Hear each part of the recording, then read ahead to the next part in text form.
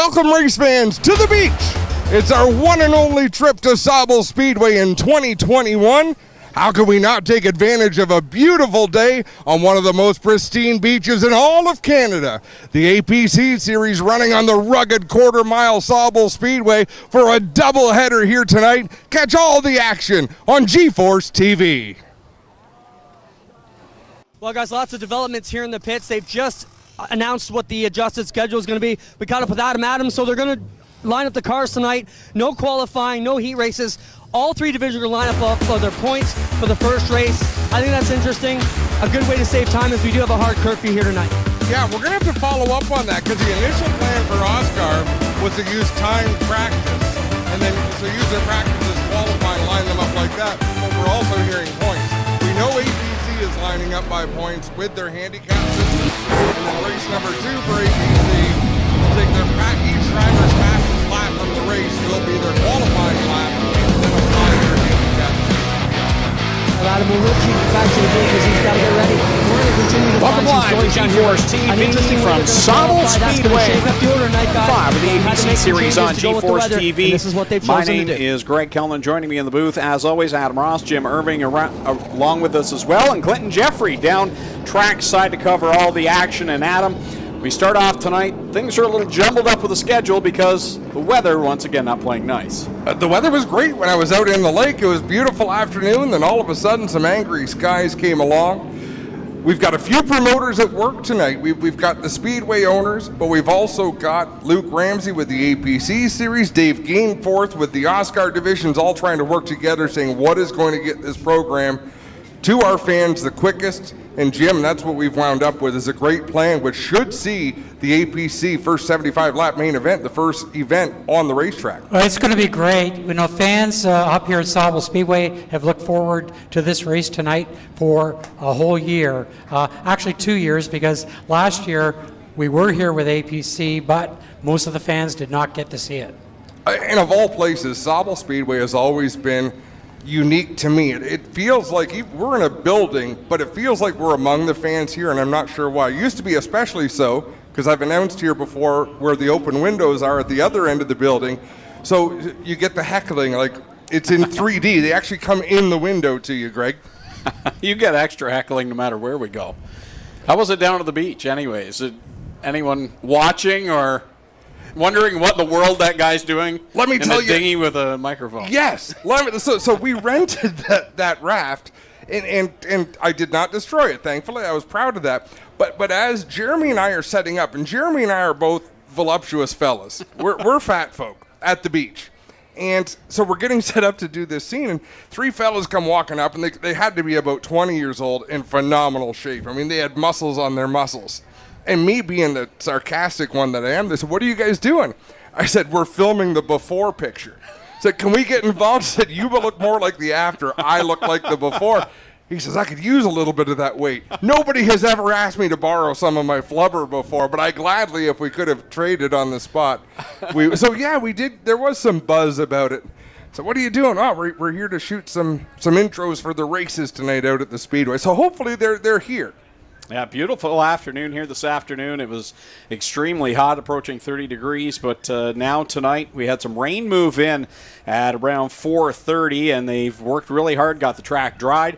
They've gotten practice in for both the OSCAAR Hot Rods and the OSCAAR Modifieds, and those were timed practices, which will set the stages for their features. So qualifying heats are out the window. Time trials for the APC series, I believe, are scratched as well. They're going to line up according to points. So this is really interesting, guys, because APC already has an interesting qualifying procedure because they time trial. The 10 fastest time trials are then inverted by their points position.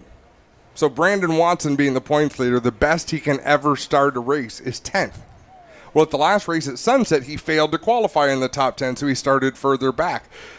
There were 2 drivers, one of whom wound up winning that race. Jordan House started 9th because he qualified in the top 10, but because he hadn't raced with the series, he goes to the back. It's a unique setup. It's meant to put the fast cars, give them a little bit of work to do.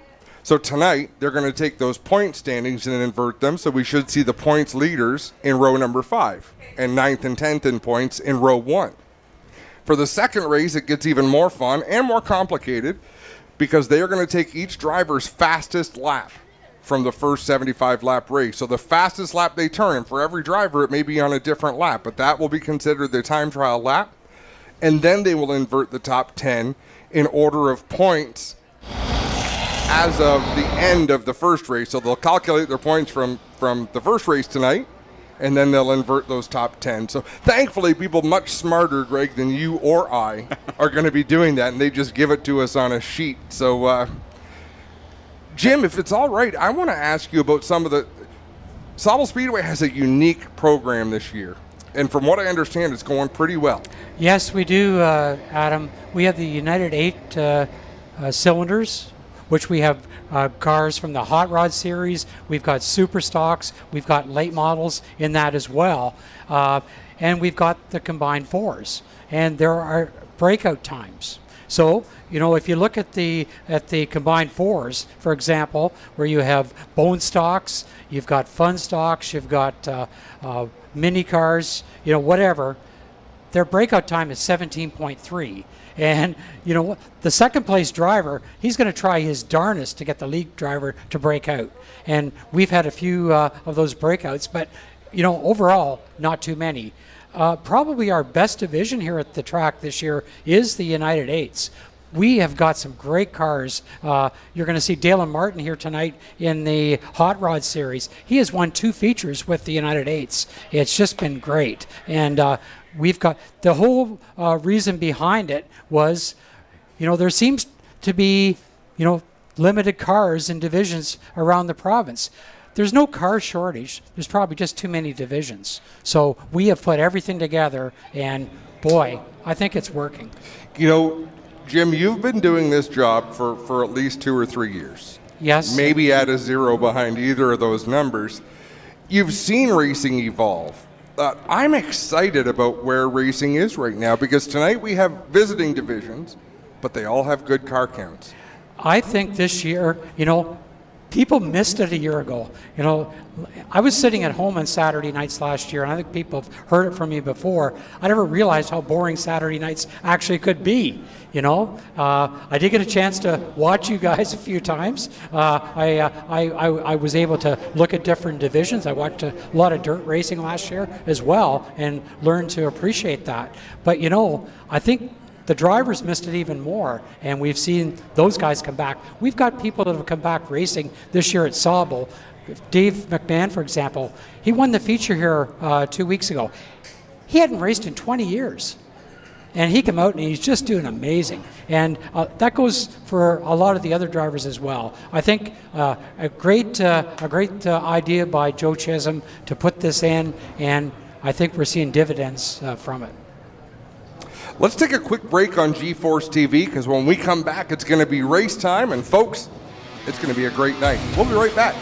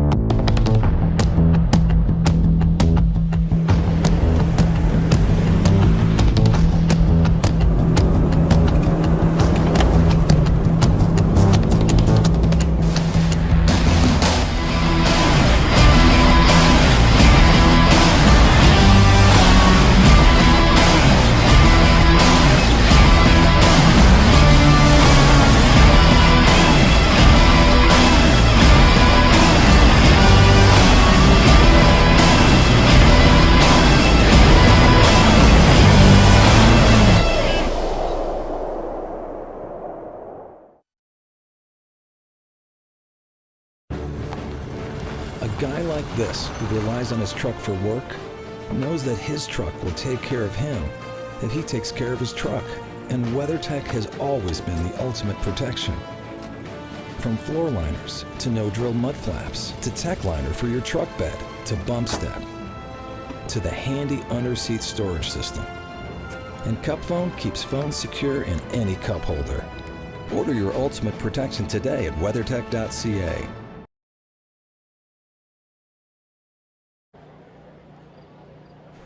Back live at Sauble Speedway for tonight's running of the Twin 75s for the APC Series here on G-Force TV. Cars lining up over in the pit area, and that will mark the start of tonight's AP Emissions Technologies 75, presented by Quaker State, round number 4 of the 2021 season for the APC Series. 1 week ago, the APC Series raced at Sunset Speedway, where it was a brand new winner. It was Jordan House picking up the win. As Adam mentioned, he started back in the 9th spot in that feature event and worked his way through some of the heavy hitters of the APC Series to pick up the surprise victory. And that also jumbled up the points because point leader Brandon Watson, who had won both races going into the night, heading into Sunset, he had a bit of a struggle, finished outside of the top 10. And he now loses sole control of the point lead. He's tied with Pete Shepard for first overall, heading into round number 4 and round number 5 here tonight at Sauble Speedway. Dale Shaw, the solid second place performance 1 week ago. He moves himself to 3rd place in the standings, 8 points behind the top 2. Trayton Lapsevich, who had a busy Saturday night last week, he practiced and qualified down in Quebec for the Pinty Series, and then took an airplane, flew to Sunset Speedway, ran the APC race, where he comes out 4th in points after that event. He had a good charge through the field, but faded late in the going. Nonetheless, he's top 4 in the point standings coming into tonight. Trayton turned around and then went back to Quebec, drove down to Quebec, and finished 4th in the Pinty Series race the next day. So a busy weekend for Trayton Lapsevich. And tonight he comes in 4th overall, 10 markers back of the leaders. Joe Lawrence, last year's champion, he's 5th in the standings, 13 points back. And J.R. Fitzpatrick, who had that horrible crash at Flamborough, well, he is making some ground up here now. He's only 15 points behind the leader, sits 6th. Andrew Gressel, Jake Sheridan, Matt Box, and Jordan Sims complete the top 10 in the APC Series standings, heading into round number 4 here tonight of 8 in total. Again, 2 races tonight, 75 laps apiece. Round number 6 will come from Flamborough Speedway on September the 4th. And we've got Clinton caught up earlier on with Trayton Lapsevich after his busy weekend. Let's hear from Clint right now. We're at Trayton Lapsevich. Trayton, busy weekend last weekend, busy weekend here tonight. Twin features, no qualifying. How's that change your game plan? We probably would have been starting in the same position either way. I just really wanted those qualifying points. They help a lot in the end of the standings, and I think that can really decide something at the end of the year.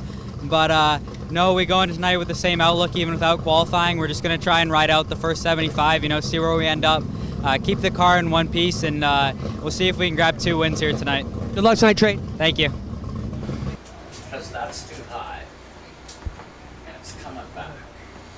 As you can see, ominous clouds in the distance here at Sauble Speedway as they line up the cars for the first race of the night, the AP Emissions Technologies 75, presented by Quaker State. This event was scheduled to be run back on Saturday, July the 31st, but the weather did not work out that evening, so they've managed to get both events scheduled on the card for tonight, Twin 75s from here at Sauble Speedway. I want to thank TV To Go International for bringing us our live stream here tonight, helping us out so those at home can see all the action from here at the beach at Sauble Speedway. Beautiful facility here, continuing upgrades all the time at Sauble Speedway, and you'll get to see all those vantage points tonight from the drone, the wall, cameras. We've got all of our camera crew here tonight giving you all the different looks, and we'll get to hear the sounds, see the sights during our Quick Fire Starter Fire It Ups throughout the evening as well. I want to thank Quick Fire Starters for being a supporter of G-Force TV. As you see the pace truck as we look down the wall cam into the pit area here at Sauble Speedway. Cars exit the pits off of corner number 4 and then exit into the pit area off of corner number 2 here at Sauble Speedway. Track crews did an excellent job this afternoon of drying the racing surface. It did get quite wet when that rain shower went through at about 4:30 this afternoon, but they got a good number of vehicles out on the racetrack, and they got this surface dried and ready to go. And there we can see the cars lining up for that first 75-lap main event. Jordan Sims, once again, I believe this will be the third race in a row where that white number 47 will line up from the pole position. Jordan Sims will get that important pole position starting spot here tonight. Matt Pritico, quickest in practice this afternoon. We haven't seen Matt in a couple of races. In fact, since the season opener at Delaware Speedway.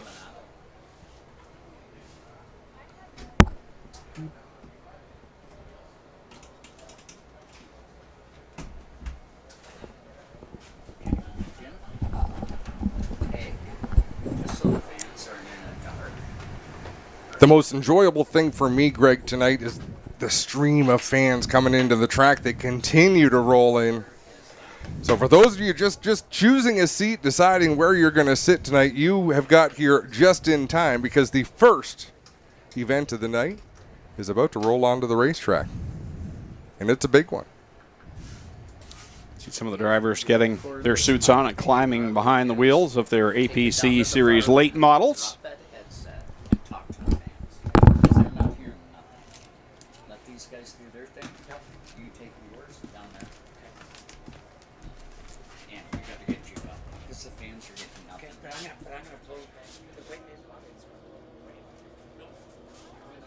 What was that?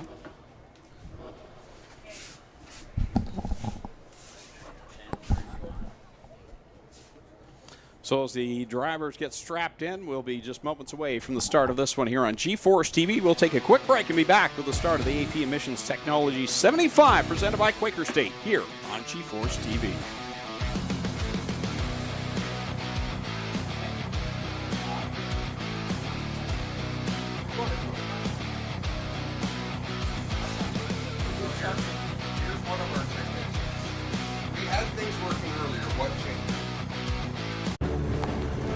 A guy like this, who relies on his truck for work, knows that his truck will take care of him if he takes care of his truck. And WeatherTech has always been the ultimate protection. From floor liners to no-drill mud flaps to tech liner for your truck bed to bump step to the handy under-seat storage system. And Cup Phone keeps phones secure in any cup holder. Order your ultimate protection today at weathertech.ca. What makes a trailer a Miska? Is it the heavy-duty Canadian steel they are made from? Or is it the exceptional finish that will last year after year? How about knowing that these are the best back trailers in the industry? These are the reasons you buy Miska. So what makes these trailers a Miska? It's the hard-working Canadians who craft them. We are Miska. We are Canadian tough. Early man discovered fire, but Quick Quick perfected fire. Quick Quick is the only fire starter that guarantees to start your campfire, wood stove, or fireplace without the need for kindling or paper. Find your nearest Quick Quick retailer at quickquick.com. There are a lot of things in this world that are fake. Your food shouldn't be one of them. Pinty's Man Cave Chicken Wings. Authentic food for real people. Crave the cave, friends. Pinty's Man Cave. Tonight's live feed for this G-Force TV broadcast is provided by TV To Go International.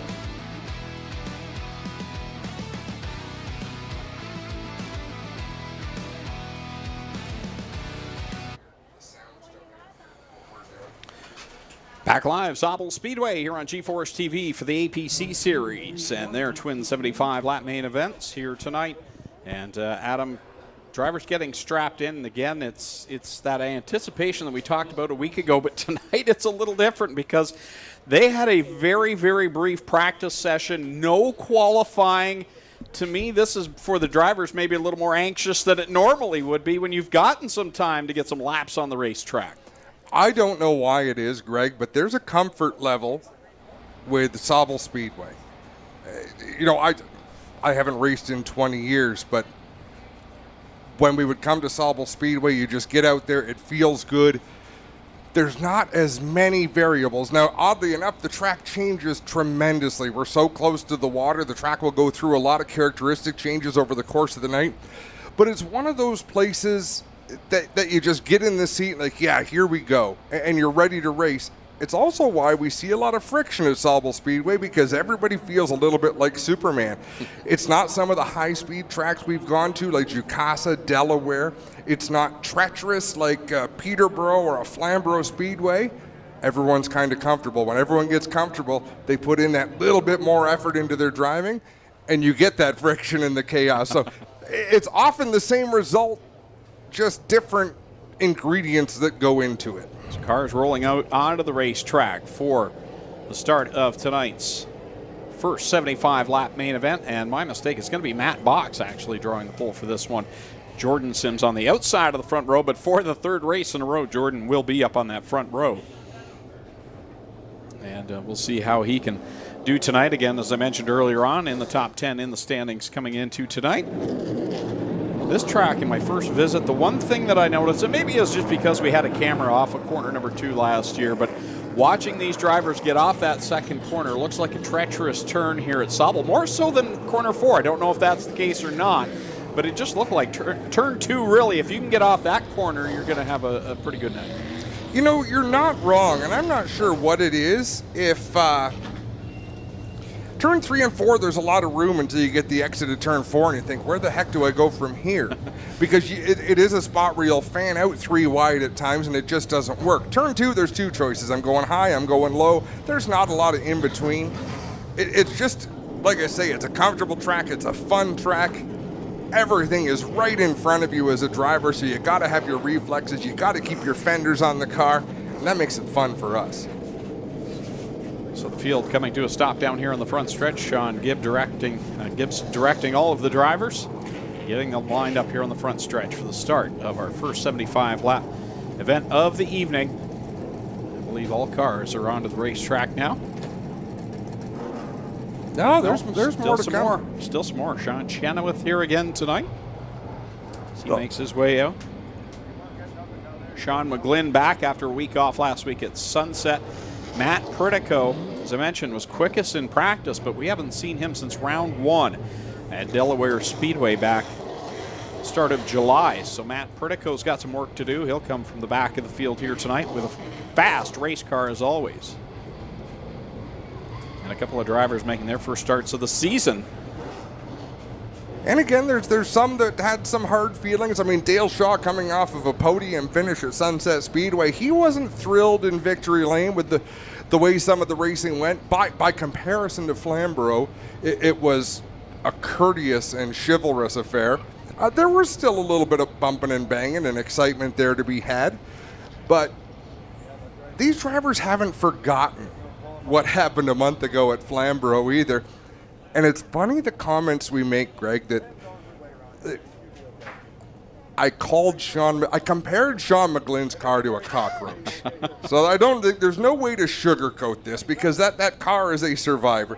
And you think, boy, I kind of feel bad for that. I get a text earlier today. It's a picture from Sean McGlynn of the car looking good. The cockroach is still alive. Those sort of things make me feel good when you realize, hey, they weren't too upset after all. You're a trendsetter. Oh, my goodness. I'm going to get punched out one of these days. Probably by you. No, you're my shield. Well, I can dig that. Well, looks like the field now out onto the racetrack and set ready to go for the AP Emissions Technologies 75, presented by Quaker State from here at Sauble Speedway.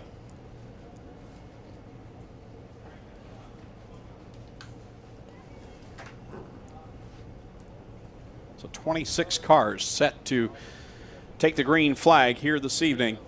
Did you just count them? Was that the hesitation? Was that you counting cars? Yes, that was me counting rows, yes. That's awesome. Earlier on this afternoon, there were 24 on Race Monitor, but I didn't want to assume that was the case, so 26 in total here, ready to go 75 laps with not a whole lot of practice here this afternoon. They were very brief practice sessions. And as much as anything, you can treat those sessions, Jim, and you can attest to this. You've seen a lot of races here. There'll be a different setup here than they would run at Sunset Speedway. So these cars, like any car that shows up here, has been gone over in the shop. As much as your practice session is meant to make sure your car's going fast, it's also to make sure that you didn't leave any tools laying on a frame rail. Everything's buttoned up tight. Nothing is smoking. It really is your nut and bolt check at high speed. So, every track is a little bit different. And, a lot of these drivers were here at Sauble 3 weeks ago for the race, the Beat the Heat 150.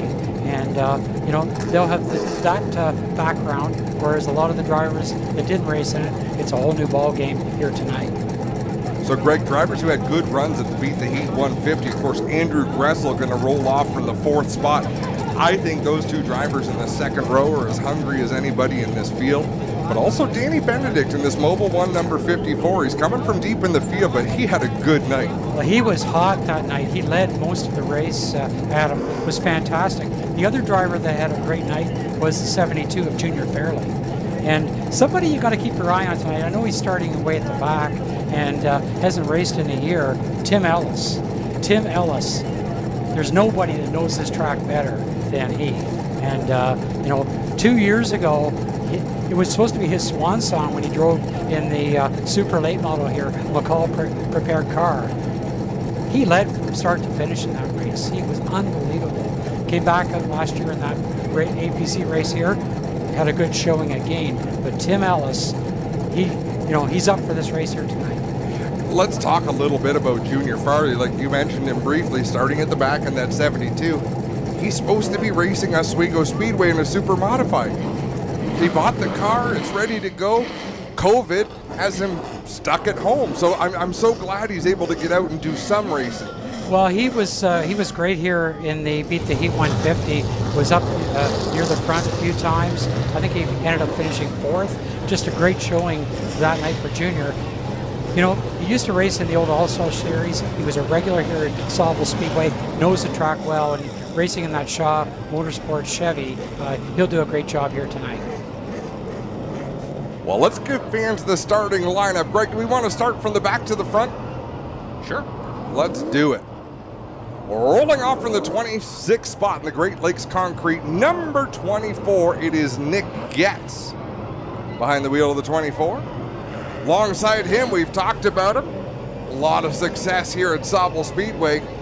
From Kitchener, the number 2 is Tim Ellis. Rolling off 24th from Guelph in the 72, that's Junior Farley. And right alongside of him on the inside, in the 23rd spot from Owen Sound, that'll be Zach Sprung in the 4S. The number 21 comes from London, the Global Warranty. ToyotaTown.com, sponsor 21 is Matt Prittick, going alongside him from Drumbo in the 89C, the London Recreational Racing 89C, it's Sean Chenoweth. Just in front of them will be the Cockroach, car number 1 from Waterloo. That is Sean McGlynn. And alongside him, the 79, that will be James Horner from Fraserville. Car number 10 comes from Southampton to Chevrolet, Tom Gibbons Concrete Finishing. Graham Family Auto Car Quest number 10 is Tom Gibbons. Just ahead of him in the 54. Out of Orono, Ontario, the Mobile 1 B&W Enterprises Chevrolet number 54 is Danny Benedict. Rolling off 16th out of Hamilton in car number 4, that'll be Connor James. And his inside in the 3 machine from Dorchester, it's Shay Gemmel. The number 61 all the way from Sault Ste. Marie, the Wardlaw Heating and Cooling. Northern Fencing 61 is Dustin Jackson. The driver alongside of him didn't have nearly as far. From Chesley, the Canadian Flat Roof Systems, APC Auto Parts Center Toyota, number 17, Josh Stoddy. Starting on in the 12th spot. Had a good run last Saturday night at Sunset Speedway from Norwood. That's the 29 of Ryan Kimball. And his inside from Guelph, it's the 97D of Tyler DiFinenzo. Here come the heavy hitters, folks. Starting in the 10th spot, out of Stainer, the Great Lakes Concrete, Barry Frame and Alignment Shear Metal Products Ford, number 9, Brandon Watson. Alongside him in the 22 out of London, it's the APC Auto Parts Center Total Lubricant Chevrolet Pete Shepard III. Rolling off in the 8th position. 2nd place 1 week ago at Sunset, the Wellington System Hostech 83. Out of Guelph, it's Dale Shaw. And running to his inside, starting the 7th spot. He did the doubleheader 1 week ago from Grimsby in the RGC Sports Ace Services. Number 32, it's Trayton Lapsevich. The number 78 comes from London. He's going to start in the 6th spot. That's the Pennzoil APC Auto Parts Center Chevrolet of Joe Lawrence. To his inside from Cambridge, the Transaxle Cambridge Rigging sponsored number 84 Chevrolet J.R. Fitzpatrick. Starting in the 4th spot from Allenford in the Sauble Falls Tent and Trailer Park, Stewart's Equipment, number 81, it's Andrew Gressel. And to his inside, rolling off 3rd in the Pride Seeds Vibrant Farm, number 52 from Mount Bridges, it's Jake Sheridan. On the outside of row number 1, all the way from Sault Ste. Marie, it's the Sims Countertops Ford, number 47 of Jordan Sims. And on the pole, as a side note, recently lost his father, Gord Box, longtime supporter of racing, a longtime member of the council of the APC series, one of the people who gave advice when advice was needed. Racing with a heavy heart from Carlisle, the Maple City Tire Transport Trailer Sales Chevrolet, number 27, it's Matt Box. Why is it always more stressful to introduce a starting lineup when they're moving? I'm going to miss something. I'm going to miss one. Why do I say things out loud that would be perfectly acceptable just to have as a passing thought and move on to the next? Jim, 26 cars strong. What are you excited for? You were here, obviously, for the Beat the Heat 150. Or was it the Battle at the Beach? There's so many names. Beat the Heat 150. I think we got to see. I like to see the guys move up. You know, the guys that start at the front obviously have an advantage, but there's some heavy hitters back. Through the pack from 10th on up. So it is going to be very interesting. Green flag flies here in the start of this one. The AP Emissions Technologies 75 presented by Quaker State. They're 2x2 in the front. Matt Box on the bottom. Jordan Sims on the outside. Here comes Jake Sheridan trying to make it 3 wide. Jake Sheridan could have made it 3 wide very easily, and you could see him hesitating. He doesn't want to be that guy, but he doesn't want to get run over from behind either. The benefactor is Joe Lawrence in the 78, rolling the high side. He's up alongside Andrew Gressel. Gressel started 4th, but quickly moved down to the bottom line. 1 year ago, it was Jake Sheridan who had an excellent run in this very race and got tangled up with J.R. Fitzpatrick. There was a lot of controversy over that, but look for that 52 to be strong all night tonight. You don't want to race 3 wide too soon here at Sauble Speedway as Jake Sheridan goes to the lead, and Andrew Gressel hot on his tail. Yeah, Andrew Gressel, I thought it might have been a mistake that he so quickly went to the bottom. I thought he might have been able to roll the top, but he's run a lot of laps here, and he's won a lot of races. He's about to take on that 2nd spot. Jordan Sims going to try to follow him through. Matt Box, that car looks tight going into the turn, and that means he can't stick to the bottom. Greg, this may be a long ride on the outside for Matt Box. 5 on the board, 70 to go in this first of the Twin 75s from Sauble Speedway. Jake Sheridan leads over Andrew Gressel, Jordan Sims, and that Matt Box machine, like you said, trouble is Horner around in corner number 4. Looks like everyone will get around, and we'll go under the caution flag for the first time here this evening. Matt Pritico with significant damage to the hood, so what'll happen, and I hope I'm not being too obvious, but what'll happen, you hit the brakes, your car noses down, and sort of buries itself under the car in front of you. So thanks, Captain Obvious, it pushes the hood up. The big problem with that is it shears the hood pins off that actually hold the hood down. That's why Matt Pritico right away drove into the pits, because they're either going to have to rip the hood off the car or duct tape it or bungee cord to get it fixed down. They do use it for downforce, which at Sauble Speedway I don't think is a huge deal, but we can see Junior Farley with similar damage, Sean Chenoweth with similar damage. Junior Farley did a beautiful job to turn into the infield. Great to see the people lined up along the fence here at Sauble Speedway tonight. You look at the pits, and that is music to my heart when you see the fans back. Over the years, Jim, it was always special to come to Sauble Speedway because most people who didn't run here regularly, if you run a TQ midget or a hobby car or a late model traveling series, you'd come up maybe twice a year. Let's have a look at this replay, and you're going to see a big chain reaction towards the back. Looks like Horner wasn't quite on the bottom of the track and tried to move down to the bottom, and that train on the inside was just already there. So I think for the most part it's a no harm, no foul type of an incident, but Sauble Speedway has always been a destination. You know, it has been, and people love to come up here. They like to spend some time on the beach, stay at the campground. You know, we've opened up the campground here at the racetrack again. They've done just a fabulous job of cleaning everything up, and you know, it's the place to be. What used to be back there?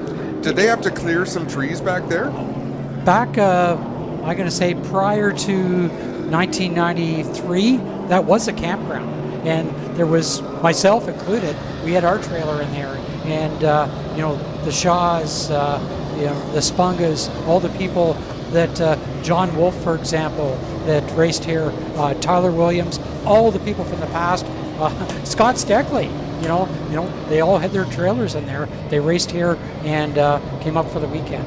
So. Speaking of history and days gone by, we have to mention some sad news this week. Derek Spencer, who anyone in racing knew him as Shamu, and that's on. If you go to his Facebook profile, it says Shamu. He worked for 5 Star Bodies. He worked for Hendrick Motorsports. He was everywhere, a big part of our sport. He passed away this week, sadly. And I know on a more local note, Jim, we have similar news. Yes, Erwin Schlegel, who was our security guard here at the Speedway for many, many years, the first person you saw when you come through the front gate, he passed away on Thursday. His wife, Mary, and daughter Marion, and her family also work here, and Irvin was a stepfather, of course, to Kevin Pops. So our sympathy goes out to Irvin Schlegel's family, Mary and her family in particular. They're a big part of Sauble Speedway, and we mourn his death tonight here at the track. As well, I'd like to pass on a couple of birthday greetings. Marlene McCullough, she's with us here at the track tonight. She's here every week. Happy birthday. And Addison Hyman, happy 8th birthday as well. Hope you're having a great night at the racetrack. There's no better way to spend it. So folks, you're going to notice something new. They started it at Sunset Speedway at the last race. They're going to double up the cars and give the 1-to-go signal at the same time. So Jake Sheridan's our pole sitter. The last place car is just ahead of the pace truck. So they are going to take shape in a big hurry. What it does encourages these drivers not to lollygag under yellow, keep those gaps tight, but it's going to tighten up the shows for the race fans. It doesn't seem like a big deal, but over the course of a night, Greg, it makes a huge difference. All right, let's send it off to the green flag with a quick fire starter. Fire it up.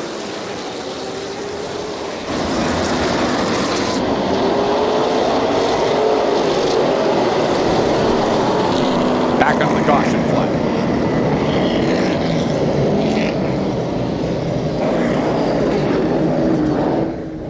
I believe it was just the start that they didn't like, so we put it back under the caution flag.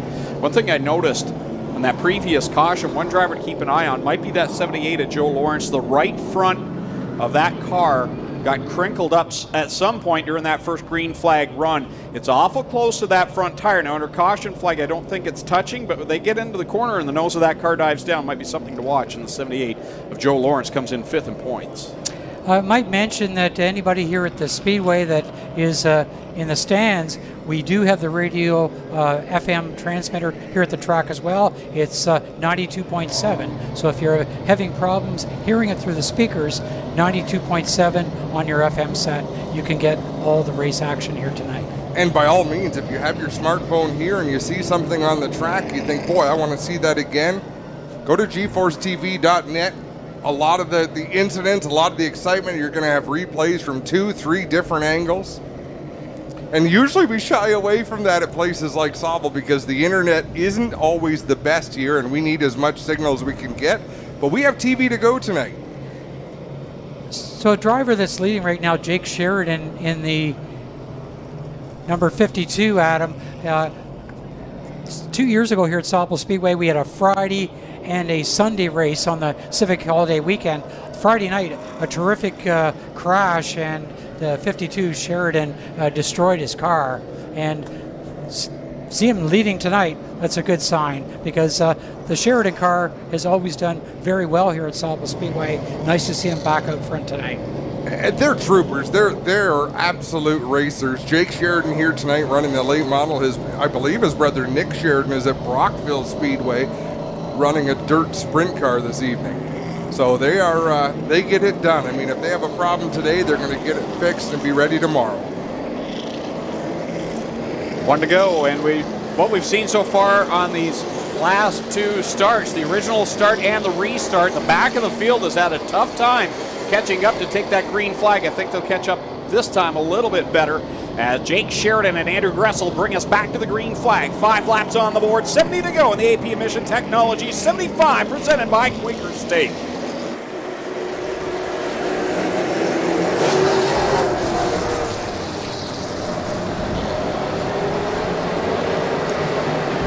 Jake Sheridan, Andrew Gressel down into corners 3 and 4. Door to door, they work it off the corner. Complete lap number 6. Sheridan gets the advantage off of turn number 2. Andrew Gressel going to tuck in behind him. They've got a little bit of a cushion. I don't think Jordan Sims in the 47 or Matt Box in the 27.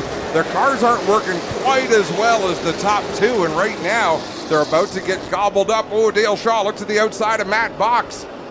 He had to get woed up quick because Box headed up towards the outside wall. If you go back in time, the Shaw cars have always done very well here at Sauble Speedway, Adam, running the high line. And, you know, that's the way that car will be set up. Dale's father, Jason, did very well on the high side for years. Jake loved running the high groove, did he? Dale Shaw goes wherever the opportunity leads him. An aggressive young driver, and right now, that's 2 of the finest we have in the sport right now. Joe Lawrence on the inside, Dale Shaw on the outside, bottled up a little bit, but as I say that, I think Matt Box's car starting to come around a little bit, Greg. Yeah, it has. Single file amongst the top 4. Matt Box is that last car single file. Now Dale Shaw will squirt away from Joe Lawrence to make it the top 5. Singling out, and it's door to door behind them as here comes Trayton Lapsevich working around the outside of Joe Lawrence in the 78. J.R. Fitzpatrick had thoughts of making it 3 wide to the inside there last time out of turn number 4, but Trayton Lapsevich on the outside seems to be getting that advantage as he has gotten around the front end of the 78 of Lawrence. He'll clear him off of turn number 2, and just ahead of them, Dale Shaw about to take over the 4th spot. He's on the inside, starting to move up, and Dale picking up a spot as he gets around 27 of Box. You know, he won the Beat the Heat 150 here in 2015. He was second the year before to Sean Chenoweth. So he knows this track very well. Pete Shepard and Brandon Watson right now running in the 8th and 9th spots. Top 2 in the points are tied for the point lead right now. That 9 and 22 as they work behind the 84 of J.R. Fitzpatrick. So out in front, there's not much to talk about. Jake Sheridan out in front by 8 car lengths over Andrew Gressel in the 81. A couple of car lengths back to Jordan Sims, and we've got one around in turn number 2. It's Dustin Jackson in the 61. We see Dustin Jackson around in corner number 2. So this is Dustin's 3rd trip to Sauble Speedway this year. He was here for the Dash for Cash and for the Beat the Heat 150. So he's been here 3 times now this year, and he's put in some pretty good shows. Man, they really get around. They come from Sault Ste. Marie. They've run the APC series. They ran a super late model show at Sunset Speedway. And as you say, they've run here a few times. So they're putting in the mileage this season. Guys, how much do you think it plays into the minds of these drivers that right after the checkered flag flies, they need to prepare for another full points-paying event tonight? I thought about that on the way up here. I'm thinking, if you're one of these drivers, how hard do you really push the issue for that first 75. If you're a driver that's not in the points, maybe you're approaching this a little bit differently. But if you're Brandon Watson, Pete Shepard, Trayton Lapsovich, all those drivers up in the top 10, you got to race hard, but at the same time, you don't want to completely take yourself out of a points-paying race in about 2 hours' time. So it's the mentality is going to be different tonight than we'll see any other race of the season. And it's so hot out there, Greg, tonight. We're going to sweat off a few pounds. Adam was talking about that earlier. I wanted to do that, but boy, it's going to be hot in that stock car tonight. Jim, it's not always a matter of want when it comes to me in sweaty situations. Sometimes it is what it is. We had to buy Adam a polo shirt, so he only had so many buttons he could undo, and kind of it's like a restrictor plate shirt. Jim, we were at Delaware. The booth faces the sun, and it's all windows. And Greg's not lying. I had my shirt entirely undone. I needed air. I needed anything I could get. We don't want to see it up here. If you do that, our glass is tinted so the fans can't see it. But it's for the best. I look out on the track and I think about drivers that have gone on to better things that came out of our junior late model class here at Sauble Speedway. I look at Josh Stoddy, what he's doing. I look at J.R. Fitzpatrick. Started here at Sauble Speedway. He credits Mel Preeb for getting him going. And, he got to race at Daytona. He got to lead the truck race. Well, and credit where credit is due. How about Joe Chisholm Jr., who, while not behind the wheel, he's a great spotter. He spots for a lot of drivers in a lot of series. Got his start in junior late models here. Yeah, he was a track champion quite a few years ago. All right, let's try it again with a quick fire starter. Fired up the sights and sounds of Sauble Speedway.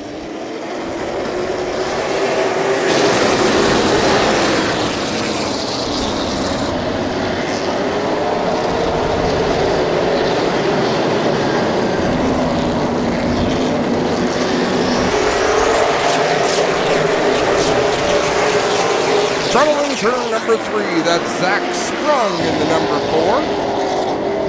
We no longer have an announcer's curse with G-Force. It's now the quick fire it up curse. Yeah, Zach Sprung is the victim this time. Puts us back into the caution flag. I may regret saying this, Greg, but I am really impressed with how the drivers are choosing to maneuver these starts and restarts.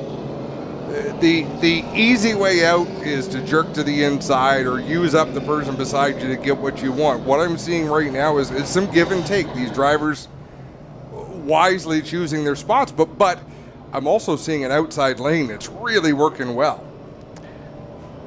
It's working really well tonight, and the crashes that we've had, they haven't happened up front. They're happening back near the back, and I just thoroughly amazed with the way they've started this one. There's some great action early in it, and some people on the track have made great progress in getting up near the front very quickly. There's comers and goers. We talk about this weekly, and then actually great examples looking at Tim Ellis and Junior Farley towards the back of the field. Every restart, they're picking off 1 or 2 cars, then someone spins or has trouble, and that puts them to the back, so they're inching their way towards the front. Closer you get to the front, the more challenging these spots get to take over, which is part of the fun. But you mentioned earlier, as we're having a quick look at the replay, and that was a quick snap spin at the back of the field by Zach Sprung. There are a few cars with damage. Joe Lawrence has damage to that right front. A few of these drivers have hood damage. Chenoweth, Farley, Pritico has no hood at this point. By and large, at the end of these races, we always talk about who has the least damage on the car, and lo and behold, they're the ones at the front in the battle. Zach Sprung, a former super stock driver here at Sauble Speedway, and this is his first year in the APC late model. Field ready to come back to the green flag, this time off of corner number 4. Sheridan and Gressel set the pace. 61 laps left to go. Gotta love those drone shots. Check that out, Jim. The overhead view that we get from our drone. It's a little bit choppy when it comes through, but when we look at it on the stream and replays, it's clear as a bell, but it's an angle that you rarely ever get to see. What I'd like to see there is those all those people in the stands. I agree 100%. Jake Sheridan works it off the corner, that time by. 59 laps left to go for the Drive the Pride Seeds Vibrant Farms, number 52. Gressel second, Sims third. Then it's side by side between Shaw and Lapsevich for that fourth position. The further back you go through the field, I'm noticing the less congeniality we find among the drivers. Really rubbing it up back there, and I'm talking back where Junior Farley, Tim Ellis, Sean Chenoweth. There was more giving and less taking back at that part of the field. At the front, Jake Sheridan seeing exactly what he wants to see, and that's open racetrack. Driver that knows his track. He raced here regularly 2 years ago in the Pro Late Model Division. Trayton Lapsevich, doing double duty this year with the Pinty Series as well. He's starting to move towards the front. That car is one that I noticed under yellow has very few marks on it. He's been right in the midst of these battles. He's been on the inside and the outside, but he's doing it so far as cleanly as he can. Leader's about to hit some lap traffic as Tyler DiVincenzo and Zach Sprung will be the first two drivers in front of leader Jake Sheridan as he crosses the line. Gressel, Sims, Shaw, and Lapsevich, the top five. Behind them, it's a bit of a gap, 10-12 car lengths to Joe Lawrence by himself. Matt Box just got way up towards the wall. That allowed J.R. Fitzpatrick in that 84, Brandon Watson in the 9. A couple of drivers you would expect to be charging through this field allowed them to make those moves. JR looks to be picking up a few positions here, starting to make his way towards the front, trying to stay ahead of Brandon Watson. Watson has done very well here at Sauble Speedway in the past. I know back in 2016, he led from start to finish in the APC feature event. There we see the 9 of Brandon Watson right behind J.R. Fitzpatrick, and this has been the second race in a row for Watson, who came into, he gets into the back of Fitzpatrick. Fitzpatrick holds on, and they stay going down the backstretch. Close call there, but I think maybe some frustrations getting to Brandon Watson. Adam, I was about to say, he was mired in traffic all last Saturday night, and here he is again back around the 8th, 9th, 10th spot. Compared to the way Brandon Watson normally runs, he was not very good at Sunset Speedway. Not as good as we're used to seeing him. So far be it for me to say he might be getting frustrated, because for someone as young as he is, he has a ton of experience. But he also knows when it's time to go, and it's only a 75-lap feature. Oh! Nick gets around, collects Tim Ellis up in corner 4. And Tim might regret that. I'm going to tell you something. I don't always do this, and it's possible that his brakes failed, but it looked to me as though Tim had enough of whatever was going on with the 24, and he spun him. But the 24 of Nick gets let the car roll back up the racetrack and put Tim Ellis into the wall.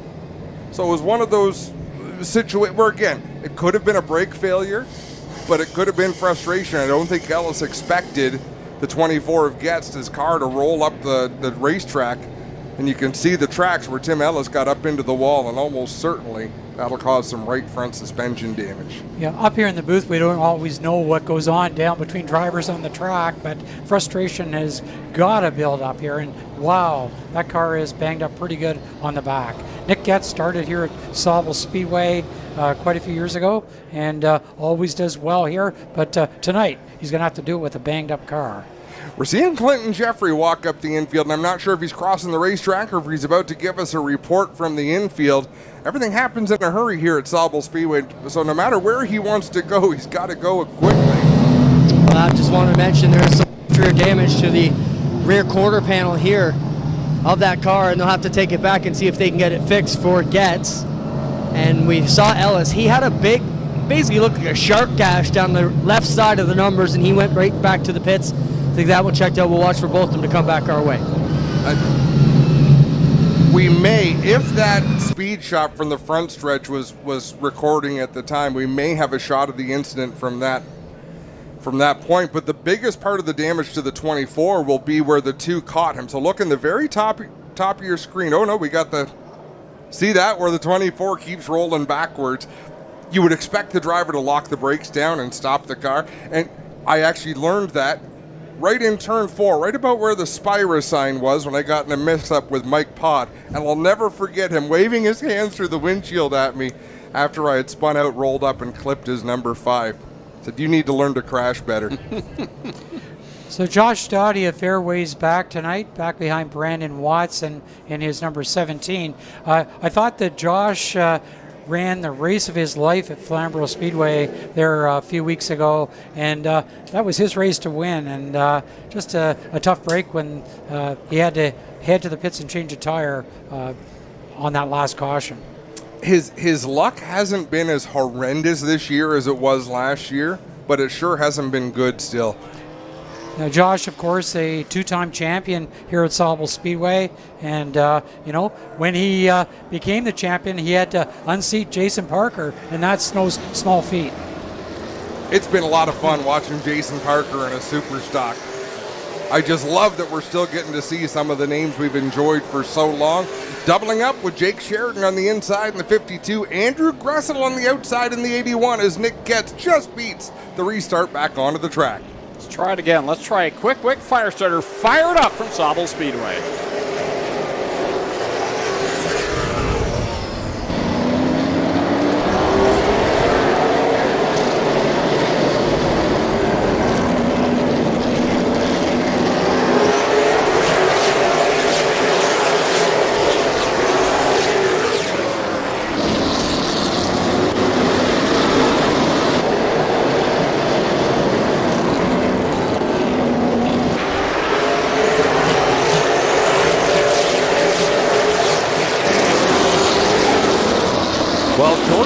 Was the story of that restart. Andrew Gressel tried to close the door on him. They made contact as Sims checked up. It bottled up Trayton Lapsevich and Dale Shaw right behind him. As all this is strung out, they've managed to get themselves sorted out in the top 5. But from 7th on back, it is a 2-wide mess all the way to the back of the field. And you can see now that Stoddy, he's following J.R. Fitzpatrick through the field. Watson dropping back, running alongside now the 22 of Pete Shepard III. Those two are tops in points right now, and they're 9th and 10th in the running order. So those drivers in front of them licking their chops, a chance to gain more ground in the title chase. And with only 8 races, every race matters. Yeah, it's a short championship, so they're running exactly where they started this race. We've had drivers move forward a bit, drivers move backwards a bit, but Shepard and Watson pretty much holding their own. And what about the 52 of Jake Sheridan holding off Andrew Gressel? Sorry, Jim, right there. Kimball just took advantage. Shepard and Watson just had a moment. Watson appeared to be upset with Shepard, pushed him into turn number 3, and Ryan Kimball drove by both of them on the bottom. And Shepard gives a little tap to Kimball there through the corner. I think Ryan just told him he's number 1. I'm sorry to derail you there, Jim. I try to see the moments before they escalate. And again, those two are going at it. Kimball and Shepard. Love it. Great racing back through the field. Yeah, by doing this, we don't have to say, oh, this one took that one out. We direct your attention to it, and you can form your own opinions, Greg.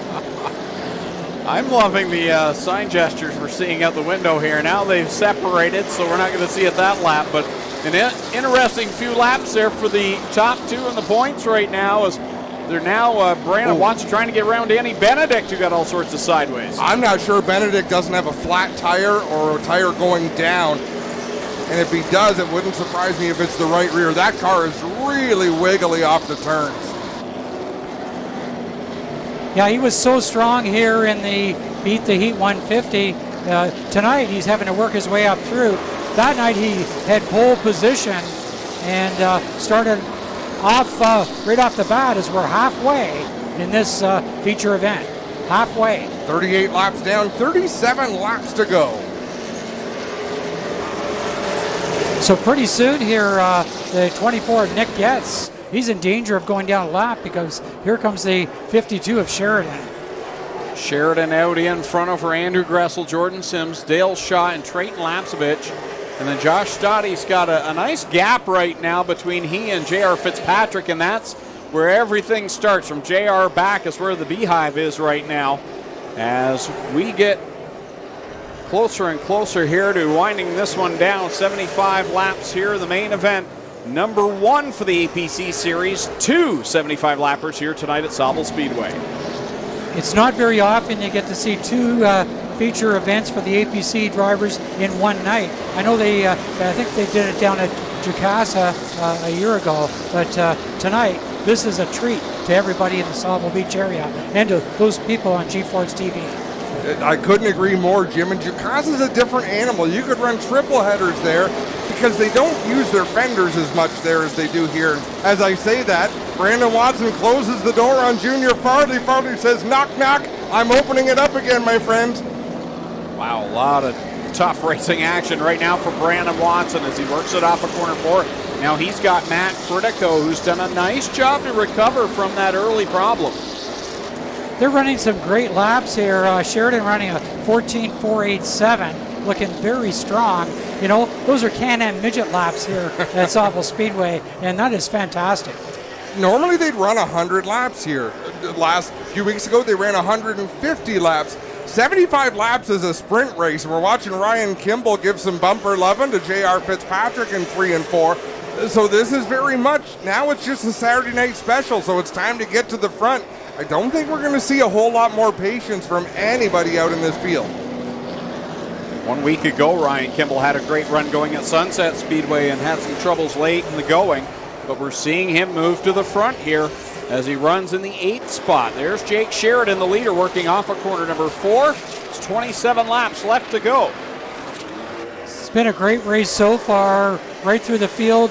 We've seen a lot of passes, guys working their way through the field, and those top runners, they have been so strong as Dale Shaw gives a little tap to the 47 of Jordan Sims. I'm very impressed with Jordan Sims. On the restart, he gets under attack. The car doesn't fire all that well.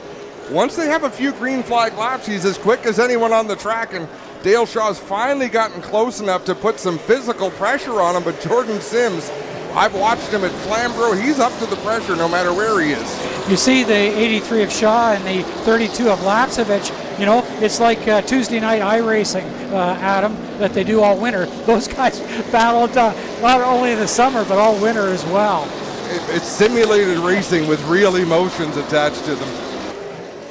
Leader Jake Sheridan working through some more lap traffic as he gets around Tyler DiVincenzo and sends it down the backstretch. This time by, it'll be 22 laps left to go. Some more lap traffic in front of Jake, but so far it's been single cars, which has been good. This pack here down the back straightaway into turn 3, that's where I see our next bit of action coming from. J.R. Fitzpatrick is at the front of the pack. Brandon Watson is at the back of the pack. And I can see these drivers starting to push the issue a little bit. Junior Farley to the inside of Danny Benedict through 1 and 2. He ran out of racetrack, and Danny Benedict gave him a solid right there. Gave him a pass on that one. 29 Ryan Kimball has done something that I'm impressed with. He's pulled away from that pack of JR, Joe Lawrence, Pete Shepard, Junior Farley. All of those cars, he's edging towards Josh Stottie, towards that 6th spot. That is a fast race car tonight, the 29 of flying Ryan Kimball. Kimball certainly is strong, staying well ahead of J.R. Fitzpatrick in the 84. I can't say that I've ever seen J.R. be so patient as he's been so far tonight in this one. J.R. has had a character-building season. Some of the mishaps he had earlier this year where he was questioning his love for the sport and how he wanted to carry on. I think when you come back from that and then suffer another bad crash at Delaware, it has to change your outlook a little bit. And JR went out west, participated in the series race out there, did very well. And he's done a lot of racing so far this year. Now you see the 32 of Trayton Lapsevich working on Dale Shaw. You know, that top group of cars separated. You know, we've got Sheridan in the 52. Then you got, oh boy, I bet you 8 car lengths back to the 81 of Gressel. Then you go back to the 47 of Sims, 83 of Shaw, and 32 Lapsevich. What action we've got, and 17 Josh Stottie right in there as well. Laps winding down as Trayton Lapsevich with the, Dale Shaw into the wall. Four-wheel lockup into the turn one wall. I missed that out the corner of my eye. We've got a bit of a blind spot here.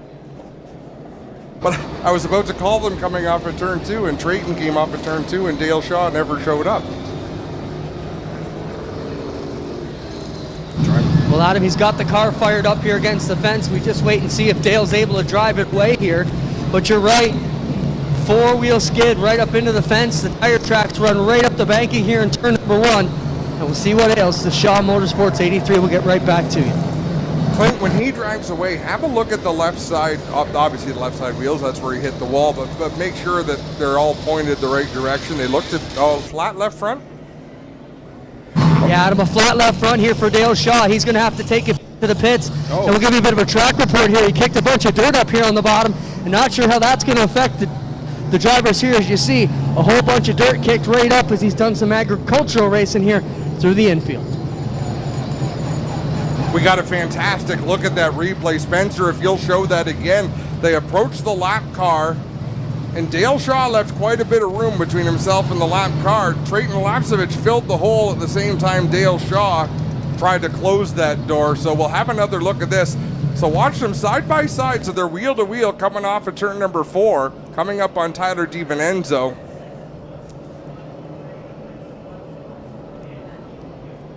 That's a tough one. I think that Dale Shaw had to know he was there because Trayton was all four wheels beside him. Tough when that lap car of Tyler DiVincenzo's right there on the inside line. And it's go time. We're down to 16 laps to go, so it's you can't let that opportunity pass by. Heck, he's been trying to make that move for 30 laps now, so the door opens, you put some serious thought into it. Let's have a look at the right side of Lapsevich's car. You can still see the writing on those American Racer tires, so. Dale Shaw came into tonight, third place in points, just 8 markers behind Pete Shepard and Brandon Watson, so this is going to hurt him with just 16 laps left to go. He'll have some time to make up a little ground here, but Trayton Lapsevich, the RenaMotoGroup.com number 32. Where is Dale Shaw pitted? Dale is as the pit entrance about 4 cars down. So diagonally from us, right behind the old spotters tower. So blind to us where we are. We got a bit of that from the drone we just saw. This restart's going to be a handful. What I've noticed this race is Jordan Sims in the 47 is struggling on restarts. He's having it after about 2 laps. He's as quick as anybody, but on that restart he's struggling. So I think opportunity is about to knock for Trayton Lapsevich. Ryan Kimball, being super aggressive, will try to take advantage. I can see Josh Stoddy in the 17 possibly being the loser in this deal. It's probably go time for Andrew Gressel. We're down to 16 laps to go. He's going to start outside on the front row here, and he's played the chase game the whole race so far. We've got a McCall Racing car out front, a white motorsports car going to start second. Another white motorsports car in the second row. I love seeing this parity. I mean, it's a real back and forth. Of course, Mike McCall built some great stuff. Dave White's building some great stuff. And it's all how these drivers set them up. But what's interesting to me is Jake Sheridan, I think, has been the fastest car on the track tonight in a McCall car. Yeah, his best lap time was a 14.487.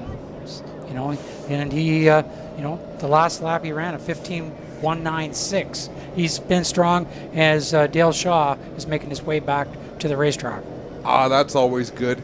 By comparison, the 22 of Pete Shepard, the 21 of Matt Pritico, the 9 of Brandon Watson, all McCall cars as well. None of them really seem to have what it takes tonight. This race, I mean, the next 75, they'll go in, they'll make some adjustments. They'll make some adjustments, and they'll have time to think. And you know what? It's going to be dark when they come back out. The track here at Sauble Speedway over the last few weeks gets very damp. as the sun goes down. And, we're only 2 miles from the lake, and it has been very damp. We've had a lot of rain. We're looking at some of the hard feelings on G-Force replay, and that's where Ryan Kimball got around both Brandon Watson and Pete Shepard. Danny Benedict jumped in there as well, so sorry to cut you off. Your point is well said. We were talking about the air up here and the proximity to the lake and how it affects things, but you're absolutely right. When the sun goes down, it changes again. They didn't get a lot of qualifying in or a lot of practice this afternoon due to the rain, but what they did in practice and what they're doing here in the race, it'll be very close. Tonight, when the sun goes down, it's a whole new ball game. So Jake Sheridan looking to pick up his first win in the Pride Seeds Vibrant Farm number 52. Had a great run 1 year ago here at Sauble Speedway, and it came apart in late goings. Jake's been so close. Can this finally be the time? We'll find out. 16 laps left to go. He's got Andrew Gressel alongside. Jordan Sims, Trayton Lapsevich, they're hungry back there in row 2. Josh Stoddy and Ryan Kimball, who's had a fast race car, back there in 6 as we come back to the green flag. Sheridan fired well off the bottom of the racetrack. Jordan Sims, this is racy as he's been. Let's see if he can keep the nose of that 47 on the inside of Gressel. So Gressel is going to chase him down. Sims right there, and Trayton Lapsevich rode the wall coming by the starter stand. Close call there as they go down the straightaway. Down the backstretch, top 4 straighten out. It's double file behind them with Stoddy and Kimball. Kimball trying to run that outside and catch those top 4. Sheridan looking very strong. He hasn't lost a bit since this race started. Gressel right there, Sims back in 3rd, Lapsevich, now Stoddy right there trying to move up, and Josh hoping for a good finish here in this one. Top 5 of things sorted out. Behind them, J.R. Fitzpatrick, and I am impressed with Junior Farley, the 72, how aggressive he is, how much drive he has off the corners. He's been very good tonight, very patient coming from the back of the pack, started in that last row, and here he is working over to the drivers that were hard to beat 1 year ago in this series, in Joe Lawrence and J.R. Fitzpatrick. Fitzpatrick leaving Lawrence plenty of room there. He's running the bottom of the racetrack, just running his own line, but Joe Lawrence able to keep pace up top. Look at this, Jake Sheridan not getting away from Andrew Gressel. Gressel closing the gap in 3 and 4.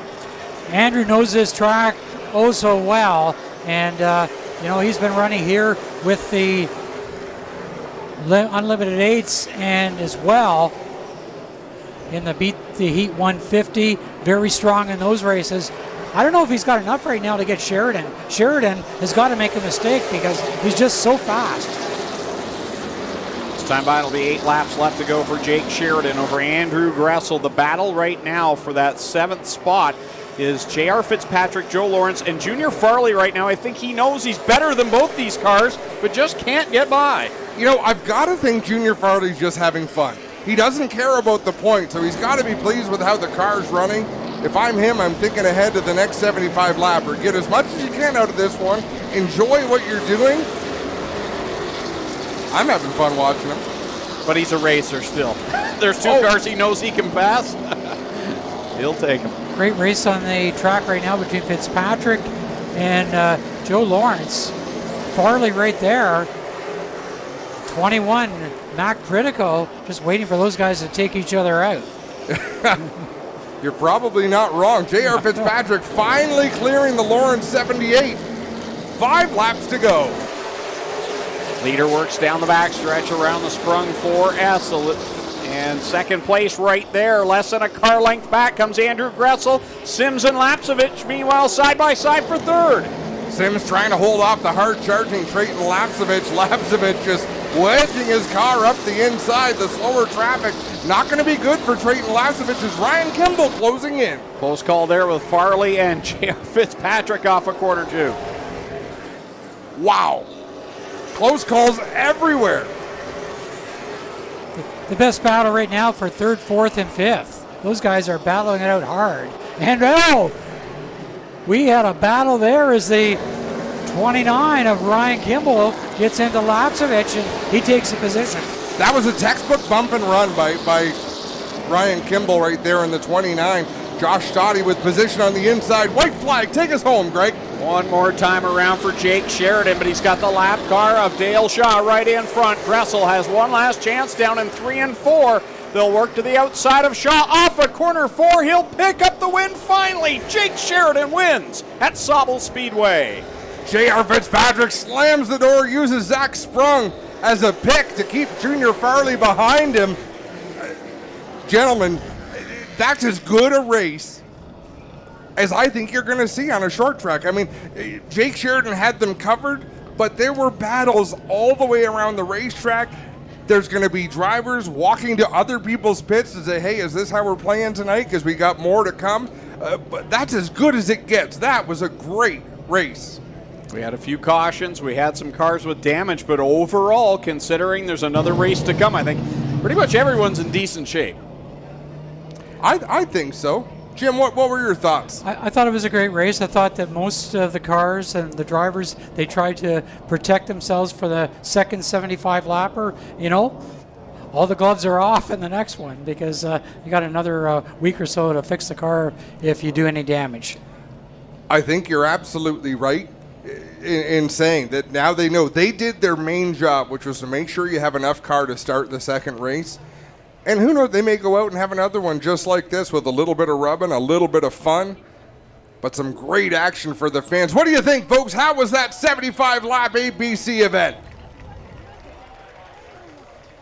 Hot rods and modified still to come from OSCAAR, and then the APC series goes back at it again with another 75 laps here at the beach as Jake Sheridan will finally get to celebrate down an epic race where Victory Lane and the Sheridan family, they're split up tonight. Part of them down in Brockville with Nick running the crate sprints and Jake finally getting that victory here in the APC series. Clinton Jeffrey is on the scene as we wait for Jake to get refreshment, have a quick power nap. Well, he's working to get out of here, Adam, and you know what a turnaround it's been for the Sheridan crew. Jake's been fast all year in every event we've seen him. He's out of the car. Sauble fans, how about some noise for Jake Sheridan getting it done here tonight?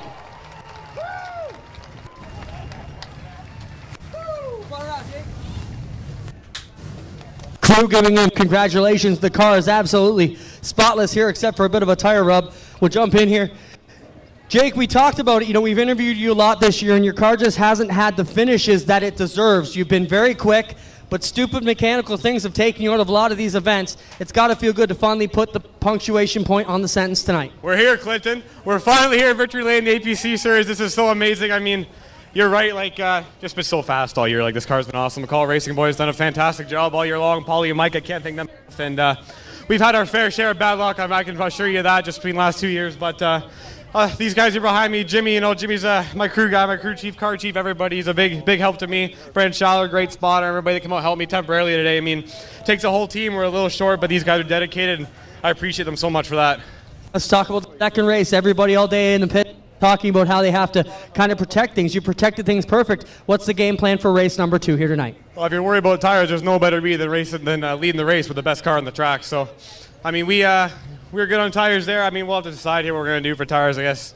I'm assuming everybody will take 2 tires. If they do, I don't see why we wouldn't. We still start up front. So we're gonna go back here, see if we can do maybe take a look at some notes from here. Last time we haven't had a whole lot of races here. I've always loved this track. So just had a couple solid runs here. Finally got to finish one off. And I wish this was the second race for Victory Lane with Clinton. It'd be a lot cooler, but maybe we'll do that one too. If you back it up, it'd be super cool. What do you anticipate to change with the Speedway here tonight as the sun goes down, Jake? Yeah, we actually got tightened up a lot the last half of that race. I mean, the car was amazing for the first half, obviously on new tires, but the balance was good. Just the last couple restarts there, those long cautions really tightened us up. So at least we know that we can change that. And like I say, a great gauge being out front by yourself. You can really tell what the car does. You can feel the balance the best when you're by yourself. So the second race is going to be a cool deal. I mean, we made it through. That's all that matters. We made it to the second one. So before I go anywhere, I just can't thank Cameron Crane enough. Pride Seeds, Vibrant Farms, Bondwell Salads, Reynolds Trucking, and L82, DeMar Aggregates there on the back this year. All these people really stepped up. We've had some trouble with COVID times, and some people have been struggling with some money, as we all know. So I appreciate all those guys for sticking with us and staying strong. Like I say, Cameron Crane there stepped up big this year, my boss. So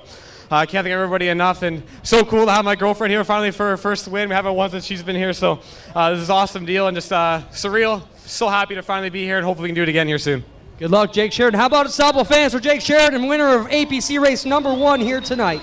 Up to the booth is Adam and Greg. OSCAAR racing to come, but first we'll take a break here on G-Force TV from Sauble Speedway.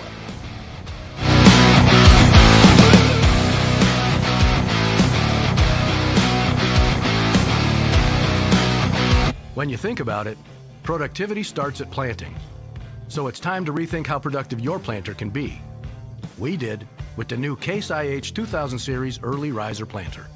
We rethought your row unit so it's tougher, more accurate. We rethought your meter, took the most precise technology, factory installed it. We rethought every inch of the Case IH Early Riser Planter to make it the most productive planter around. And if you think about it, that's exactly what you want. What makes a trailer a Miska? Is it the heavy-duty Canadian steel they're made from? Or is it the exceptional finish that will last year after year? How about knowing that these are the best back trailers in the industry? These are the reasons you buy Miska. So what makes these trailers a Miska? It's the hard-working Canadians who craft them. We are Miska. We are Canadian tough. A guy like this, who relies on his truck for work, knows that his truck will take care of him if he takes care of his truck. And WeatherTech has always been the ultimate protection. From floor liners to no-drill mud flaps to tech liner for your truck bed to bump step to the handy under-seat storage system. And Cup Phone keeps phones secure in any cup holder. Order your ultimate protection today at weathertech.ca. Early man discovered fire, but Quick Quick perfected fire. Quick Quick is the only fire starter that guarantees to start your campfire, wood stove, or fireplace without the need for kindling or paper. Find your nearest Quick Quick retailer at quickquick.com.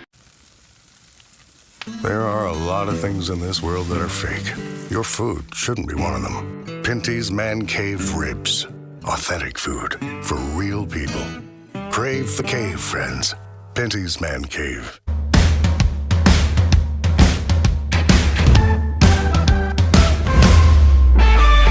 Hey guys, Jose here at Queenston Chevrolet Buick GMC in our parts department. Welcome back to our car care series. So here at Queenston Chev, we offer genuine GM parts and accessories with the best parts warranty in the industry. We are fully stocked with brakes, tires, filters, wipers, and everything you will need for your vehicle. Our parts staff has years of experience that is here to help you get the parts you need.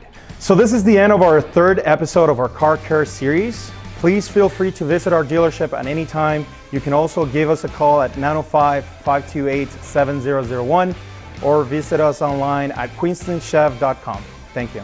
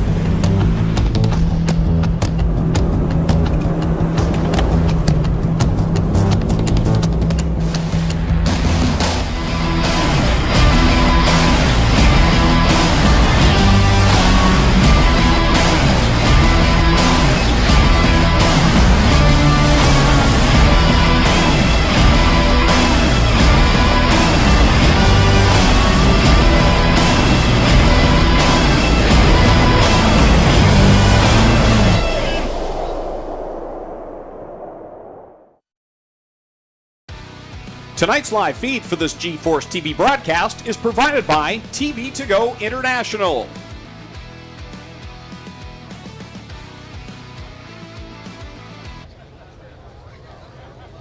Welcome back live to Sauble Speedway for the APC Twin 75s from Sauble Speedway here at the beach. I want to thank TV To Go International for helping us with tonight's live feed, and they're making it so much better tonight. Adam, ready to go with the OSCAAR Hot Rods with their feature event.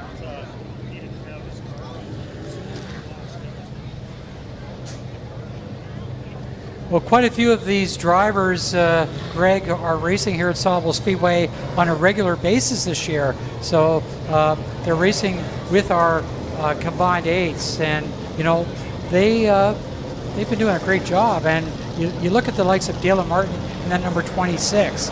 He's picked up 2 feature wins at Sauble this year. Jamie Adams, another one that's been racing in it as well, along with Doug Wilson. You know, you talk about Doug Wilson in this division, boy, he's been around the sport for probably about 35 years, and you know, just does a great job. And boy, I love this division. It kind of, you know, they're pre-1974 cars. You know, you're 1949 to 1974. You think about it, the vintage modifieds, you got to be pre-1949. Yeah. So it is very good. Do you want to give the starting lineup, Jim? I don't know if you have the roster. We've got one. However you want to do it. Well, this is your house. It's whatever you guys want. Go for it.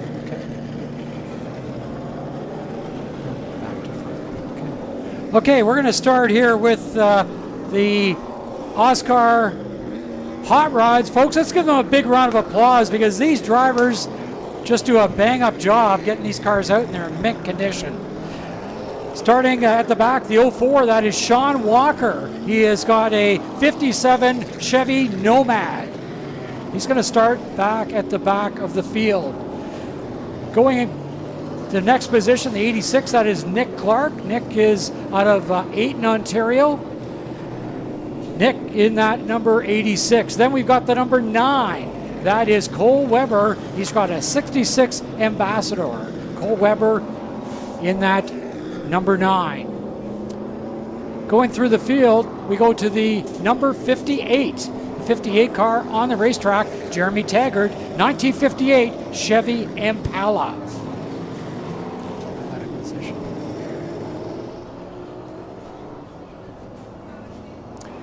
Number 26 is Dalen Martin. Dalen is out of Lucknow, Ontario. Dalen is a former junior late model champion here at Sauble Speedway. He's got a 71 Mustang. Through the field, we've got the 00 car, Trevor Thompson, in the 71 Camaro. Number 10, that is Jesse Kennedy in the 69 Chevelle.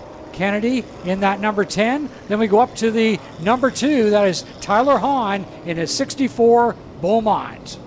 47 is Steve Book. Steve out of Jerseyville in a 1960 Studebaker Hawk. Number 16 on the track is Amanda Balson. Amanda Balson in that number 16. 88 car, that is Jeremy McLean. McLean in the 69 Olds. Through the field, number 13 is next. That is Ryan Cowan in a 1959 Bonneville. The 03 car is next. That is Gary Hanna. Gary in the Olds. Number 6, that is a 1971 Javelin. And that number 6 is driven by Rob Bromley. Rob, a former 4-cylinder driver. Folks, we have got the number X car out there, and that is going to be scored a different number on the track because of the teleprompters. That is a 72 Chevelle Adrian Foster. 99 Jamie Adams. We have got Doug Wilson in that number 71, the Dodge Dart, and number 18. The 18 car, that is Billy Alderson Jr. in the 66 Chevelle. That is your lineup, folks, for the Hot Rods. OSCAAR here at Sauble Speedway, presented by the Fireplace and Patio Shop. Greg, this should be a good one. Ready to go to the green flag for the OSCAAR Hot Rods here at the beach. Bromley from the pole takes the green, and they all fan out going down into corner number 1. Bromley on the bottom of the outside, that 03 machine of Gary Hanna. These cars 1 week ago were on the dirt down at Brighton Speedway. Now they're back to something they're probably a little bit more comfortable with for the most part.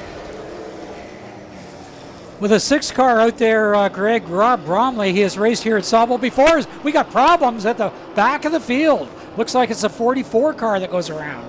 Matt Hopkins around in the 44, puts us under the caution flag. I was going to say it looks like the rear end of that car is squatted down on the track, but I think that's just the way it stands.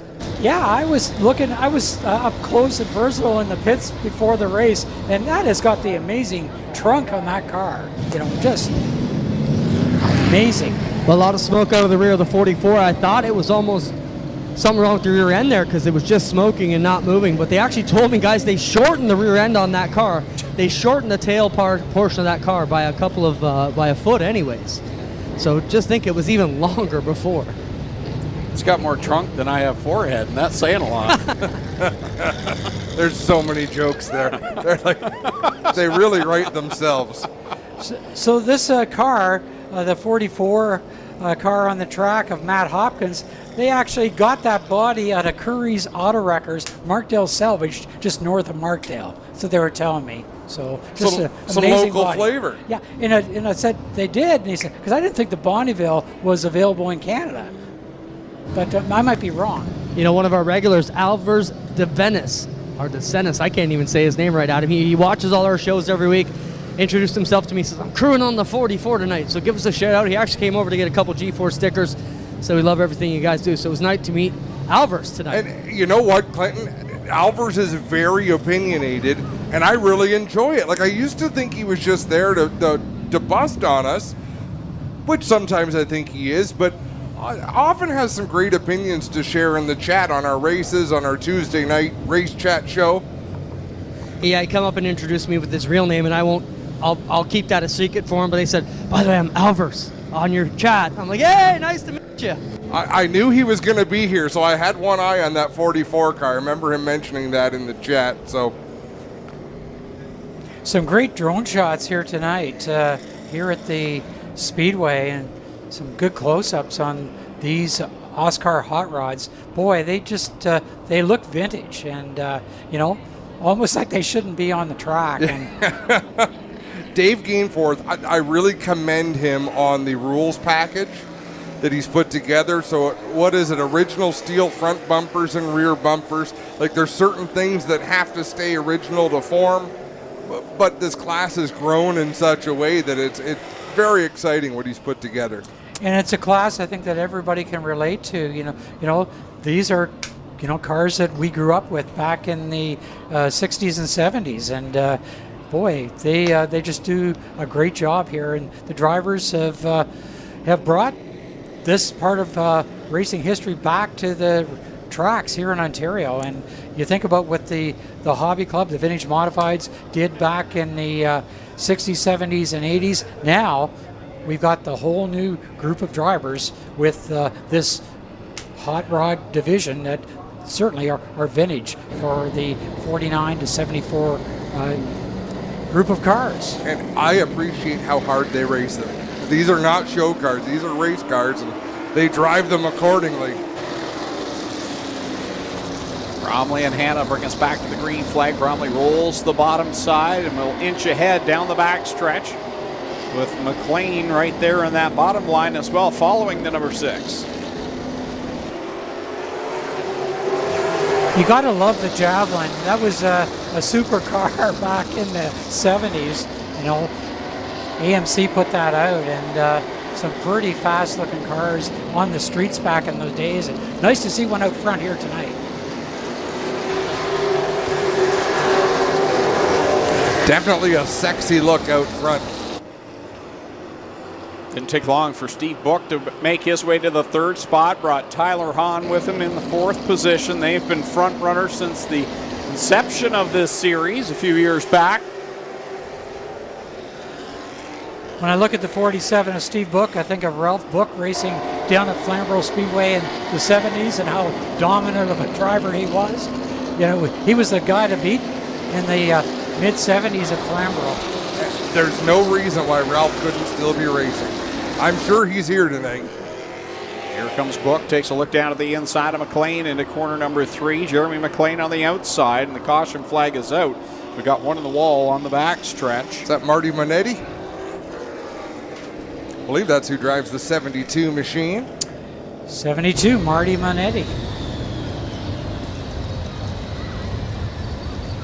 I love seeing this crowd. I know we've talked about it a little bit, but boy, oh boy, it's been a long time since I've looked out the window here. I mean, even pre-COVID, you want to always get excited and say, oh, crowds are great all over the place. Everything's sunshine and rainbows, but not always. But boy, oh boy, they've come out in strength tonight. So far, what a show we're taking in. OSCAAR Hot Rods, OSCAAR Modifieds, APC Late Models. Clinton Jeffrey, what's going on with Marty's number 72? Well, not sure he's going to get a push here by the service vehicle here.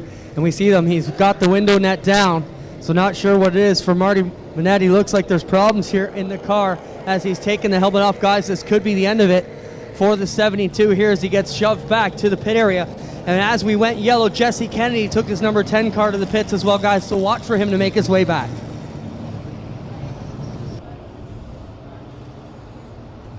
Beautiful looking Mustang there getting pushed off into the pit area. Keep our eyes on the pit area for Kennedy. Yeah, it's a long way to go for just a few laps of racing, so I'm sure that crew will be at work trying to get things sorted out for him.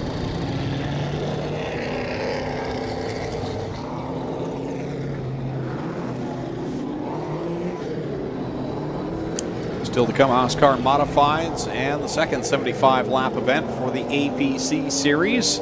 Stewart's Equipment 75. This one brought to you by the Fireplace and Patio Shop. At that 88, Jeremy McLean in second place. Of course, the McLean family out of Con and have turned a lot of laps here at Sauble Speedway over the years. Brian McLean will come out later in the modified division. Looks like we're going to have a moment here, so let's do a quick rundown of the finishing order from the APC Series event. Round number 1, the AP Emissions Technology 75, presented by Quaker State. Jake Sheridan picked up the win over Andrew Gressel. Jordan Sims finished 3rd, Ryan Kimball 4th, Trayton Lapsevich 5th. 6th, Josh Stoddy, 7th, J.R. Fitzpatrick, 8th, Junior Farley, 9th, Matt Pritico, 10th, Joe Lawrence, 11th, Brandon Watson, 12th, Pete Shepard, the 3rd, 13th, Danny Benedict, 14th, Connor James, 15th, Shay Gemmel, 16th, Tom Gibbons, 17th, Dustin Jackson, 18th went to Dale Shaw, 19th was Tyler DiVincenzo, 20th, Matt Box, 21st, Nick Getz, 22nd, Zach Sprung, 23rd, Sean Chenoweth, 24th, Tim Ellis, 25th, James Horner, and Sean McGlynn finished in 26th. So that's the final running order at the conclusion of the first 75 laps for the APC series. If you're just tuning in right now, we had a rain shower earlier on in the afternoon, and all qualifying was scratched from the slate, so they went by the point system for the APC series. Both OSCAAR, the Hot Rods, and the Modifieds had time to practice. That set the running order for their features here tonight. So we're seeing the Hot Rods ready to come back to the green flag in 1 lap time. So Bromley in the 6 and McLean in the 88.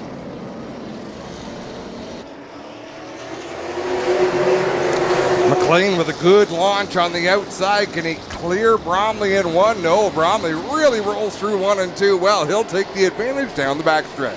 Look at the X-Car working his way up through. Adrian Foster, he picked off about 3 spots there. Nick Clark goes around the 86.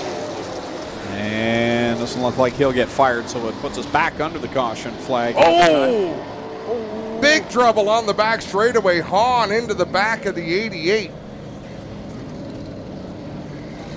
There are a variety of parts scattered all down the backstretch. There we see a coil spring just shot up against the wall, and it's still doing a pirouette there.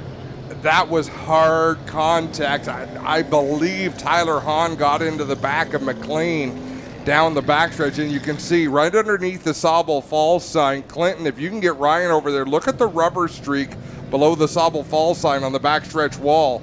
That is from McLean's number 88 after the yellow came out. And that might be his second trip up the wall because the first one might have been down under the Great Lakes sign. Well, the real question, Adam, is who is missing the coil spring out here? We're not sure. Did someone, well, there's one car dipping off back to the pits.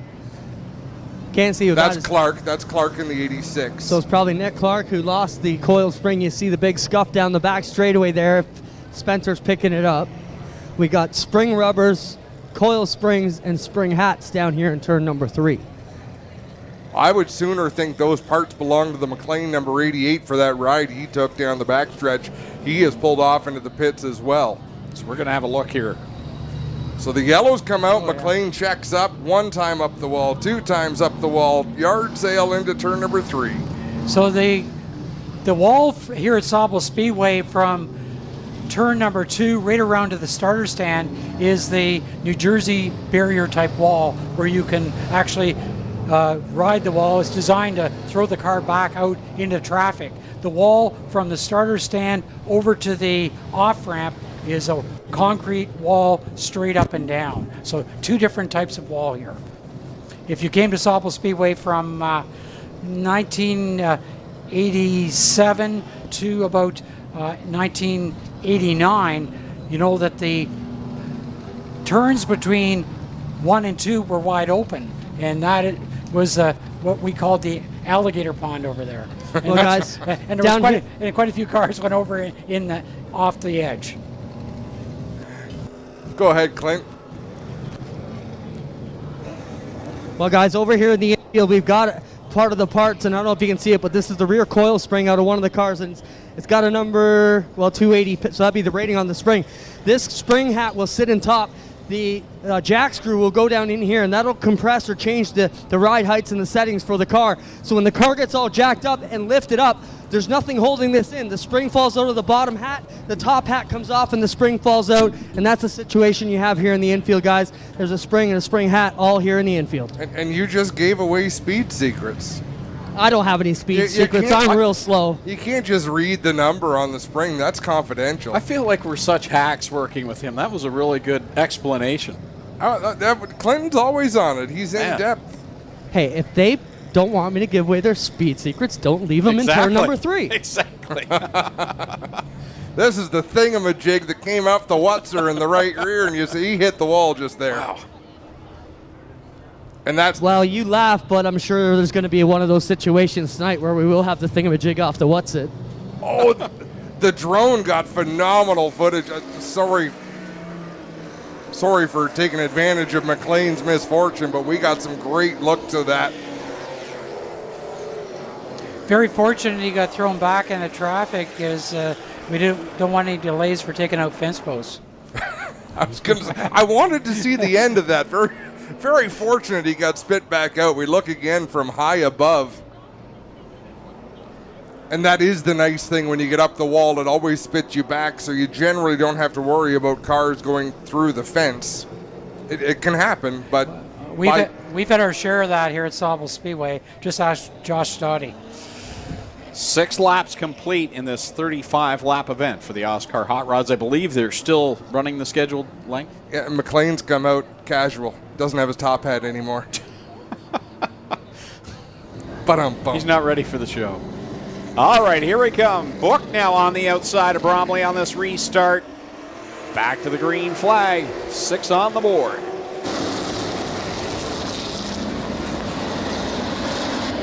Book's going to try and go for the lead here over Bromley, doing a great job on the high line.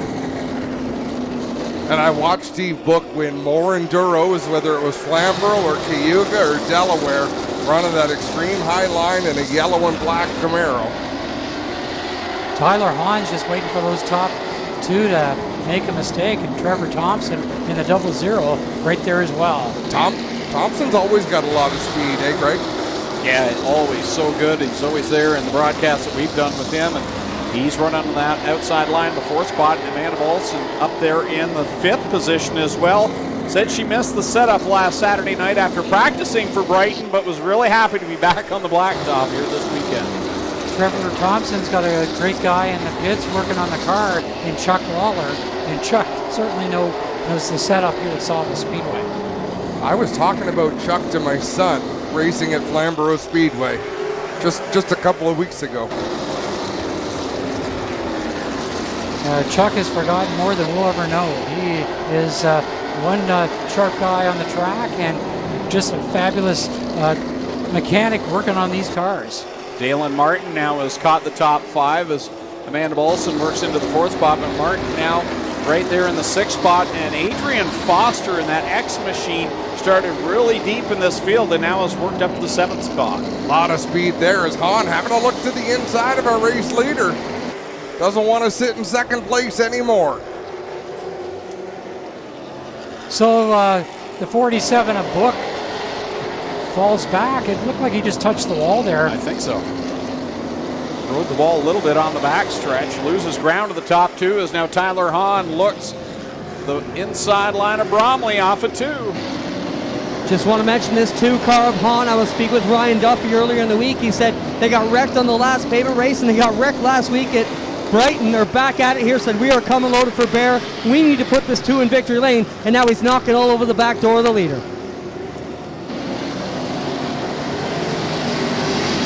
So Bromley is strong, and Tyler Hahn right there in 2nd place, looking to the low side. Did very well with the Can-Am midgets back here at Sauble Speedway in July as he races multiple divisions. He is really working on the 6 of Bromley, Greg. And he's right there, all over that back bumper as they work off the corner. This time that'll be 16 laps complete of this 35-lap affair. Bromley, Hahn, Book, Bolson, Thompson right now the top 5. Martin and Foster completing the top 7, then a gap back. Yeah, 7-car breakaway really, although Bromley leading the way, doing a nice job, and he's running a bit of a strange line for Sauble Speedway. Normally you want to hug the bottom as far as you can coming off the turn.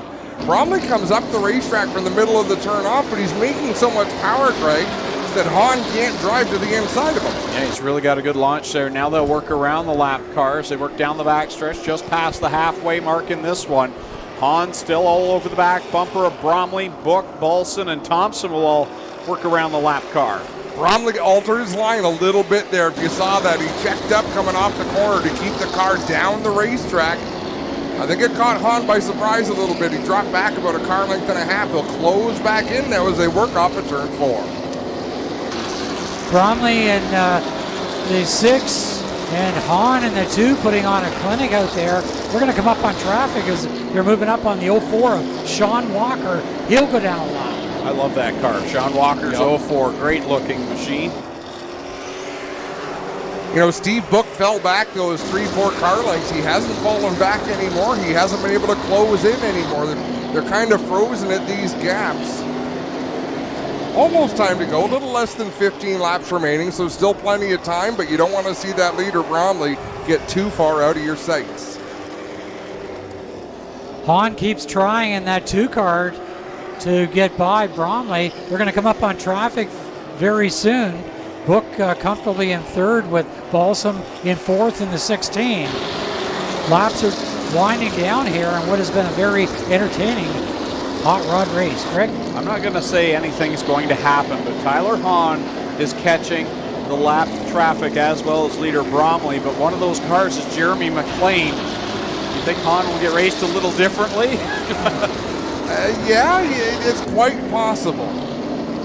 I don't think there was much intent there, but no. I don't know if that matters to a driver like McLean at this point when you see a good top 5 run disappear. As I say that, I thought Clark was moving to the inside to get out of the way, but Bromley had other thoughts. They managed to clear him. There's more traffic down into 3 and 4. We just lost Trevor Thompson at 00, and Trevor was running up in 5th position. So tough break for Trevor, who had a fast car here tonight. So that answered that question. Jeremy McLean, sportsmanlike, ran the outside line, let the leaders go by. As we are now coming down, it'll be 7 laps to make it 8 laps left to go this time by. And we should say it's possible McLean had a problem with that car, and that's what caused Hahn to get into the back of him. So like you said, I'm sure there was no intent to do that, but when you're the guy that gets hit, sometimes you don't take that into account. You're just upset. The driver's very, it has been clean for the most part in this race. I think there's a lot of pride in these, what the cars look like and the work that the drivers have put into it. But it's very clean, except for that one incident. Yeah, it's been really good racing. I notice a lot of them are struggling to keep the cars down on the racetrack as Hahn putting the pressure on Bromley to get right to the center of the turn. I notice it with Bromley, I notice it with Steve Book, and the car just washes up the track a little. Wow, Hahn really good rolling it through the corner. He's right there. He's running out of time though. 5 laps left to go here.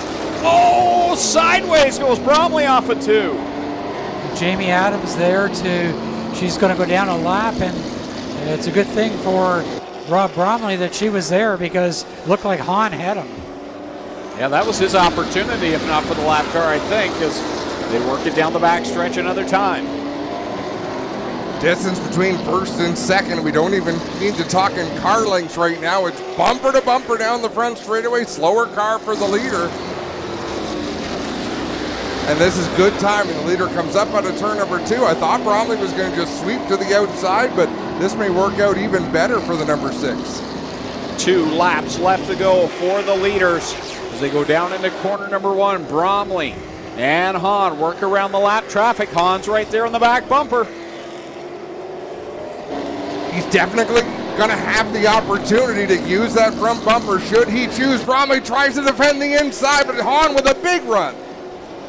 Squeezes it into corner number 1. Door to door, and Hahn's got him off the corner. Yellow is out. Wow. Yellow is out. Oh, my. Dalen Martin spins out up on number 4. Dalen, a winner of 2 feature events here at Sauble Speedway this year in the Roots 8-cylinder division. Roots Gaspar on Highway 21 at the Scott Road over by Southampton, and not the way that Dalen Martin wanted to end his feature event. He has been so dominant this year. But you know what? Very opportune for the number 6 of Rob Bromley, Greg, because we go back to the last completed lap. He's going to take the lead back.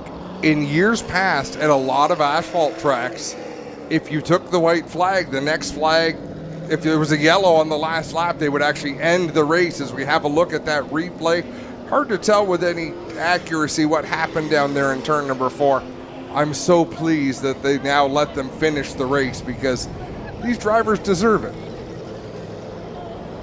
So Rob Bromley, he's led the whole race until that lap, the final lap, and Tyler Hahn managed to get by, but in short track racing, we go back to the last completed lap, and that'll put Bromley back out front. Guys, just for your thoughts on the incident there, Hahn raced him clean for 10 or 15, and then got into him on that last lap with a bit of a side hip check. What happens here? Bromley raced him clean. To have to clean the slate, or is the 6 going to remember that one? I've noticed these drivers race a very physical style of racing. So I think rubbing, and as we look at this, there was some rubbing down into turn number 1, side to side. Hahn got loose, a little bit more contact coming off the corner. What I think turn 4 is the weak spot for Bromley. So whether they play nice or not, Bromley has to keep that car to the bottom of the racetrack, or it's going to be Hahn's race to win in that form, Greg. Yeah, Tyler is so good, especially off of corner 4 on the bottom side. He gets such a good launch, and Bromley's been just, for most of the race, just a half a lane up. Enough that Hahn can't get the full launch, but that last time by, Bromley slipped up a bit in corner number 4. That let Hahn drop alongside of him. It was good close racing down in corner number 1. Whether or not Bromley's going to see it that way or not, I don't know, and it comes down to this final restart. We'll find out shortly. 2 to go. So the top 2 had broken away from the 3rd place driver, Steve Book, in 47. Now he finds himself right up with the leaders, and chance for the brakes to cool down, and he may have something for them as well. There's a lot of ways to win a race. There's even more ways to lose a race. So Steve Book's been around a long time. He's won some, he's lost some in different ways. So if he doesn't have the speed to make a move, he does have the savvy that he needs to avoid the carnage, if there is any, and sneak through for a checkered flag. So all brought to you by the Fireplace and Patio Shop in Owen Sound, right at Highway 6 at Spring Mount. One of our supporters here at Sauble Speedway. We have so many great sponsors. You know, the sponsors, you know, because of the pandemic, they've come back and they have been fantastic to stick with us because it has not been easy for any small business over the past 17 months. You're absolutely right. It's been a tough time. It's a privilege to see all the people out that are out and enjoy a night together doing what I've always loved. Hopefully we're making some new fans. Hopefully there's some old fans return to the racetrack. Whether you're a new fan or an old fan, you should be a fan of what's about to happen over the next 2 laps, Greg. It's going to get interesting here. Bromley and Hahn. Book and Balson, those are the front 2 rows as we come back to it. 2 laps left to settle it. Oh, Bromley didn't get fired off of corner 4. Something went wrong. And he is still slow down in corner number 1, twitching that car and will take it to the pit area. Didn't see that coming. No, sure didn't. Amanda Balson with big trouble in the 16. She's out of shape, losing a number of spots. Final time down the backstretch for Tyler Hahn. So the last 2 races got punted out of the way. This week he's going to pick up the checkered flag. Tyler Hahn wins at the beach. Book comes home for second. Billy Alderson Jr. third in the 18. Then it was the 9 machine of Cole Weber and the X of Adrian Foster. So started toward the tail on that one. Works up to a top 5 for the X machine. Heartbreak for car number 6, Rob Bromley up there, and that car just did not go the drop of the green flag. Hypothetical question, fellas. Would you rather finish second, leading 34 laps, not leading the last lap? Or would you rather break on a green-white checker restart and just assume you would have won the race? I would rather finish second myself. I'll take that too. Because in this situation that happened, you're left with what if. If you ran those last couple of laps and gave it all you had and you lost anyways, well, then you know what would have played out. But nonetheless, Tyler Hahn's going to be excited, and our Clinton Jeffries down there trackside as Tyler gets unbuckled, ready to climb out. The OSCAAR Hot Rod race winner here tonight. He'll be down in Epic Raceware, Victory Lane. Thanks a lot, Greg. This 63 Beaumont has put on some great racing the past couple seasons. They put it back together a few times as well.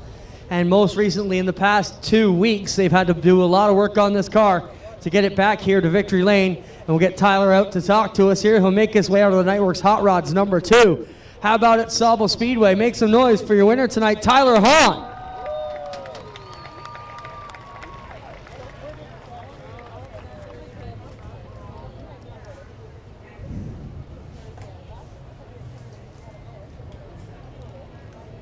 Come on around, Tyler. Tyler, we've been telling the fans about some of the work you guys have had to put in. These last 2 races have been a bit trying for you, but the crew's done an amazing job, and you find yourself here in Victory Lane at Sauble. What does that mean to you? It's huge.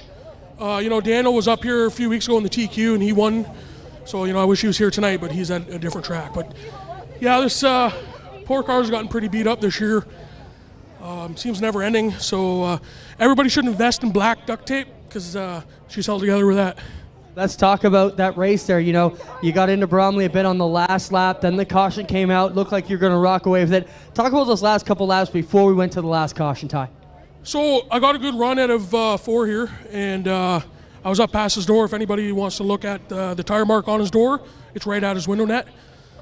He trotted me coming in, and he was pulling the blocking moves. And, it's racing. He's trying to win the race, but I don't know what happened on the restart. Sounded like his carb let go.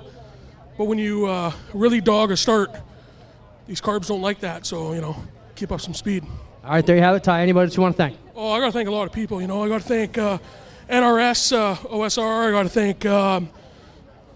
thank Quick Wick. I got to thank Tire Depot, Renegade Fuel, Epic Raceware, Fox's Bakery, CarQuest Barrie, Watson's Garage. Pushing Inc., Simcoe Gases, my dad. If it wasn't for here, we wouldn't be here. And, you guys for doing all you do, and APC for having us here, and my crew, they're right over there. If it wasn't for these guys, we'd be in trouble. And for Norm Newman's girlfriend for spotting for me tonight. Good job. There you have it. Tyler Hahn gets it done, ladies and gentlemen. We get over here and talk to second and third. Book, a solid run for you today. They're always fast when it comes to these cars. Can you be satisfied with a second here tonight? I am super happy with second because the car hasn't been good for the last couple of times. Good on the dirt, not good on the pavement, so we just pecked away. I was using all kinds of track out there. I know Amanda was probably watching me climb the back wall a couple of times, and I'm trying the rumble strips to de-wedge the car, and we had a solid third going, and then that restart, the sixth car, I don't know what happened, but his didn't take off on the restart there, and we were all just jumbled up. I got in the back of him a little bit, but he wasn't going, so I'll take second. Not a bad run for Book. We'll get right back to you guys. Got Billy Alderson here in third place. Billy, a solid run for you. I mean, that's not a bad night when you finish behind Hahn and Book here, two of the veterans of this division. Yeah, not at all. I couldn't be happier with the car. It's the best it's been in 4 years. I guess we hit that spring on the backstretch there and lost the left rear tire, so we had to come from the back again, and we had the car to do it tonight. Drive, congrats. Yeah, I'd like to thank my crew that puts all the time and effort into this car and sponsors to make it what it is. So thanks a lot, all fans, for coming out. We like to see a full house here. Good job, Billy Alderson gets it done. How about him for Steve Book and your winner tonight? Tyler Hahn wins it here in the OSCAAR Hot Rod portion of the show. OSCAAR Modifieds coming up next. We'll be right back after a short break here live on G-Force TV.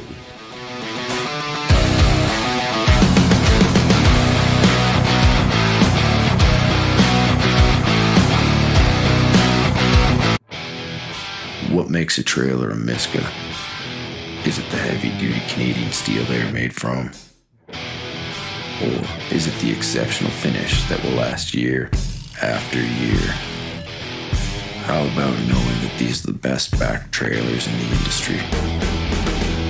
These are the reasons you buy Miska.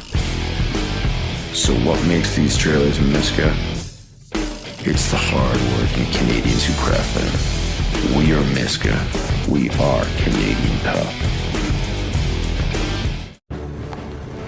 A guy like this, who relies on his truck for work, knows that his truck will take care of him if he takes care of his truck. And WeatherTech has always been the ultimate protection. From floor liners to no-drill mud flaps, to tech liner for your truck bed, to bump step, to the handy under-seat storage system. And Cup Phone keeps phones secure in any cup holder.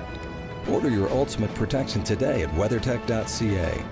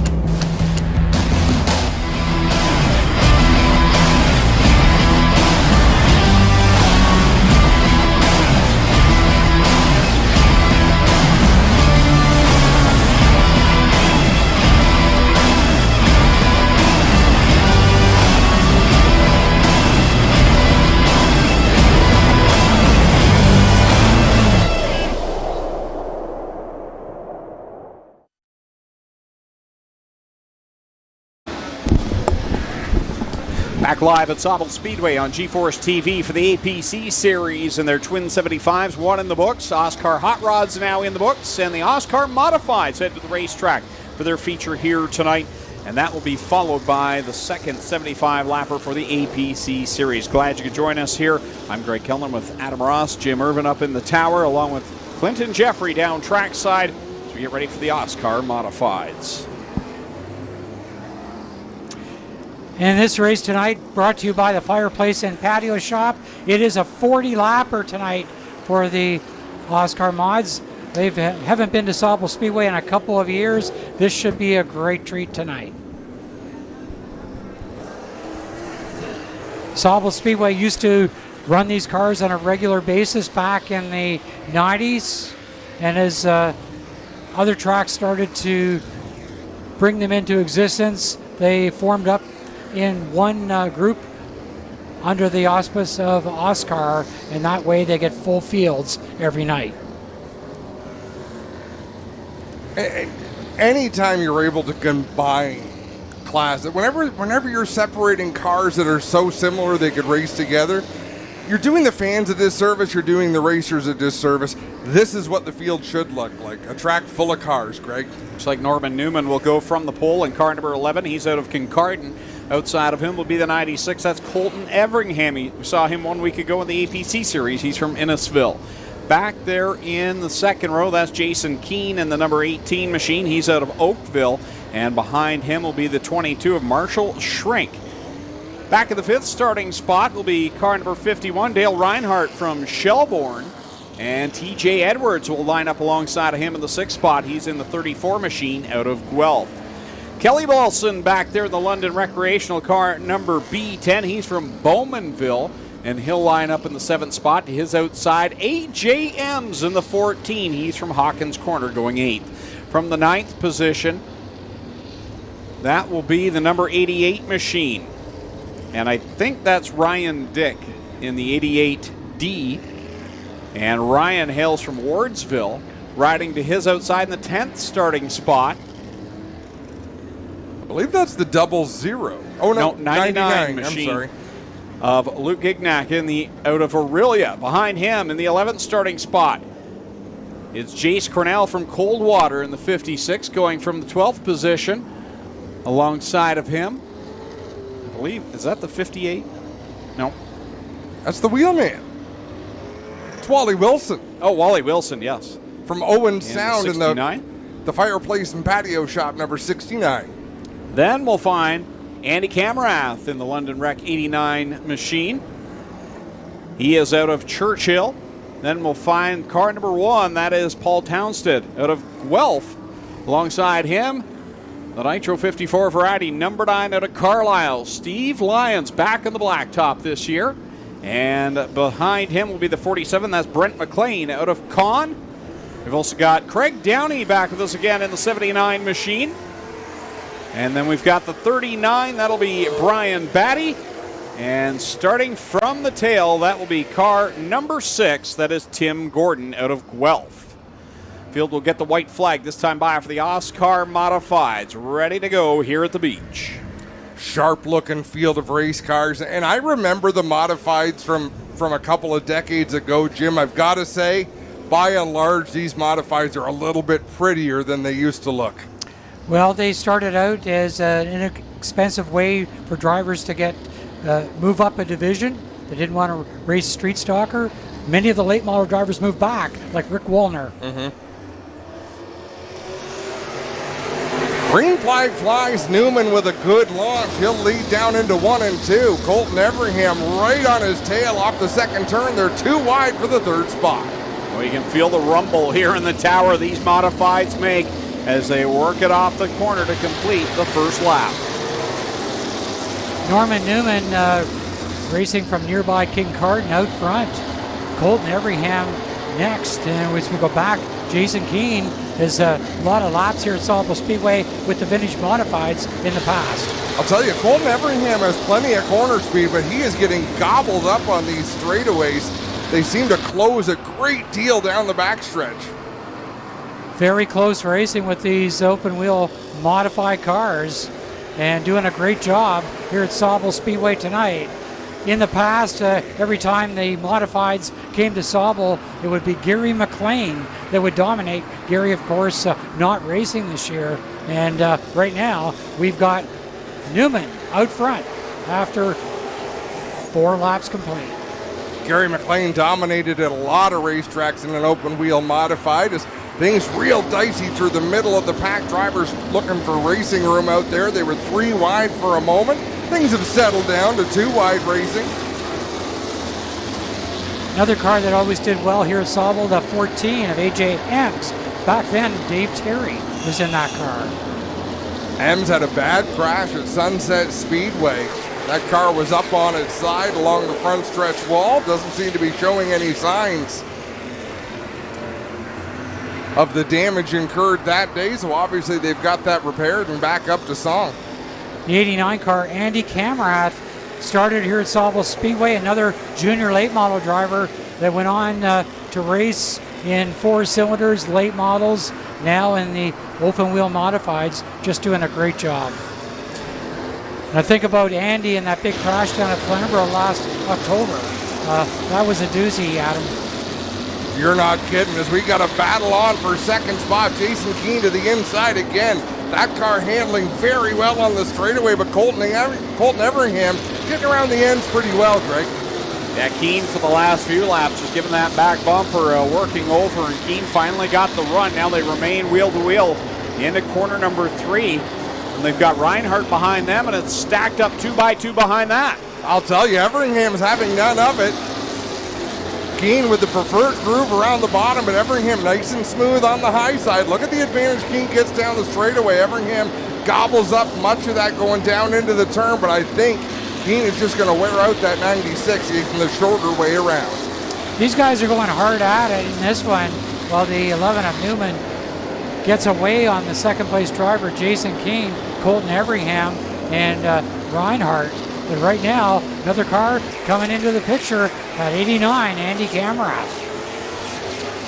Andy doing it on the high side as he goes by Reinhardt, now looking at Everingham. I was going to say, Kamrath not afraid to go to the high side and make that move. He's got a fast race car under him as he looks to the inside of Everingham into 1. Brian Batty took his machine off the track a couple of laps ago. Problems for his number 39 as Norman Newman out in front by a good distance over Jason Keane. But here comes Kamrath looking to the inside of the 18.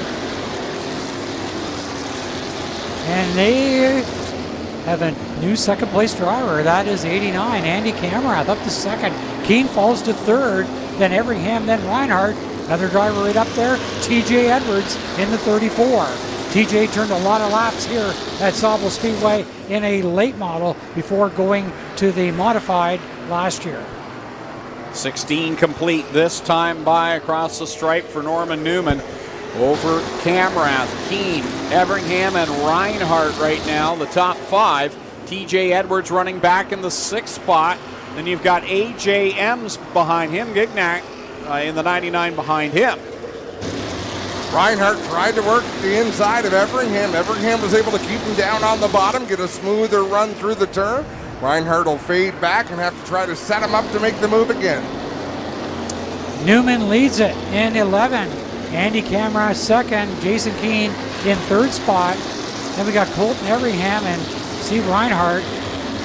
What a group of cars we've got going here tonight. Sauble Speedway with the OSCAAR Modifieds. Great show so far.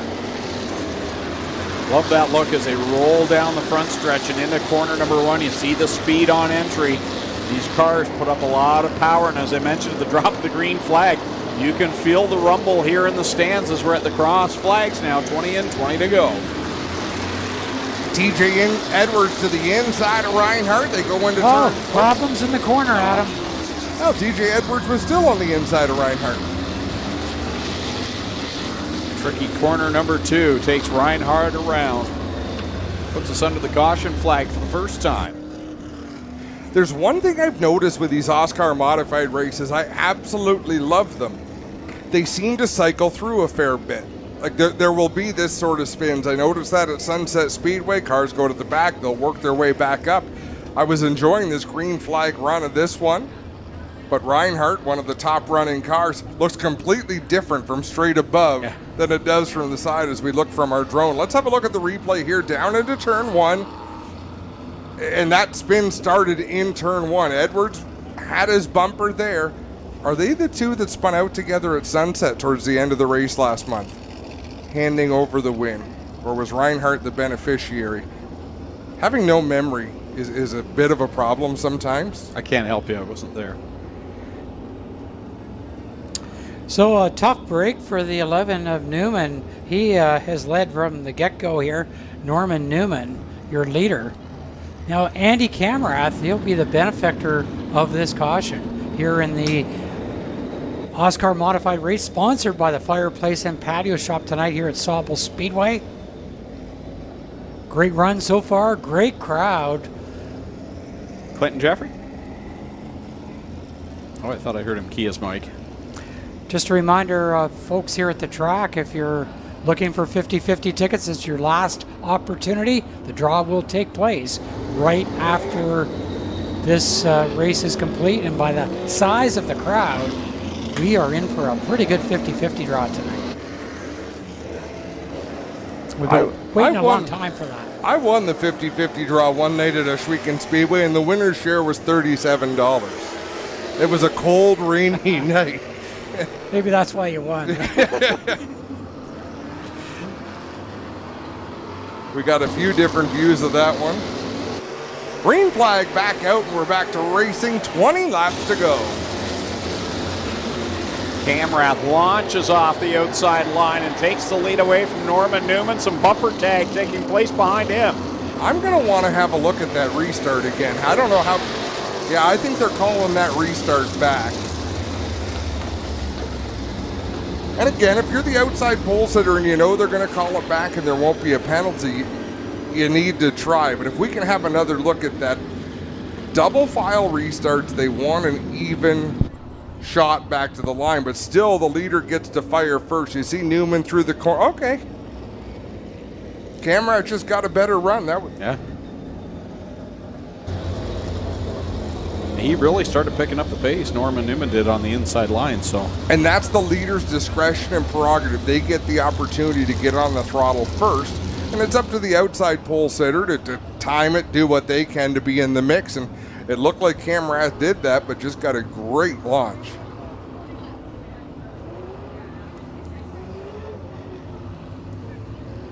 So,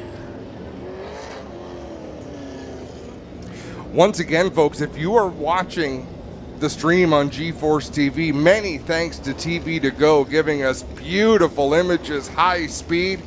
If you're here in the grandstands and you want to see replays of some of the action on the track, pull out your phones, go to GeForceTV.net. We have got you covered. But we're just glad you're here in the stands. That's the main thing. A beautiful night for racing here at Sauble Beach. Doesn't get much better than this. You know, the way the skies looked at 5 and even 6 o'clock tonight, looks pretty good now. 20 laps here and 75 laps for the APC, and that's our show. We're looking at them trying to sort out Steve Lyons in the 9, Craig Downey in the 79. There's a couple of drivers who have raced together quite a bit, but it was in Canadian Vintage Modifieds 20-some years ago. Clint? Yeah, I just want to mention I talked to Steve Lyons today. One of the guys who's probably hurt the most by the setup for the lineup today, based on points. Steve said I specifically missed an event because I didn't want to get wrapped in the mental battle that is running for points. But it bit him in the butt here today, guys, because he could have started a lot better had he attended that one extra event. Well, a well-timed restart midway through this race could be a great opportunity for Steve Lyons. It could also be a great opportunity for Andy Camerath, as he got a great launch last time. We'll see if Norman Newman has a different approach to this restart. And how about we fire it up? This division, as I've said a couple of times now, really shakes the ground. So we're going to hear the sounds, see the sights of the OSCAAR Modifieds here at the beach. Sauble Speedway live on GeForce TV. Let's do a quick fire starter. Fire it up.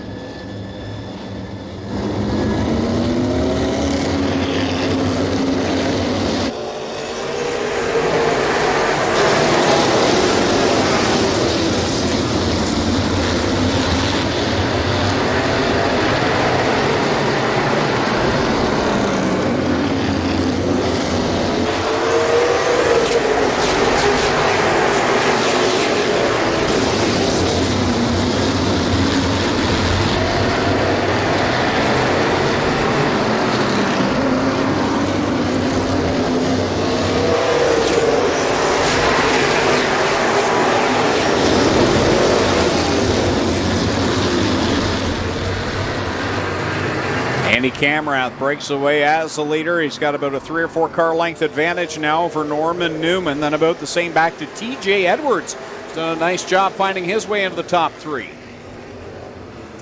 Well, Camrath, you don't want to give him a lead like this at Sauble Speedway. He has opened things right up on Newman. Camrath very strong. TJ Edwards has won here many times in a late model. Right now sits in 3rd position, followed by Keene, then Everingham. Oh, Steve Lyons rides the wall, racing the outside of Kelly Balson. Craig Downey right behind Balson. Lyons getting back up on the saddle again to try to make another run to the outside. Laps are ticking down. We're in the back half of this race, and right now they're running single file right from front right to the back, and now we got somebody breaking on the line. It is the number 10 driver. That is Kelly Balson. Balson in the London Recreational Racing. We just watched his wife Amanda Balson race in the hot rods. Problem for the Dick machine, number 88. A little bit of smoke coming off that car as he went down into turn number 3. This time by, I believe it'll be 12 laps left to go. So I apologize, the ticker just a little bit off, but 12 laps left to go here. The 40-lap main event for the OSCAAR Modifieds. So Camrath in pretty good position right now as the laps are winding down. Go back to the 11 of Newman, the 34 of TJ Edwards. Contact coming off of turn number 4, Steve Lyons with that number 22 machine. Marshall Shrink. Oh, trouble off of turn number 2. A couple of cars going around. Reinhardt in the 51. Is that Shrink again in the 22? It's either that or the 6 car. No, there's the 6. Right I there. think it is Shrink in the 22. Yep, there he is. So only the second caution in this one. It's been a really clean race so far. Yeah, well run race. A lot of fun to watch. Hopefully it's fun for these drivers. And I think we may see a little bit different restart here. We've got some drivers that have worked through traffic, maybe with a bit more giddy up than Norman Newman in the 11. We'll see TJ Edwards right on the tail of Camrath for this restart. What the fans here at Sauble Speedway are seeing this year, Adam, is a great variety of different divisions coming in. And, you know, every night we're running big races that I think the fans are coming out in droves to see, because the crowds lately have been very good. You know, fans appreciate a full field of cars, and that's what the management here has done with the United 8 or Unlimited 8s. Unlimited 8s? United 8s. United 8s and combined 4s. And combined 4s. Don't worry, I have problems with that. It's terrible. I'm demonstrating my poor memory, but the point I was driving at so poorly was good job by the management to recognize what they needed to do in taking action, because it's created a buzz in racing scenes and it's put more cars on the track, and as a result you're seeing more fans in the grandstands. I believe the last time these guys were here, the Modifieds, I had the pleasure of calling the race that Gary Elliott won his last feature event, and the Ironman, I believe that was his 40th feature win, and what a night that was. And he's down east, still racing in the Maritimes. I'm not sure if he's won another feature since, but I don't think so. No, I don't know that he did, but I know the Modifieds is where he was most competitive in the last 5 or 10 years. He was very strong that night. It was a very emotional night for Gary. 11 laps left to settle it. Camrath, Newman, see the green flag. Camrath with a good launch off the corner. Newman got a nice start as well. He was able to get down in front of TJ Edwards in that 34. Edwards having to deal with Jason Keene as they charge down into turn 3. Oh, they're so close coming out of turn 4. You know, with that open wheel, like an easy lock, and they're just doing a bang-up job here tonight. Some great driving by some fine drivers here at Sauble Speedway with the OSCAAR Modifieds. TJ Edwards all over the back end of Norman Newman now. He's worked his way into third, looking for that runner-up spot as you watch him sail down the backstretch. Here's another battle, Colton Everingham. We got one into the infield. Yeah, Jace Cornell taking the scenic route out of turn number. And Craig Downey up against the wall up in corner 4. So there was 2 incidents there. One car went off. That's not the reason the caution came out. It's because of what happened up on corner 4. Looked like this starter, Rob Crozier, was quite content to let them go, but the second car going around, that's what brought out the yellow. The former Spider-Man ride, the 79, now being piloted by Craig Downey. Some of our G-Force fans might remember that name from 10 years ago or so, driving the number 71 sprint car. Yeah, and his brother raced dwarf cars. And why can't Chris Downey? Their father, Roger Downey, raced hobby cars before they were called vintage modifieds. Yeah, I remember Roger racing. Right up to back the ball. back in the 70s. Yep. Fierce coach. competitors. He had a coach, didn't he? I don't remember his car, but Craig had a coach. Yeah. In fact, there was a night here that Craig won that I still, to this day, 22 years later, think I should have won that night. I led a bunch of that race. I spun out over there with Dave Lacey. His car came to rest down here, and he unfortunately broke his arm in a few places. And Craig Downey, who I'm pretty sure pushed Dave Lacey into me that night to cause the wreck, went on to win the race. But Craig was a great racer. It just close racing and open wheel cars. That's how that goes, but a fierce competitor. So Andy Camrath has brought a very fast car to Sauble tonight. Had to work his way through the field to the lead, and you know, the restarts he has come right back and taken over the top spot each time the challenge has been put to him. Got to give Newman a big credit here. He is stuck right with it. He led a good part of the race, but in second spot. Yeah, TJ Edwards, I think, left a little bit on the table on that last restart. He wasn't able to stay close enough to Camrath, and Norman Newman was able to come down and cut off that inside line. I'd like to see if Edwards can keep pace with Camrath out in front. So we're getting down to the end. It's only 9 laps to go. TJ started out in 4 cylinders here at Sauble Speedway and down at Varney Speedway, then moved on to late models, now into the modified series. Always very pretty race cars. And of course, you can't have a modified race without a McLean in it. Brian McLean out there in the 47. Brian back in the saddle here tonight. Wally Wilson having a nice run in that 69 machine. And if my mind's right, I think that's Gary Elliott's old car, isn't it? One of them is either the 69 or the 96, but I believe you're right. I believe it is the 69.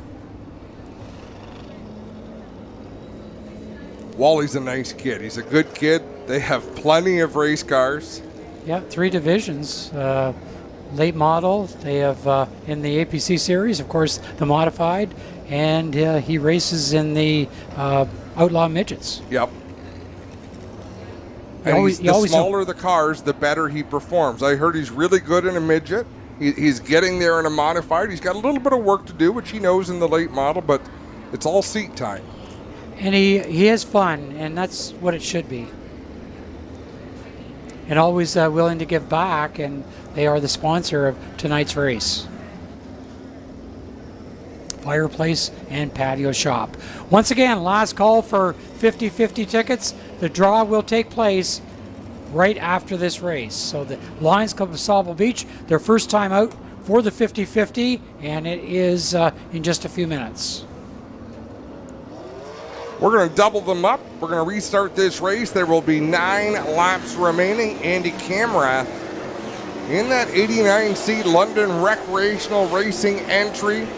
Of course, Mike Schmidt is here. He's one of the more active sponsors. He's got his name on a lot of race cars, but he puts himself at a lot of racetracks. He gets his hands dirty. He absolutely loves this sport. White flag displayed to the field, this time off of corner 4. Camrath and Newman. Newman got a much better restart last time. We'll see what he can do this time with 9 to go. If I'm Edwards, I'm hitching a ride on the back bumper of Camrath. I am not going to let that happen again. Let's see how they make out off of turn 4.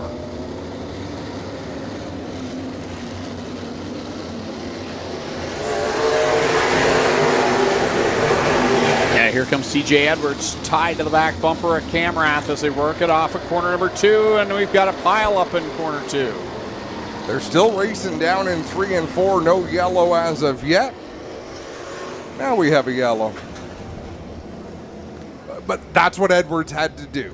He was able to keep Norman Newman from being able to come down into his line. He'll have to give that spot back for the restart, I'm fairly certain. As Reinhardt, smoke coming off the right rear, I believe his right side Nerf bar is probably pushed in against that tire. Looks like Paul Townsend up on corner 2. It is the Paul Townsend car here, and there's something wrong. I gotta think it's maybe in the rear end, guys. It looks like it's all out of whack here. We'll try and look at the right side here. Appears to be all right, but to me it looks like it's sitting down here on the wheel well, and we'll show you. Right here, you got a tire rub. It's sat down, guys, so that's the problem. Something has let go in the rear end here for Paul Townsend, and he's gonna have a tough night as it will end here, but you can see that tire is jammed right up into that wheel well, guys. See if he's got a smile on his face, Clinton. Here's someone who's been out of the sport for a fair while, back in it. Even on a bad night, it's got to feel good to be back, Jim. I went to school with Paul Townsend and played hockey with Paul Townsend. He was our goalie, so he's used to pressure. So. Right, come on over here. And Clint, you might want to tell them not to push that car. It's going to cost them a left rear tire if they do. Well, he's got more problems than just to push you. They started to push him away, and the right front is all tore up, or left front's all tore up. I'll get in here and show you. As you can see right here, it's all let go. The ball joint, all the connecting rods, everything's a problem here in the front end. Paul, welcome back to racing. Certainly not the way you wanted it to go. Are you having fun here, other than this incident here right now? Absolutely. If we could make this car turn better, it would be a rocket. All right, there you hear him, guys. He says if he could just make it turn, it would be a rocket ship. Problems in the left front. Looks like the tie rod has let go, and the tires are facing different ways. And he's also got an issue on the back, so they're going to have to work on both ends of this car number 1. So Paul actually raced here at Sauble Speedway back in the mid 1980s, from about 1980, 1985, 86. And so he was a regular here. Am I crazy, or did he look enough like Jean-Luc Picard that when he was talking, I actually pretended it was Picard's accent? I don't know why, it just reminded me of him. The places your mind goes. Am I wrong? No, you're not wrong. I can see it. That's the funny part.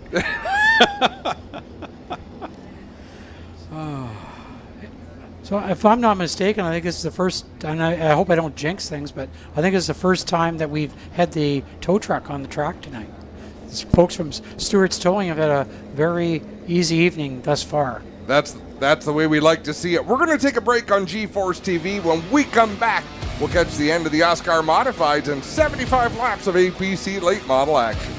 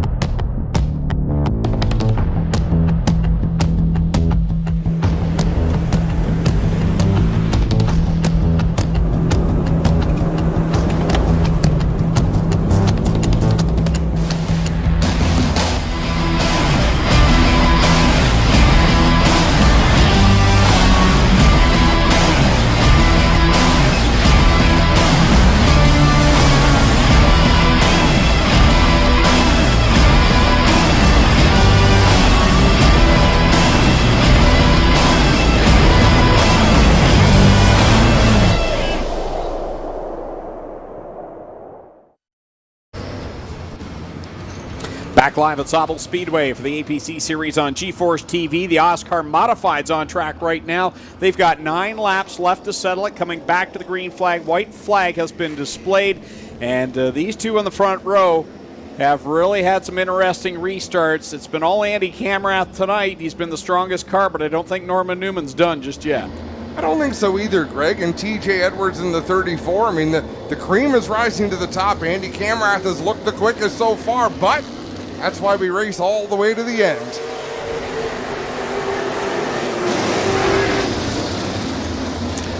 Andy Camrath takes off, and everybody tightens up right behind. Yeah, a little bit of contact there with TJ Edwards and Norm Newman coming through turn number 2. That allows Camrath to drive away. They've lost about 12 car lengths to the race leader as Edwards continuing now to do battle with the Newman number 11. Yeah, Newman really struggled through corner number 2 the lap previous, and that bottled up TJ Edwards. Now he'll move slightly ahead and now pulls free of the 11 of Norman Newman. Will try and set his sights on Camrath, but only 7 laps left to go. Biggest lead of the race so far for Andy Camrath as he gets away on TJ Edwards and Norman Newman in car number 11. Keenan 18 and 96 Colton Everingham. So big lead right now for Andy Camrath. We've got to give a call out too to a driver we really haven't talked about much, the 99. Did you pronounce that Gignac, Greg? No, I probably did. No, and that's fine. I pronounced it wrong. Because I know Gignac spelled the same way, but I believe they do say Gignac. We'll be corrected if they don't. But either way, he's having a hell of a run in that 99 machine, doing a great job out there, looking towards the top 5. So this time by, it'll be 3 laps left to go as Camrath will cross the stripe as the leader over Edwards, Newman, and then it's Keene, and AJ Ems has worked his way up into the top 5. A good comeback run for him after the problems at Sunset.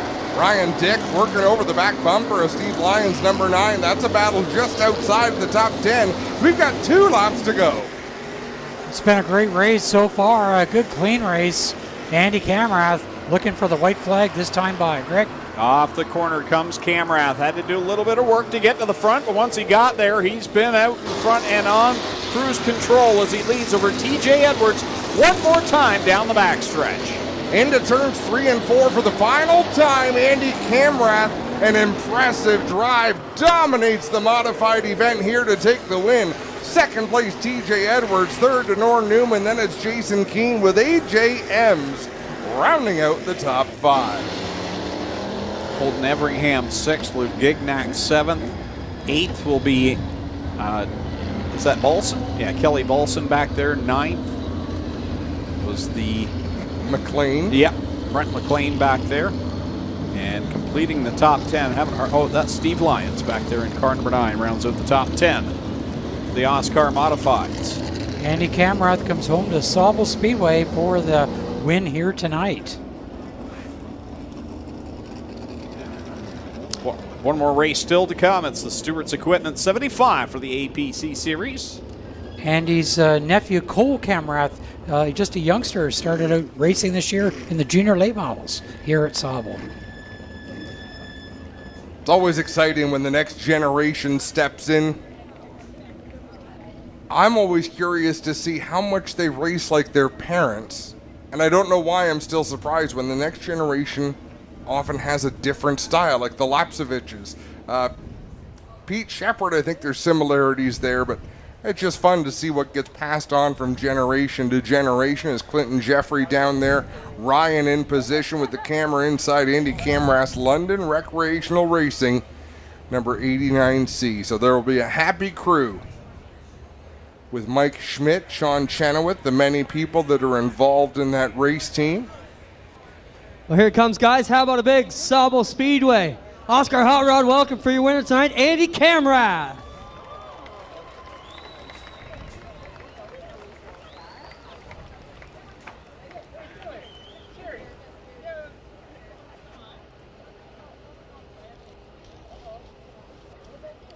Andy, it seems if there's a race here in Ontario and you're in it, you're the threat to be one of the top guys. You got to be real impressed with your reputation, how it's run lately. Your cars have just been flawless, whether it's in the mini stocks in the past or here in the modifieds tonight. dominant, but it wasn't easy. You had to work from the back. Talk about your night. Yeah, you know what? When they started everybody off with by points, I knew we were kind of behind the 8 ball. So we, started 14th and let the thing roll the top. And, it's not just me. There's a lot of guys behind us that make this program go good. Let's talk about the competition here in the Hot Rods. OSCAAR's having a resurgence in both divisions. Good to see everybody out racing. Yeah, you know what? It's a real good club. I had a lot of fun with a lot of the guys. Not a lot of stress. Everybody races each other pretty clean. They're open wheel, and I've really been enjoying it. Who we got you here tonight, Andy? I got to thank, Sean and Bob. We broke the motor here on opening night and then came back with the crate and the belt motor back. I got to thank Dennis at AP Engines. I got to thank Quick Wick, Mike at London Rec, Image Wraps for putting the awesome wrap on this thing, AM Group of Companies, my wife, my brother-in-law Warren. Like I said, there's Chris. Brandon was on the radio tonight. I think we're like 4 straight on wins, so I think we'll have to keep him around. Congrats, Andy. Thank you. Andy Camrath gets it done. We'll get over here and talk to TJ Edwards. Solid run for TJ tonight. TJ, Andy's struff everywhere he goes. He's really strong, but, you had a solid drive here in second tonight. Can you leave a little bit satisfied? Yeah, I'm happy with second. I can't complain. We're doing a points run here, so just keeping the car in one piece. Everything else, Andy was on rails.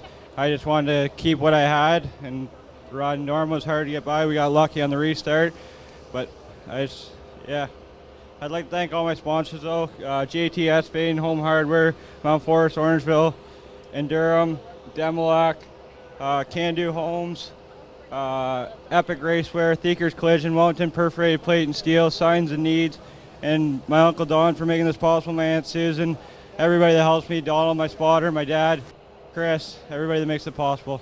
Solid drive. TJ Edwards comes across in second. We get over here and talk to Norman Newman. Norman, solid drive for you tonight. These two guys are two of the best here in the modified division. Third on a night like tonight, not too bad. Yeah, we're pretty happy with the car. Wish we could have came and ran with Camrath for the full race, but it is what it is, and we'll go back to the drawing board. We're getting better every time we come out. Solid drive. Norman Newman second, Norman Newman third, TJ Edwards second, and your winner tonight, Andy Camrath. Back up to Adam and Greg in the booth. Thanks, Clint. Clint, earlier on tonight, got a chance to... hold on, guys. I just got one 50-50 number they want me to read here. Go ahead. 353-3203, 353-3203, 847. Where are they claiming that? Right down here in front. Come on down. Back to you guys, Greg. Sorry about that. No problem. Well, our very own Clinton Jeffrey caught up with Jim Stewart of Stewart's Equipment, the sponsor of our second 75-lap event, getting ready over the pit area for the APC series. He talked with him earlier on tonight.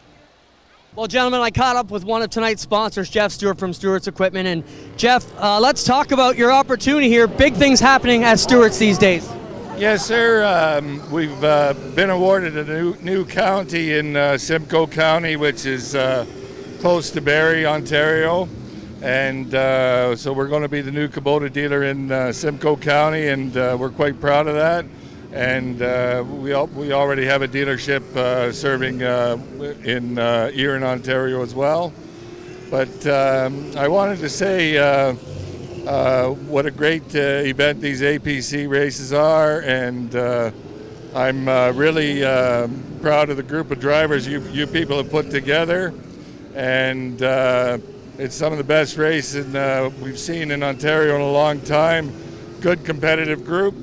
And it's always great to see, and I think that G-Force is doing a great job with it too.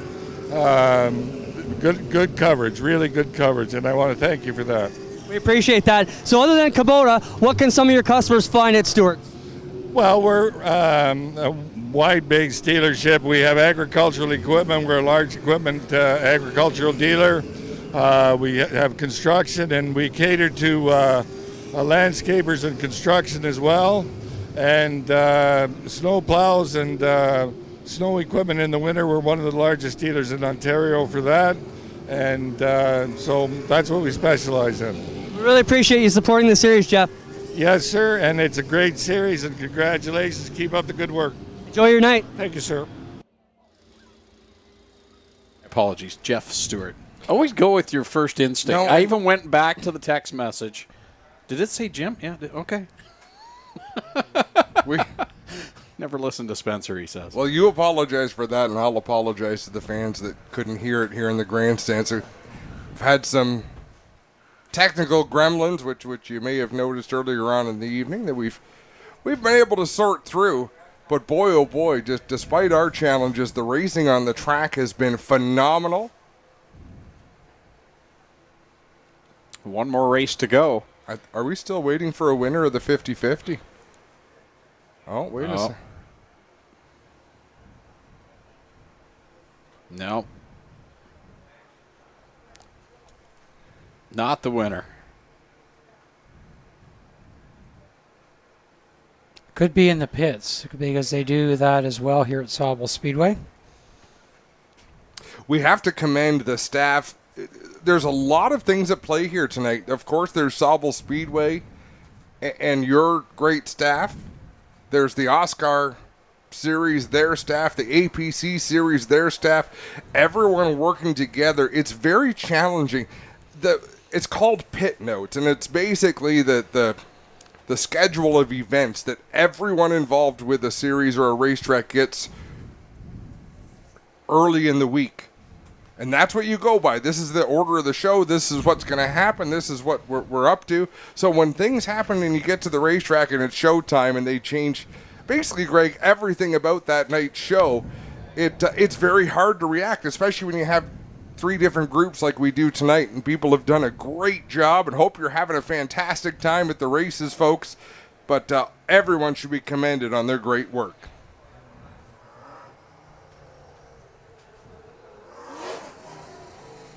So, one more time, we will let you know the winning 50-50 number. I was sent a picture of it. No, not kidding. Watch, Greg. We open it in my phone. It is a giant black screen. See if it'll... 353 3203. 353 3203. If that's your ticket number, you're the proud new owner of $847. You can claim that down at the start-finish line. As the field rolling out onto the racetrack, and the front of the grid in some spots, has a much different look than it did before, and in others, it's very similar. But how about this pole sitter? We have talked about the kind of luck Josh Stoddy has had for the last 2 seasons and just not being able to see his solid runs to completion. Like, he's had a fast car at so many events. Could this be the night? Could this be his opportunity starting from the pole position? And alongside of him, one of the very fastest cars in that first 75 laps. He had a lot of work to get to where he finished. Ryan Kimball in the 29. He was stout in that first 75 lapper earlier on, so I wouldn't count him out as a threat starting from that second spot. Man, there's one thing we've learned so far in 2021, other than Brandon Watson winning those first 2 races, but they weren't walkaways by any means. The parity in the APC series is crazy good right now, and we're seeing just a different variety of drivers running up at the front. Some of the guys we expect to be at the front mired back in the 10th through 13th spots. No, and you're exactly right. And we have a gutsy move by our producer, Spencer. We have tried to do in-car cameras. Jim, you say you've watched some of the G-Force presentations. One thing you have not seen in our broadcast since the very first 2 events was an attempt at in-car cameras, because we have so many gremlins. Even to see this sitting still, we are on board with Jake Sheridan's number 52. And boy, this is exciting to me. If we can keep this going, I don't have my hopes up. I'm pleased with what we just saw right there. That's a beautiful view of the yellow light in turn number 1. Now, was that Ryan sitting inside the car with Jake Sheridan? Nothing. I would put nothing past our team. We're a dedicated bunch. Oh, before I forget, James Horner had a new sponsor announcement. Did we talk about that in the first race? We did not. Let me go back to that and see if that will open. But we got a note, a new sponsor for Horner, RodHallWorks.ca Remax. And And to the teams watching, and teams have PR people and marketing folks and friends who watch the streams, send us messages, send notes up into the tower. If you've got exciting news about a sponsor or a new partner, Jim, that's at the track with you that hasn't been out before, let us know. We want to talk about them. It's the least we can do, because when people support our racers, it's important.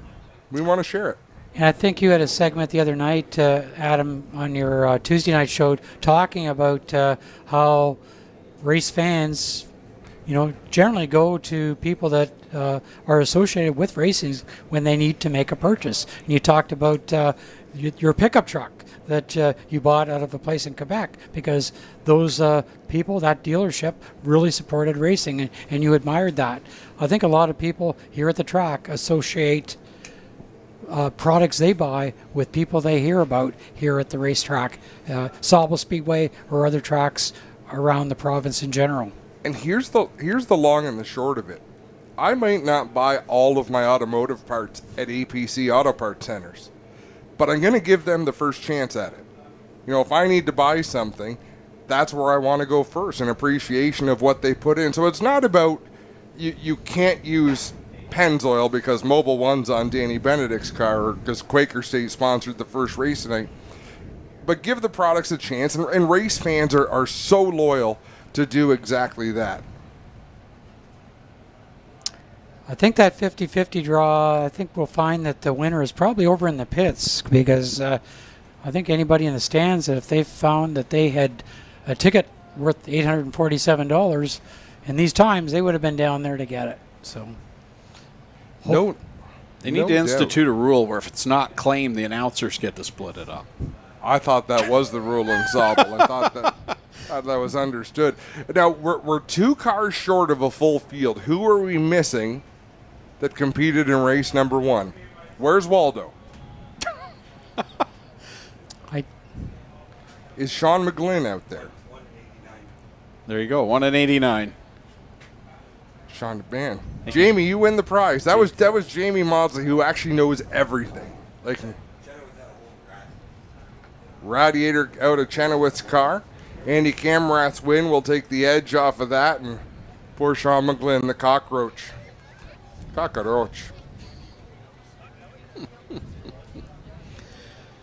Coming up on GeForce TV, our next APC event comes from Flamborough Speedway in a couple of weeks' time on a Saturday night, September the 4th, along with the Quick Super Stocks and the Canadian Vintage Modifieds, where Adam will get to watch his son race live and in person. Daddy's Money will be on the track. Daddy's Money Pit.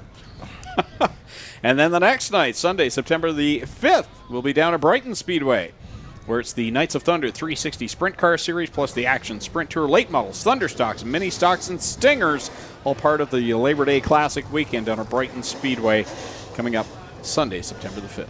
Jim, Labor Day weekend, a big deal as well at Sauble Speedway. Talk to the fans about what they can expect on a fun Labor Day weekend. The Boss at the Beach. The Boss of the Beach. That is a name from the past that Bruce Bennett had way back in the early 1990s.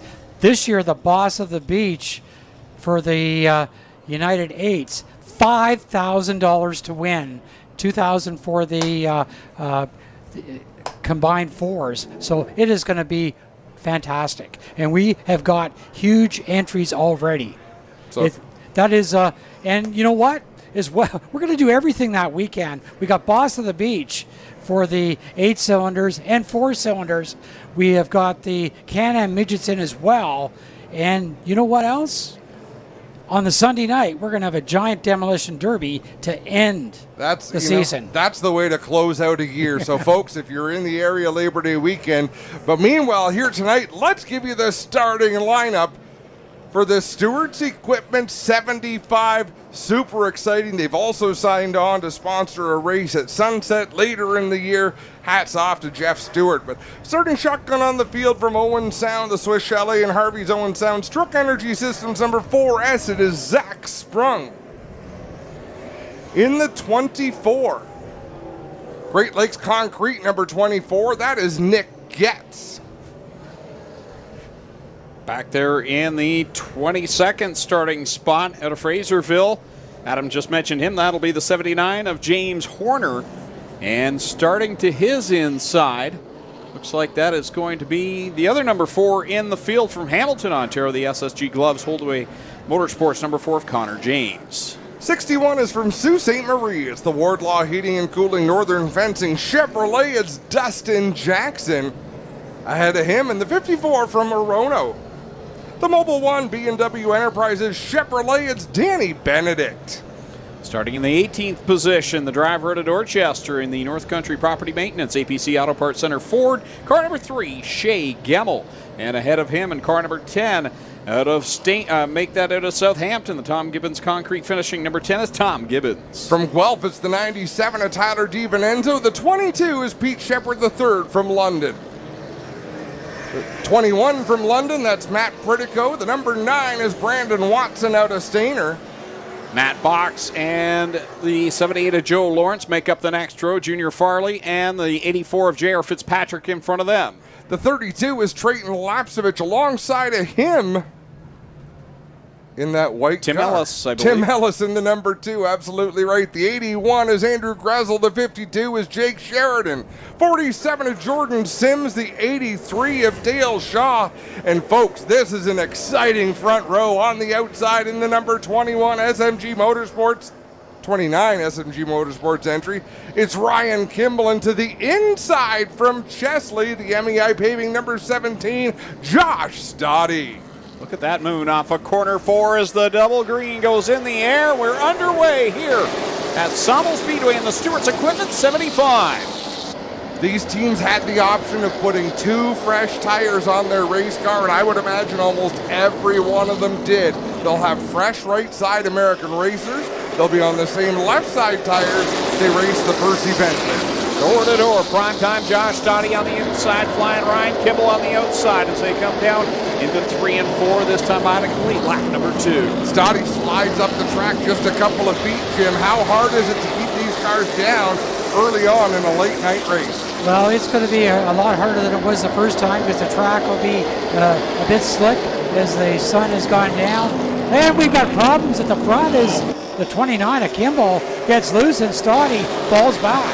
To Stoddy's credit, he backed out of it. Kimball got super loose, Stoddy backed out.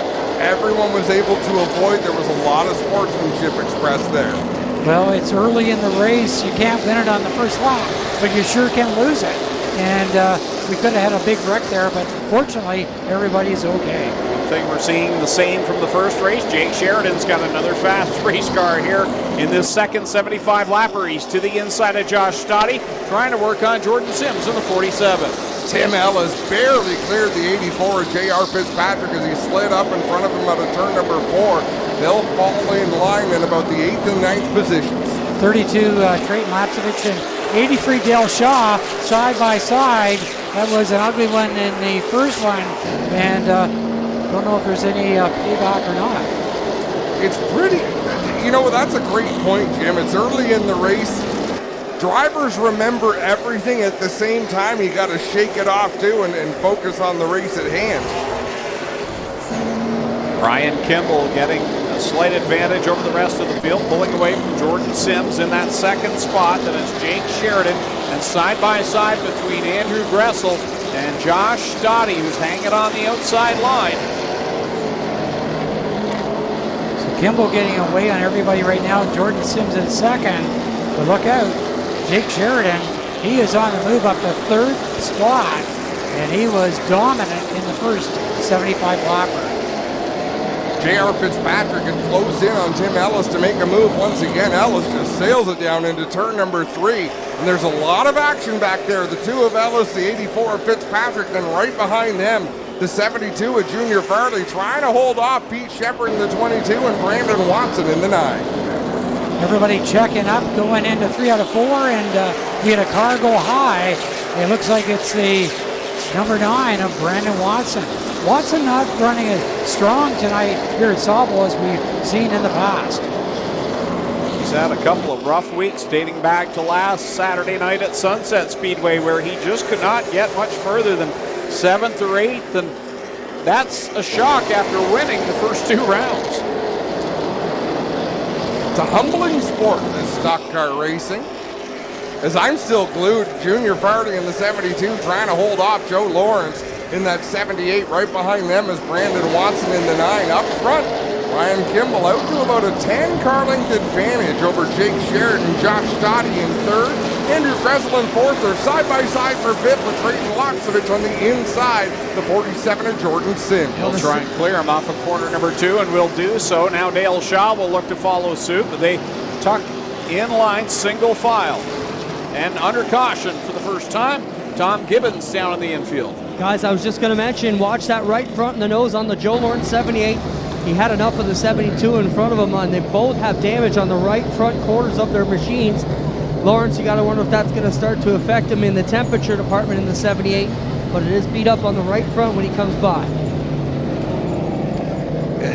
You know, again, the second 75 lapper of the evening here. In the first 75, they all minded their manners, and we still don't have a winner in the 50-50, do we? Isn't that something? Somebody's got to want that money. But in the second 75 lapper, Greg, as happens so often, you see people get much more physical much sooner. Whenever you have a doubleheader, it's like one is a wild one is a tame one. Well, they were fairly respectful in that first one, and a lot of drivers bided their times. And now we're 14 laps into this one. Still lots of racing here at the beach in the Stewart's Equipment 75. Ryan Kimball has been strong all night, as we documented earlier on, leading this one, and he had to start a lot deeper in the first 75, and by the time he got towards the front, just not able to get anything done in the closing laps, but still had a strong car. And now with those 2 fresh tires, out in front for Jake Sheridan, Josh Stotty 3rd, then it's Andrew Gressel and Jordan Sims running in the top 5. What blows me away, and you know, it's often a talking point, the parody. Sorry about that, Jim. I'm swinging my arms around. I'm making contact with the people around me. Parity is a big deal, and we talk about it a lot. Whatever, at the end of the race, it's still Brandon Watson at the front winning a lot of races.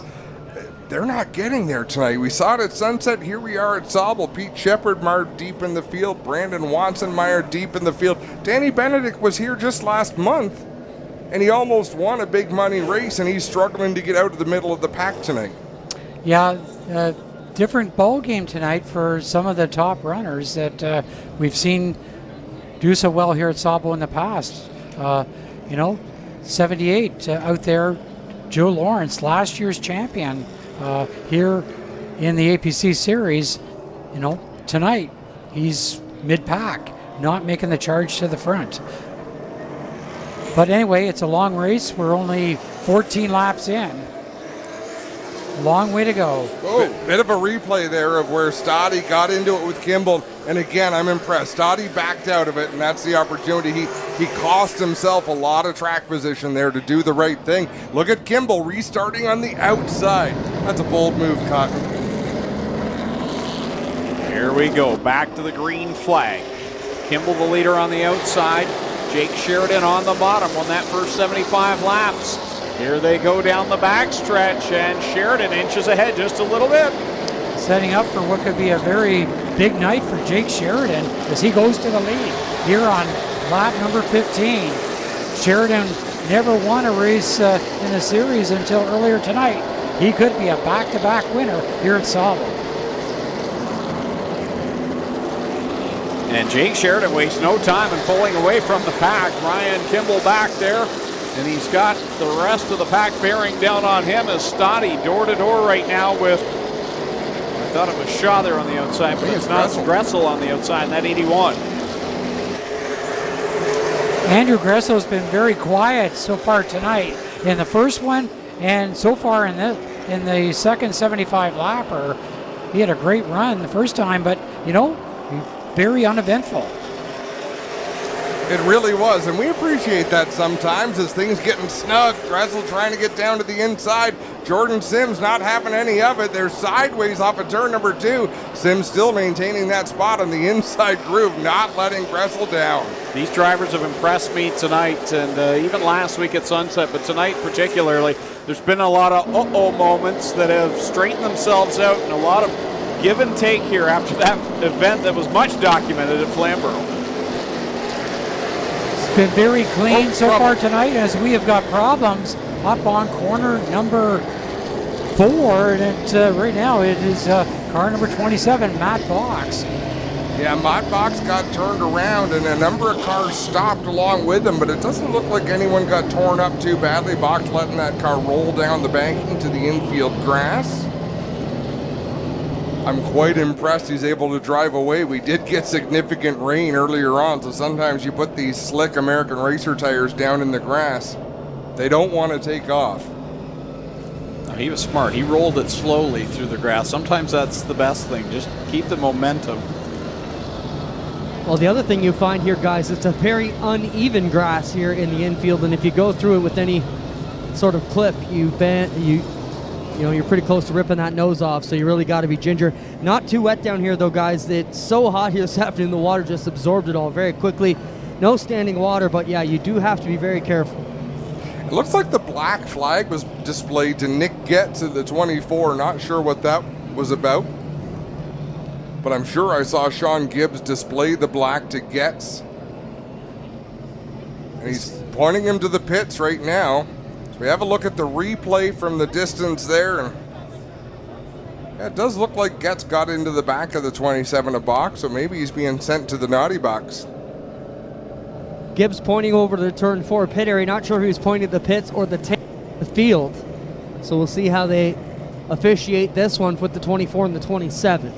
The 24 of Nick Getz was torn up pretty bad in the first 75 lapper early in that race. Yeah, they made the necessary repairs. The car looks pretty good out there. Same with Tim Ellis in the number 2 machine. That car had significant damage, but got it pieced back together and ready for this second event.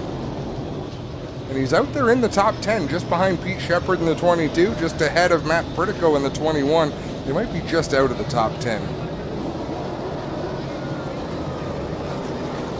No, 9th on the scoring. Because it's too challenging for me to count 9 spots back from the pace car to confirm that. J.R. Fitzpatrick up to the 6th position in this one, ahead of 32 of Trayton Lapsevich. But as I say that, we're missing someone in scoring because he's 10th. Yeah, it's Pete Shepard. I was just looking at that. They've got Pete Shepard down in 22nd, 13 laps down. So that's where the issue is. Anybody know what the number was?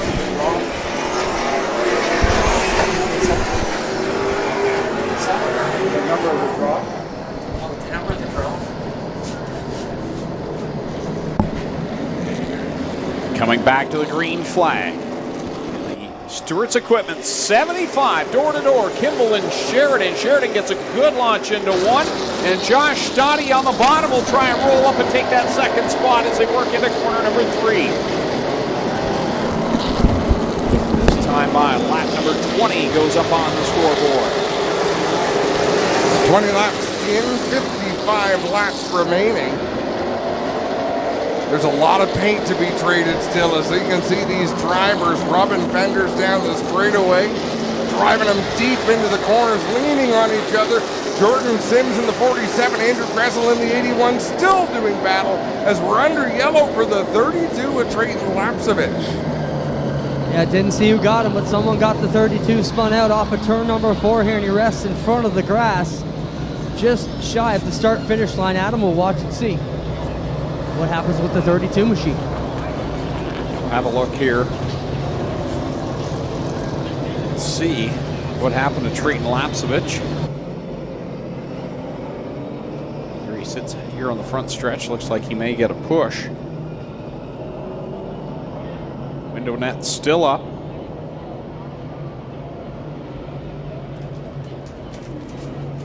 Jake Sheridan leading over Ryan Kimball. Andrew Gressel, Jordan Sims, and J.R. Fitzpatrick, the top 5. Drayton Lapsevich with his work cut out for him now. He'll go back to the back of the field, but I believe they'll be able to get started again once they push him off. I'll be curious to see how he's able to get through traffic. We got a number of quick drivers just buried deep in this field tonight, Greg, not able to make any forward progress. Yeah, it's been tough sledding for some of the best here tonight, and that's the thing.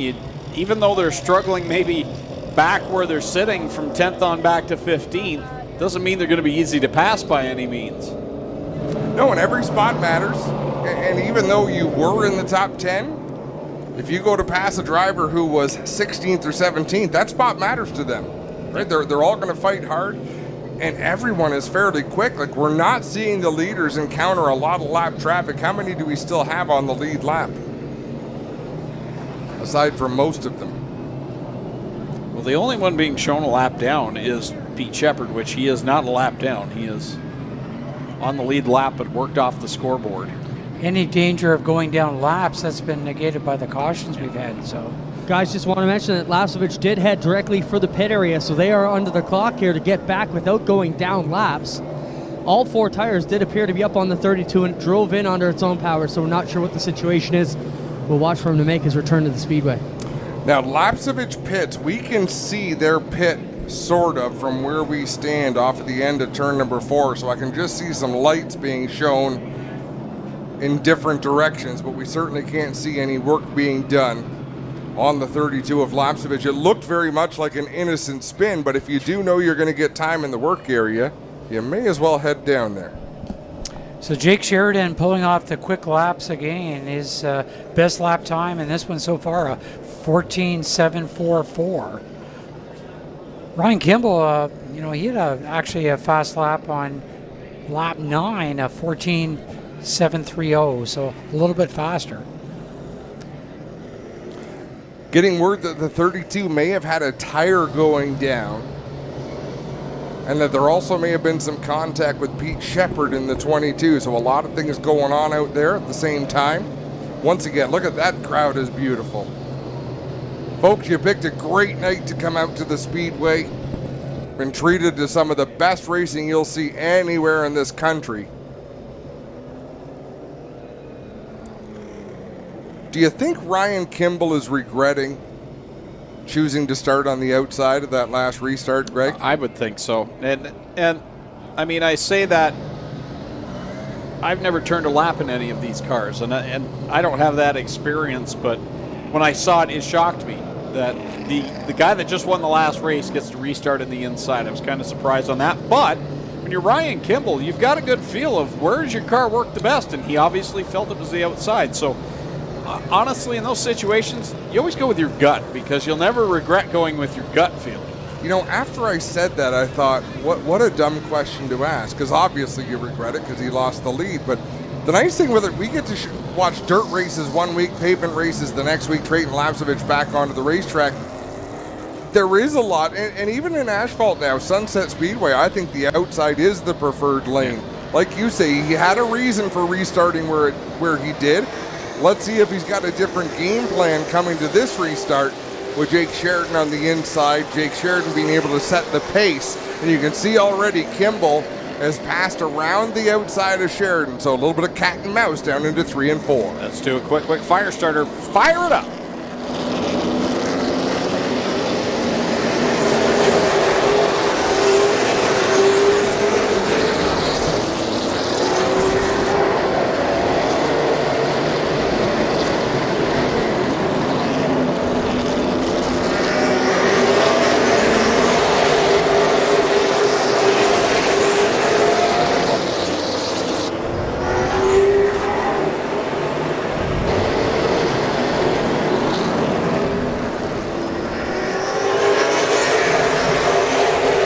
That time it works for Ryan Kimball on the outside line. That's what he knew he could do that first time. Yeah, again, I'd like to have a look at that restart again and make sure everything was even, but we're not hearing anything from the officials right now. I'm shocked they didn't call that back at him. It was a bit of gamesmanship there with Jake Sheridan. He let off knowing that Kimball was trying to take a run, and they let it go. And now he's going to have to chase that 29 back down. Well, you know what the response is. If you think someone's done you wrong on a restart, you're going to go up. Normally, you'll give the guy an opportunity, guy or girl, one chance to pass them clean. I think we see Jake Sheridan probably give him a nudge right away if he thinks he was hard done by Ryan Kimball on that restart. Great racing through the field right now. We got Kimball out front, Sheridan in second, Andrew Gressel starting to work on Sheridan. Back in fourth spot, it's 84, J.R. Fitzpatrick, and Josh Stoddy, who was on the pole, sits back in fifth. And J.R. Fitzpatrick looking hooked up here in the second 75 lapper, up in that fourth spot. You've got Josh Stoddy right behind him, and the three-car battle out in front. It's Kimball working it off a four across the stripe. Once again, a big thanks to TV to Go for the great images we're able to send from Sauble Speedway. TV to Go giving us a lot of help with their satellite tonight and being able to provide phenomenal internet so we can send this stream to your home, and I hope you're enjoying it as much as we are. Great race battle back through the field. You've got Sims in 47, then Dale Shaw trying to hold off the 21, and of course he has been battling with 22 of Shepard. Shepard and the 9 of Watson right in there as well. So it is very, very tight back through the field. A lot of rivalries being revisited the same as last week over at Sunset. Yeah, you create some new ones, you revisit some, it's amazing how this, and it can happen at the drop of a hat. Like I say, drivers do not forget. Andrew Gressel pouring the pressure on Sheridan right now for second. And he is putting the pressure on. We didn't see this in the first 75 lapper, but Gressel is hard at it this time.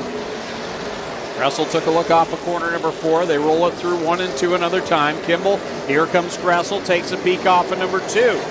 He's right there. He's got the speed. Some accordion action from fifth on back. J.R. Fitzpatrick in the 84, the 17 of Josh Stoddy. They're getting a little bit slower down into the turns, and that accordion's going all the way back to the 22 of Pete Shepard. Shepard has run mid-pack most of tonight in the first 75, and again here in the second 75 lapper as we get closer to halfway. Kimball works it off of corner number 4. This time by completes lap number 35. 40 laps left to go side by side for position number 4. Stoddy and J.R. Fitzpatrick. Jordan Sims sticks the nose in there. Stoddy burrowed a big hole to the inside of J.R. Fitzpatrick. Jordan Sims says, thank you, I'll take that. He drives to the inside. Right behind him is Dale Shaw in the 83, and we look, the top 3 still nose to tail as they work to the outside of Zach Sprung here, coming off of turn 4. Great race through the field in this one as the battle goes on up front. Coming up on halfway. Kimball, Sheridan, and Gressel.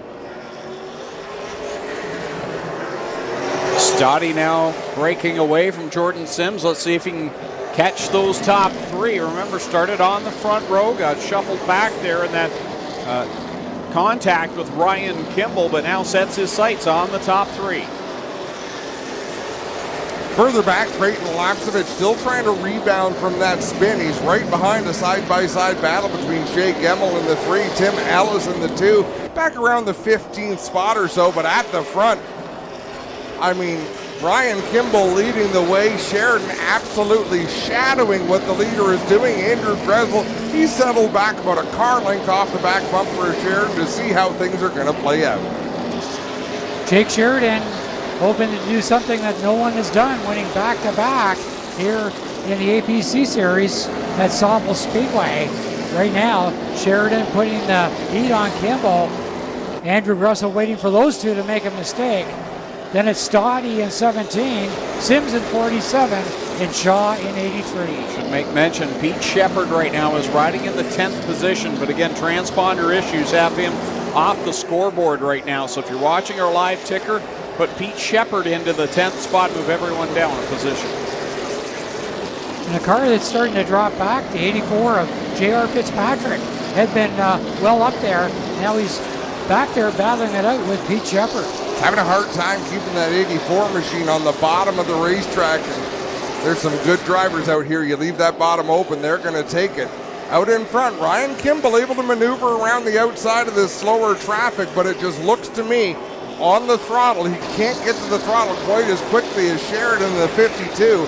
That's where his weak spot is right now at the extreme exit, particularly here in turn 4, Greg. Yeah, Jake Sheridan's so good. Rolling the bottom off of 4, gets another good run. As they work down the front stretch, it's 30, make that 29 laps left to go now in the Stewart's equipment, 75. You'd almost swear that J.R. Fitzpatrick had a tire going down or something. He is just falling right towards the back.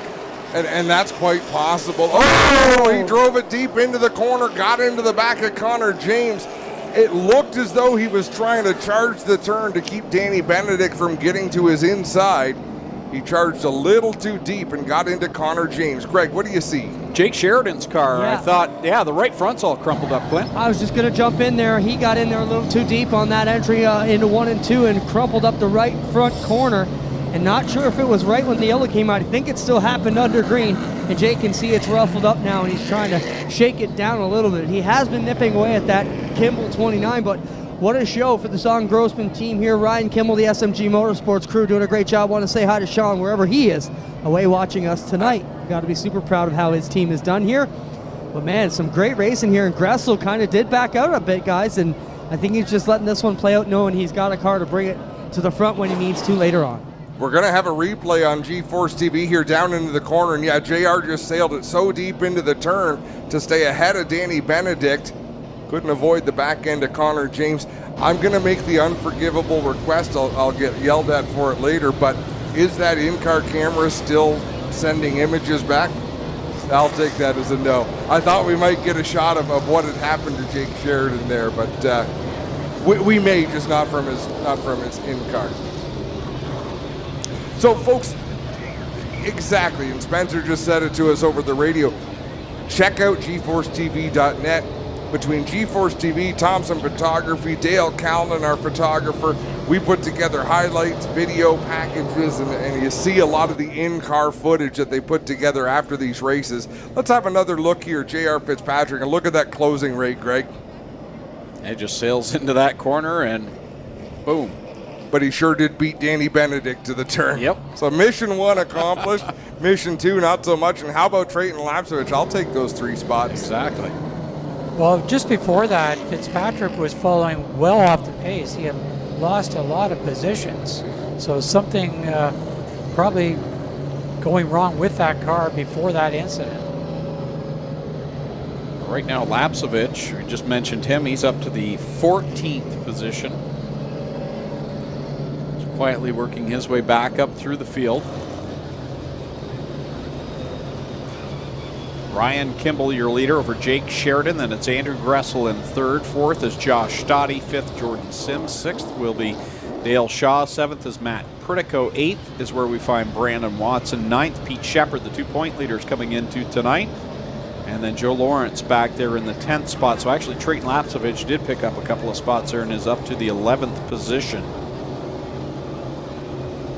Joe Lawrence has been very quiet tonight in that number 78, last year's APC champion. You know, I asked Mike McCall flat out at Sunset Speedway. I said, Mike, did the 78 of Joe Lawrence slow down, or did the rest of your customers speed up? And he just kind of chuckled a bit. And he says, you know, we've really found some more speed from our other drivers, sharing information, working together to make people faster. And I think he's absolutely right. There's some other McCall cars that have come on strong, Ryan Kimball being one of them. I think about the battle last year at the end of the race at Sunset between Watson and Lawrence. Boy, there was never anything tighter than that. No, there were no team orders that night, that's for sure. That was a hard-fought battle, and it's been so much fun to call these races, travel around. Greg, have you enjoyed them? Yeah, it's been a lot of fun, and just the quality of the race shows that we've been to, the APC series, the way they run it, not just the action on the track, but the way they run it off the track is just second to none. Well, and a new team as well. Sean Gibbs in the flag stand. Trevor Hambley, race director. Pete Gutler has joined Doug Townsend up in the scoring. A lot of fresh blood, people who've been around the sport. That's some accordion action going on down into turn 3. Everybody sorts it out. We're back to green flag racing. Kimball on the bottom, Sheridan on top, and here comes Andrew Gressel right across the nose of Gressel's 81. Wow, they were both sideways coming out of turn number 2. That's just how long it took them to save these race cars. Ryan Kimball, I don't think he's a real happy camper right now. Goes up the track in corner 1, runs Gressel up a little bit. Stoddy now trying to work the bottom. Oh, Gressel into the back, into the 29 of Kimball. And he lost the hood. It's over his windshield right now on Gressel. He's running blind. Well, the hood's kind of, it's flopped over so he can see out the windshield. He just can't see anything towards the right. And Andrew Gressel, I mean, he's all fight. Like if he thinks that he owes you a shove, he's going to give you that shove, whether it causes him damage or not. As a safety issue, I can't imagine they are not going to black flag the 81 of Gressel. You can't have that hood coming off the car because you don't know where it's going to land. Josh Stoddy putting the heat on Gressel now. Josh was the pole sitter. Right now sitting back in 4th position. Sims in the 47 right there. We got caution on the track. Is there debris? Where's the hood? It's still on. I'll tell you what, if a hood's going to pop off, that was the best possible way for it to flip back. Hood's still there, guys, and of course he's hoping someone can reach out through the fence and rip it off here, but it's not going to be.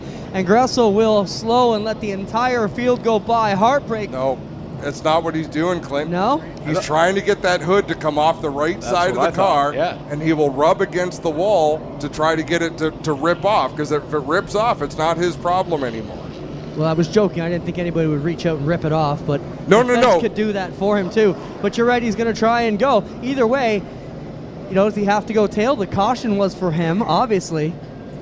Here's why I think he does. Now he's reaching out of the car, and I admire how resourceful he is. So officials are looking at the front end of the 52 of Jake Sheridan. There's some damage to that car. Could it come off and cause a dangerous situation to our fans or to the competitors? Probably not. We're going to let him go. The 81 of Andrew Gressel, you look at that hood, could that come off at speed and cause damage to a competitor or a fan? Absolutely yes. If that comes off, it flies in the air, and whichever way the wind catches it is where that goes. So he's been told to go to the pits, guys, and away he goes. We'll have a look at this replay coming up off the turn. So I think he's upset because Ryan Kimball ran him up. So they get a little squirrely. Oh. Contact into the turn. Great work by our camera operators. Yeah.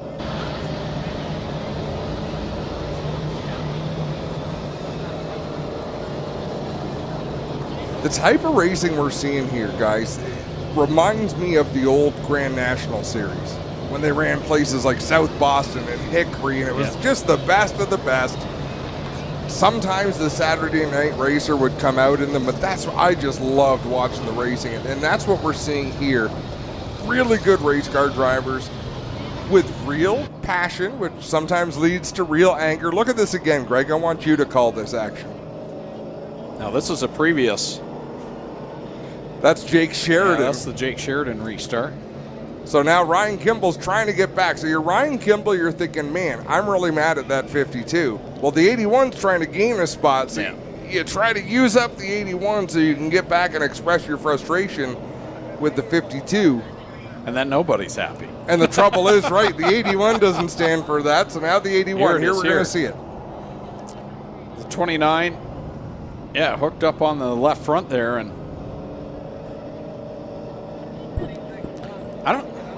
So the 29 tried to come off the track off at 2 to get a better run into 3, get back in the racing line, and Gressel, as is his right to do, keeps his nose there. Now, lift for a second and even push the 29 into the corner and pass him. But by keeping on the throttle, making that contact, Andrew put himself in a tough spot there. Yeah. The hood was just kind of insult to injury. That's salt in the wound. And Andrew was in line to have 2 top finishes here at Sauble Speedway. He was great finish the first time out. and looking for a better one in the second one, but he's well back now.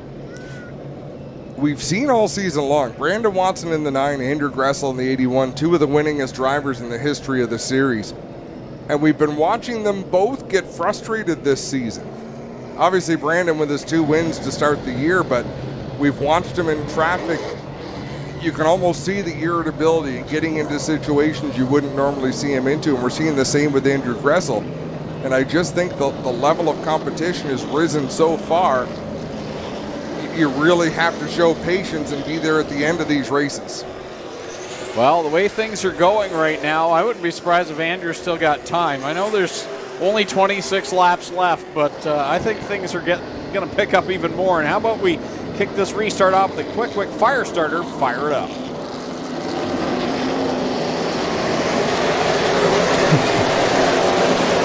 Farley rode the wall.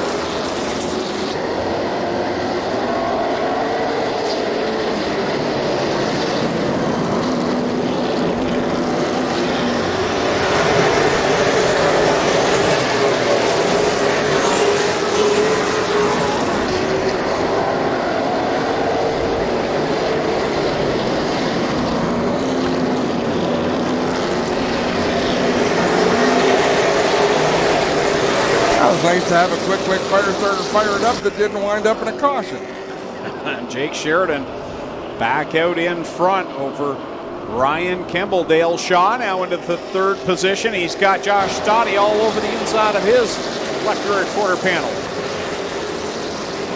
Shaw and Stoddy battled out. Jordan Sims in 47 now on the inside of Shaw, trying to get the position. And we talked about Joe Lawrence. Right now, he is working his way towards the front in that number 78. Yeah, marching his way towards the top 5. So the 78 machine's got some speed back.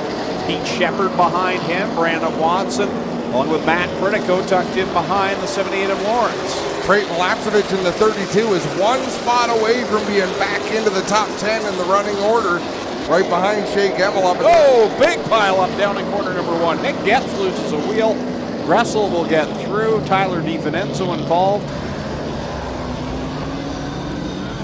Not a good night for Nick Getz. Oh, the wheel rolled right down in front of Jake Sheridan. I think that's just a tire. Just a tire. Tire peeled right off of the wheel. That would make a big difference in hitting the wheel. So we see Nick Getz sitting in the race car, glancing down at the gauges. Tyler DiVincenzo. And that Maker Pizza number 97. It hasn't been the greatest night for DiVincenzo. I've been impressed this year with his ability to stay out of trouble. Clinton Jeffrey, what are you seeing down there? Well, I see an empty donut here. There's 1 tire here, and it is the tire off of the 24 Nick Getz. And Ryan, you want to take a look over here. We got damage to the right front here, the DiVincenzo 97. It's jacked up a bit, but the big shot you want to catch over here, Ryan, is the 24 of Nick Getz. And we've gone red here. We'll get up here and take a good, better look at it. Hey, get an interview with Nick Getz. It might be colorful, Clint. Well, we'll let him get out first and shake the steam out of the helmet first before we get in there with the live wire. But yeah, the tire has come off. The DiVincenzo 97 body looks all right. Got a problem with the right front, but the rest of it appears to be all right. But Tyler going to take the 97D right back to the pits. The whole body tore up on this 24 of Getz. And we'll try and get a word with Nick here in a minute as he gets all the safety gear off and gets undone. Nose all tore up on the car as well. Right side body beat up on it. And we'll get a word with him here in just a minute. So last year, we had questions last year on our stream from Sauble Speedway that there was only 100 fans allowed in the grandstands, if you recall. And people could hear one fan in particular cheering for Brandon Watson. They said, who is that? Oh, that's Nick Getz cheering for his driver out of the grandstand. So I think this is only the second time tonight we've had a tow truck out. Folks from Stewart's Towing have had a very quiet evening. Well, he's other car fans under his own power. That's a good sign. Nick, I'm sure we're the last guys you want to talk to on a night like tonight, but what happened here to the 24? Yeah, I guess 97 just stuck her in there, I guess. A little bit impatient, I guess, but it is what it is. It's racing, I guess. This car looks pretty beat up, man. Sorry to see you go home like this. Thanks for all the fans coming out tonight. Well, he's catching his breath, guys, here. Obviously not too pleased with how it went, but a classic interview by Nick Getz. And we'll take a look at the damage here, Ryan. You can see the body all tore up on the car. It's damaged. This rim's going to have a problem. The whole body, back end, front end, pretty much maybe the right fender might be good in the roof. Other than that, it's going to take a whole new everything here for the live wire Nick Getz to get this 24 car back in shape for the next race, guys. You talk about the damage, Clint. If you peel that door back, you're going to see that the structure of the car is intact. I'm sure most of that is cosmetic. There's some fixing to do, but that's the beauty of these race cars. At their core, they're a pretty solid piece of equipment. The outer shell, as you start making the contact, comes apart and peels away and turns them fairly ugly, but they can be made pretty in a big hurry. We'll take a short break from Sauble Speedway. It's the APC series on GeForce TV.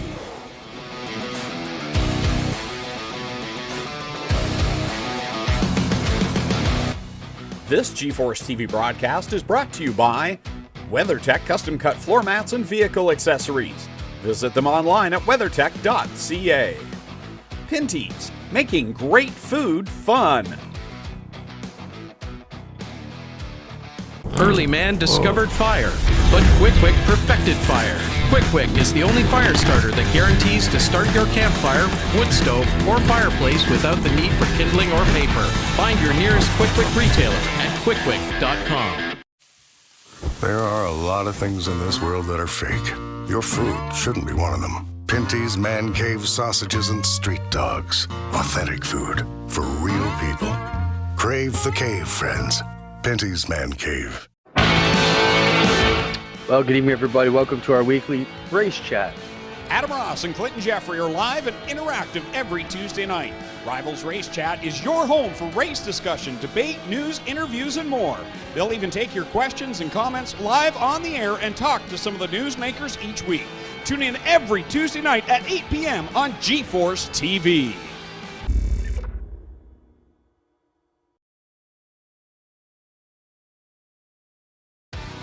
Tonight's live feed for this GeForce TV broadcast is provided by TV To Go International.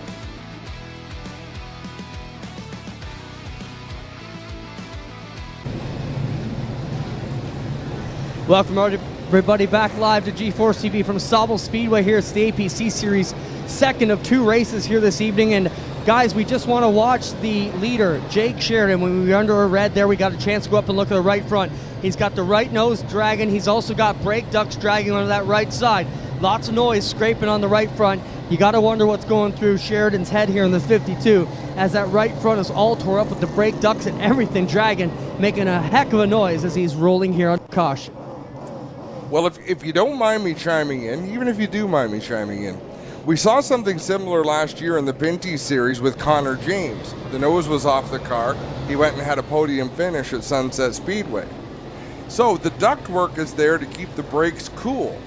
The nose is there for downforce on the car. I'm not sure how much downforce you really need at Sauble Speedway. So with that nose peeled out, he could actually be getting more air at that right front tire and those right front brakes than he would have been through that ductwork. So there might not be a gain or a loss. It might balance itself out. You know, out of the other thing that I've been watching here with Sheridan is his left rear is glowing red. So lots of rear brake tuned into this 52 car tonight.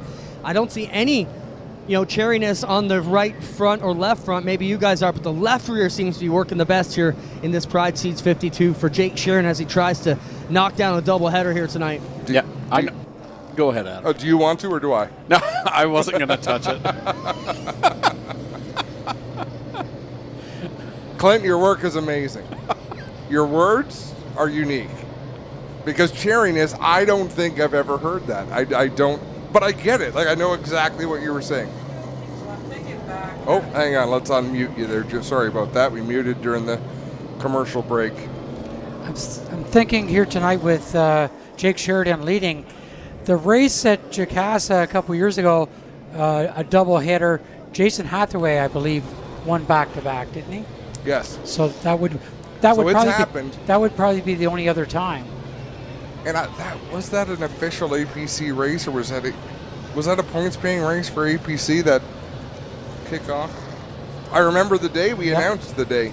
Yeah, I'm just not sure if it was either, but I remember when it happened. I think that would be 2 or 3 years ago. Probably 3 years ago. And he came in. He was a ringer who came in for that one because he hadn't run the series all year long. But tonight we could make history here at the beach. You know, in my opinion, we already have, Jim, that being back here with the grandstands full of fans, it's a new page in our history books, and great to welcome the fans back for a doubleheader. I love the format. I love the thought of 2 races on the same night. I know it can be treacherous. I know it can be challenging, but I think it's phenomenal for the fans and for me. 2 years ago, we ran 2 races on the same weekend, a Friday and a Sunday. But to run 2 on one night, simply amazing. I think about the twin 75s that they had for many years at Sauble Speedway, and the only other time. And Joe Lawrence won both races at Jukasa last year to end the season. It was a doubleheader night, so that's right too. That happened. I had to go online to make sure, but these are such different racetracks. At Jukasa, it's normal to end the night without a mark on your car. Yeah. At Sauble, the pace truck might not end the night without a mark on it. That's why we love it. Not the pace truck, but Sauble Speedway. I do like the truck, but I like the Speedway more. But it has been such a clean race, this one and the earlier 75 lapper. Great run here tonight.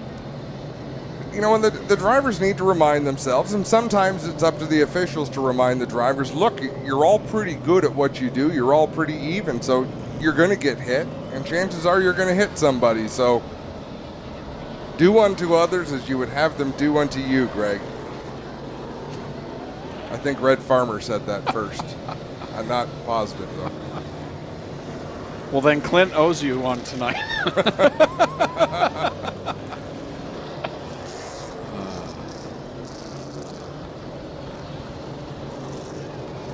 Well, it's been a great run so far tonight for those 2 cars on the front row. Jake Sheridan, Ryan Kimball. Josh Stott, he started on the pole. He is due. He's due for a win. He really is. We have seen more trickery on these restarts between Jake Sheridan and Ryan Kimball as they go down the back straightaway with a great amount of pace down through 3 and 4. Coming to the restart, everybody on the loud pedal out of turn number 4.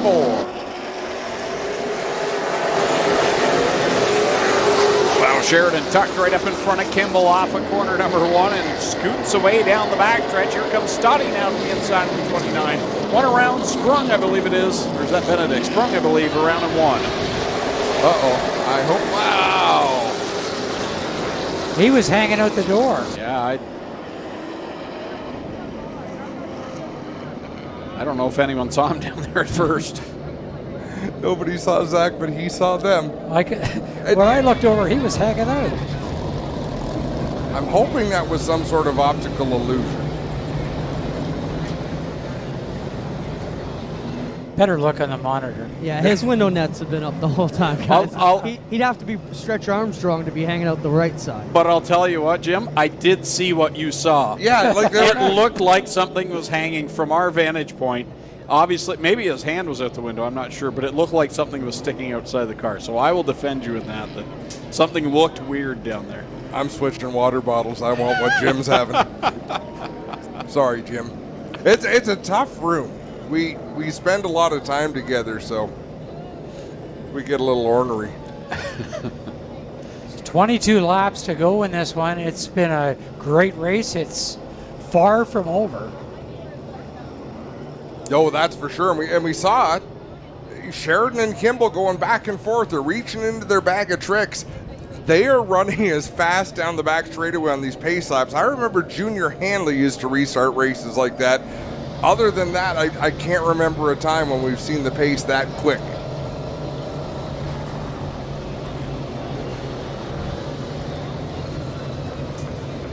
Not sure if Junior's here tonight. He was here 2 weeks ago for the Outlaw Late Models.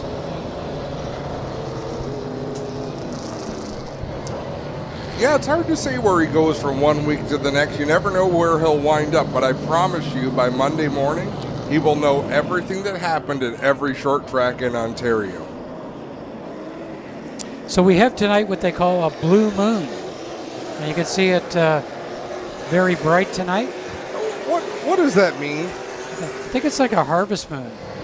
It's the second full moon of a particular cycle, but I didn't know what it I thought it had signifies. something to do with Smurfs, but I could be wrong. Back to the green flag.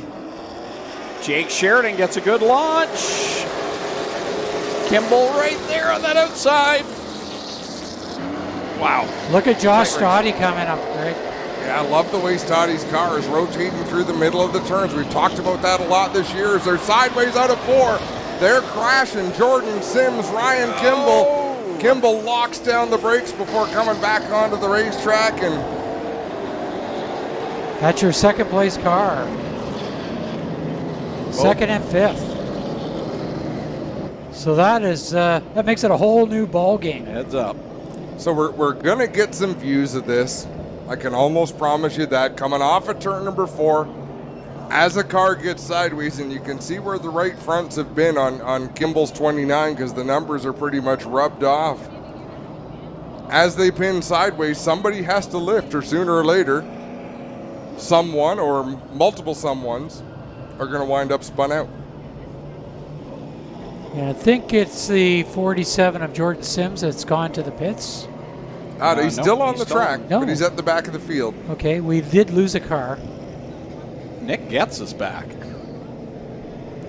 Yeah, I didn't think there was that much going on there. I mean, these cars will peel open like a can opener, but staple gun, a couple of bungee cords, and duct tape. Let's watch this replay. It looked like Sims maybe jumped the curb and then. Yeah, let's. Looked like his left front maybe hopped the curb and then he got into the 29, but we'll have another look here. And I don't want to save Jordan Sims, but it looks like everybody on the bottom was kind of like as that developed. Oh, and Pete Shepard took some heavy contact in that as well.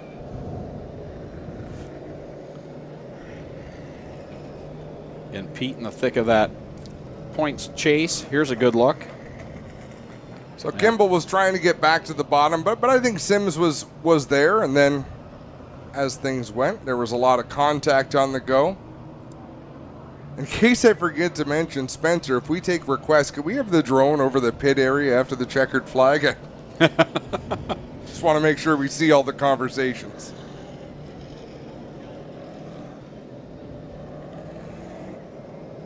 Significant contact from Pete Shepard in the 22, Brandon Watson, Trayton Lapsevich, Tim Ellis. J.R. Fitzpatrick, to his credit, was able to get out of it, get woed up, and not pile into that for more damage. So good for him in the 84 machine.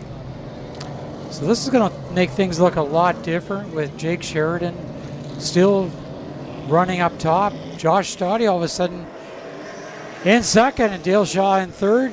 Now, the driver that we thought was off his pace tonight, Joe Lawrence, is going to be in fourth position. Talked earlier on about Josh Stoddy lifting when he got Kimball sideways. There was no opportunity for Jordan Sims or Kimball to lift there because the back was pushing. We're back under green. Ryan Kimball joins the field, but he came out just before they came to the green flag, so he's just in front of the leaders. As it's Sheridan, Stoddy, 1 and 2. Dale Shaw. Oh! Stoddy slides through the grass. And the bad luck continues for Josh Stoddy. Looks like the car is okay. Bet you he's not right now. I was going to say that. Bit of a break for Ryan Kimball. Stoddy back up on the racetrack. Dale Shaw in the 83. It was hard racing for the second spot. Guys, get a look at the nose on the Shepard 22. It has got all kinds of trouble going on there as well. Yeah, I can't imagine he'll come in for that. As long as the hood pins are still intact, I figure Shepard will stay on the track. He won't want to give up that kind of track position. Let's have a look at the replay.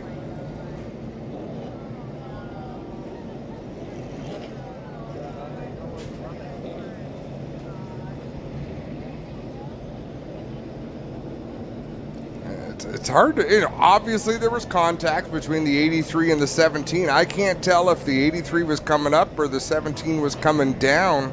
Or was it both? Yeah, that's...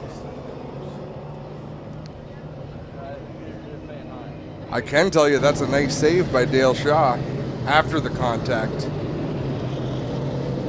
Man, if there's someone that deserves a good finish, it's Josh Stoddy, and heartbreak there for him. 19 laps remain. I'm glad I didn't say anything, but I felt Josh Stoddy was in position to win this race. Based on those last two restarts, I thought, man, he's got something for the 52 here. This could be his night. I'm glad I didn't say it because obviously I would have ruined it. Adam, if we can, let's quickly run through the top 10 of everybody here tonight, because there's been some wild stuff going on. Now, did they just give 83 of Shaw a penalty? He's pulled over and everybody is drawn past. That's interesting.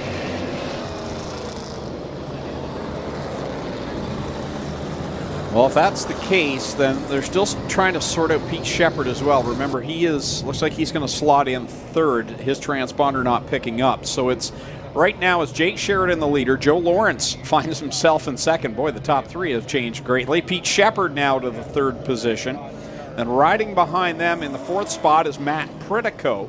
Fifth is Brandon Watson. Sixth, Shea Gemmel. Seventh, Trayton Lapsovich. Eighth right now is Tim Ellis. Ninth, Dustin Jackson. And 10th, J.R. Fitzpatrick. Danny Benedict, I believe, is back there in 11th. 12th should be Matt Box. Andrew Gressel, 13th. 14th, Connor James. 15th, Tyler DiVincenzo. And then from there on back, not sure on who's on the lead lap. I don't think we have a lot of cars laps down. No, I would believe that. Because we haven't had long green flag runs.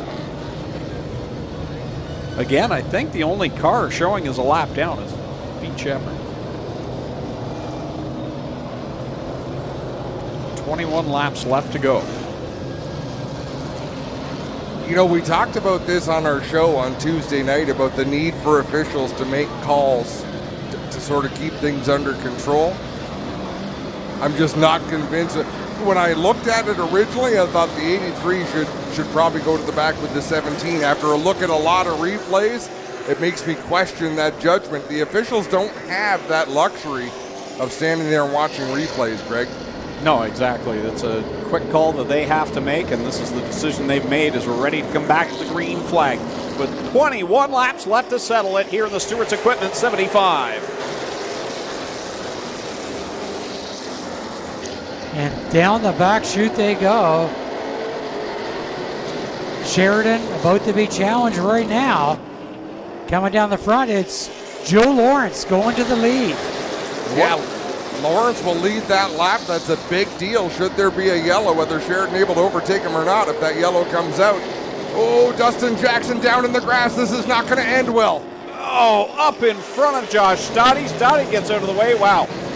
The fact that didn't collect a whole lot more cars. And there's nothing you can do. You're Dustin Jackson. As soon as you hit that grass, you've got the brakes locked up. You're not slowing down. So it was inevitable he'd come back onto the racetrack. Thankfully, everyone was able to miss it. I like to say when the cars go through the grass here at Sauble, it's like Bambi on ice. You don't know what's going to happen. Oh, James Horner in that 79. Hopefully he just came to a stop, can't get the car refired. They'll be able to push him off.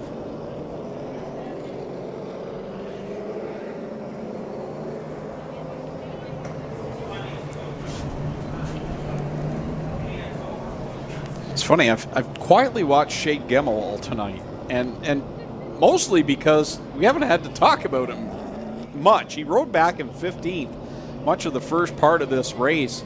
Now he's up in the top 5, and that's kind of typical Shea Gemmel, quietly up there again. That last restart, I was watching Matt Pritico in the 21 do a good job there and secure the 3rd spot. Like, where did he come from? Yeah. I was going to mention Pritico earlier, guys. That's kind of why I told you to go through the rundown, because a guy like Matt Pritico, former champion in this division, since we've been covering these races, has not had any good runs or good luck, really. So good to see the 21 former champ back up there inside the top 3 for this restart. We're watching from the drone footage. When we look from up here, you think, boy, he's going awful slow sliding through the infield. From that drone, you get a sensation of how quick he's passing cars into the corner, sliding backwards. I'll say this. Knowing your father's down there shooting photos, I thought Dustin was going twice as fast, because that's how... I make Grandpa Dale stand right beside me. So we got Dad all right down here. Clinton, are you over there? I see Dustin's out of the car. I'm not sure if you went that direction No, or I not. thought they were just going to start it up. We didn't go sprinting over there because there wasn't any damage. So we can see if we can get a word with them. I think it'll be gone by the time we get there. How about the restart order, though, guys? With the caution coming out, they put Sheridan back in front of Lawrence, so that's a big game changer as well. So if you're asking why that happens, last time at the stripe, Joe Lawrence was leading. Through this scoring program, the whole field has to, so it's not the first place car that has to complete a lap. The last place car has to complete the lap for it to be considered a full lap. So it seems like it's going back 2 laps, but through the miracle of technology, it's really not. I think Pete Shepard should come to the track with his car a little banged up, because he really excels in the end of these races. When the car, remember Flamborough, that car looked like it was done, but finished on the podium there and came in tied for the point lead with Brandon Watson. Hard to break away when he's right behind you. That's where he's been all night. I ran over here to get Dustin. Dustin, obviously you don't want to go off on the hook, but that looked like a very scary slide through the grass. Tell about it from your vantage point. Well, I mean, there was 2 guys there battling side by side, and I tried to measure 3 wide, and they didn't see me and fucking come down on me there, and fortunately went for a wild ride. Must have ripped my brake line off too, because it was a scary ride, no brake pedal left. All right, there you have from Dustin Jackson, guys. They got the hood up, they're towing this car back, and he says ripped the brake line off and some other damage. He slid through the grass. Oh, and just clipped Andrew Gressel's car, and he saved it. How bad would that have been for Josh Stoddy, whose night was already made miserable? He almost collected Dustin Jackson head on down there. That would have felt like iRacing. Like, where did that car come from? Yep. Just right in front of you. And wouldn't have felt like iRacing, though. So I'll tell you, this part is not a lot of fun for these drivers. So for anyone that shut their engine off, that means you've got no cool air being blown through your helmet. You're basically sitting on the inside of an oven until they decide to go back to yellow. Now they know what I feel like standing next to you with all your hot air all night. Pretty hot in here. I was disappointed you didn't join me for that intro. I think that raft could have fit 2 of us. I had no idea. We'll give you a good look at the Sheridan 52 damage here on the right front, guys. And when he pulls away, we'll look at the 78 too of Joe Lawrence as he comes by. Heavy damage on both front ends of these guys. Critical is the nicest car in the field right now. And remember, in that first race, he ran 3/4 of it without the hood on the car after he had problems in the opening laps, and that. Once again, the 32 of Trayton Lapsevich going to need a bit of help getting underway. You're right, that 22 of Pete Shepard, the car does look war-torn as we get near the end of these events. But it's like the more it gets beaten, the better it gets. It's like The Undertaker. That's exactly what I was thinking. Yeah, I'm sure you were. I'm glad you circled back yourself there. Tim Ellis, how about the driver of that number 2? He did get opened up in that first race in the incident there with Nick Getz in 3 and 4, but he's kept his nose clean here, right there between a couple of the more exciting drivers we have in our series. Brandon Watson in the 9, J.R. Fitzpatrick in the 84. Danny Benedict in the Mobile 154, quietly having a good run. Andrew Gressel Probably still a little frustrated behind the wheel of that 81 machine. See if he can get anywhere closer to the front of the field for some of these late race restarts, and we might just have fireworks.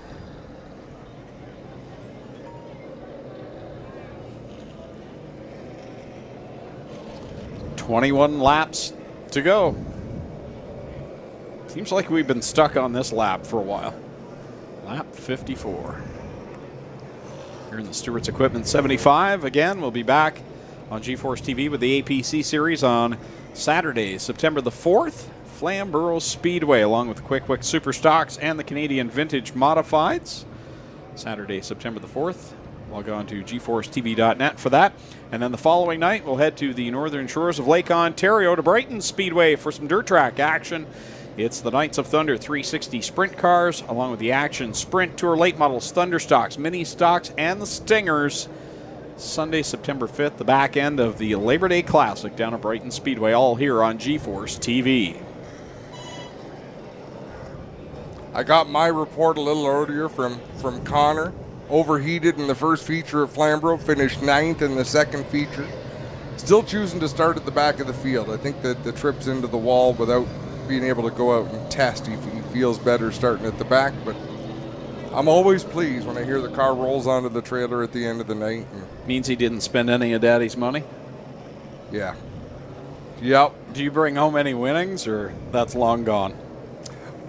We've got a different arrangement. John Carley's the car owner, so we've got a different plan on the go with him. He's been very generous as we look at the full moon. I'm going to tell you one thing, folks.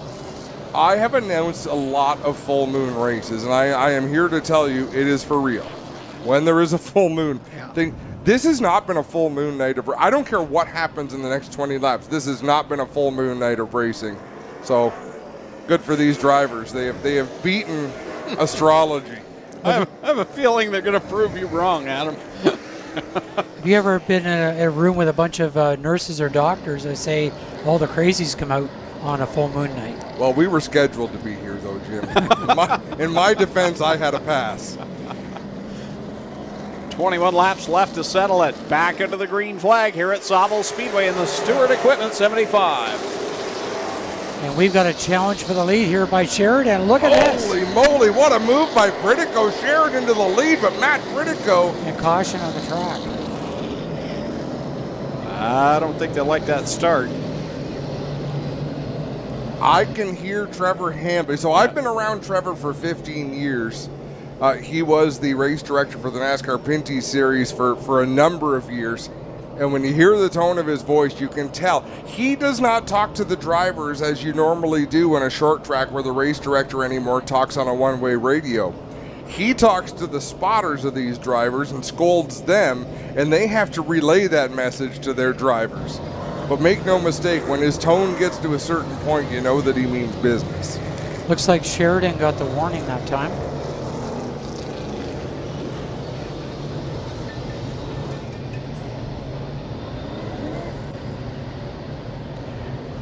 Yeah, we have been stuck on lap 54 for... Wasn't there a show back in the day called Car 54? Yeah. That's a long time ago. It was a long time ago when we first saw 54 on the scoreboard. It has been quite the stretch here. These restarts have been crazy. Yeah, this race an hour and 6 minutes so far. Now, they played nice in that first 75, knowing that they had to come back for this second 75 laps. These drivers know, we've got a couple of weeks now until the next race, so let's go out there and try and win this or pick up as many points as we can. In the first part of this race, it was a lot different than the last, we're not going to talk laps, the last 30 minutes. You know, pretty clean running the first 50 laps, really. Yeah, it was. Yeah. Good green flag runs, and been an entertaining race, to say the least. You know, you spend the night, it's like being at the casino. Not that I've ever stepped into one, but if I had, I've lost a lot of chips. But you take your chips that you have, and you got to cash them in by the end of the night because you can't go home with any. So what we're seeing is drivers cashing in their chips before the night ends. Now Joe Lawrence knows he's got a bit of a freebie. The 52 with Jake Sheridan got scolded that last time, so Lawrence can really take advantage of this one. Do as he pleases. Yeah, Jake can't risk. Oh, gets down into the 52. Lawrence is going for it here. He's got it. Matt Pritico again with a great move, looking for that second spot in the 21 machine. Pritico side by side with Sheridan for second. Right behind them is Shea Gemmel in the 3. Yeah, he's riding right there behind the side-by-side battle between Pritico and Sheridan, who now converge on leader Joe Lawrence as they work it off of corner number 4. Wow, Sheridan got all sorts of loose out of 4. That opens the door for Gemmel. And look who's behind Gemmel. Brandon Watson now in the thick of it for the first time tonight. Oh, problems in the corner. Gemmel up on top. Jake Sheridan has the door panels ripped off, so the double. Gemmel was right on top of Sheridan. Chance for a double win tonight may be gone for Jake Sheridan here with 20 laps to go. Oh, we got one in. Climbed right up into the driver's window of the 52 with Sheridan. I think Sheridan will be able to continue after this. He might have to pit and they'll peel away some. Shea Gemmel sort of pulled up beside the 52. Not sure what the signal would have been there. Well, Adam, I can see Sheridan getting his gear off. We'll get up and get a word with him here under yellow. All the left side tore up. The right front tore up on it as well. Yeah, that last shot into the front end might have been the deal breaker for the 52 of Sheridan. And he climbs out of that 52 machine.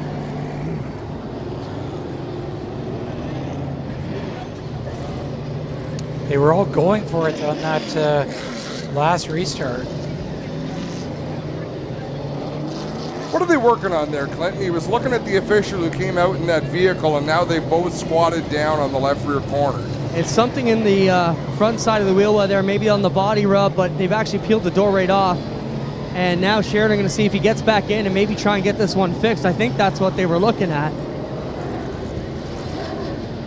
Jake going to get the car fired up and push back. We'll try and work on it here, and you can see all kinds of damage to the 52 Pride Seats machine as Jake Sheridan heads back to the pit area there. And I think they may work on this one, Adam. He got back into the cockpit there. He looked at the damage. They're going to try and push it back, so we'll see how quickly they can fix this 52 if they choose so. Once again, they just peeled the pretty off. Let's have a look down into turn number 3. Gemmel drove it deep in just the worst possible spot to make contact, right front tire to left rear tire. That's what makes the car climb up. It's not as if he was being crowded at all. He just went high. No, close racing, but I didn't notice Pritico take the lead, did you? No. As we were watching that replay, Pritico was ahead of the 78 of Lawrence. I'm sure he'll have to give that back. Looks like he has on the track now. I was too busy watching where Shea Gemmel was going to land. And I think Shea kind of slowed down the lap after. He may have been just checking, make sure everything was okay with Jake, because like you say, a bad spot to hit on the car. Yep. You can often tell a malicious hit, like a hit with intent or a move with intent, and to what is racing. And while either one might be frustrating for a driver, these drivers know the difference.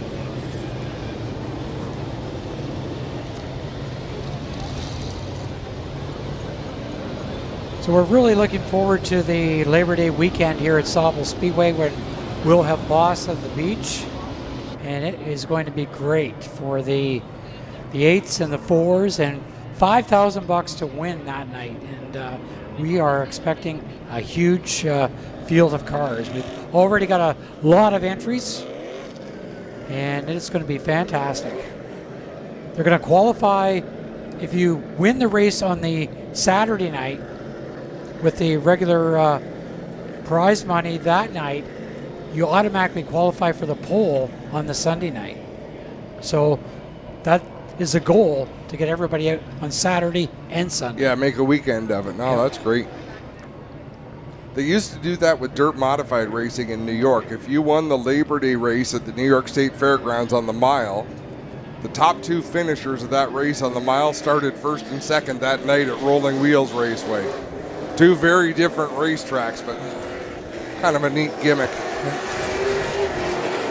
We're going to go green next time out of 4. Matt Critical on the 21 on the inside. Joe Lawrence in the 78 on the outside. Then Brandon Watson in the 9. Trayton Lapsevich in the 32 as Shea Gemmel makes it back out onto the racetrack.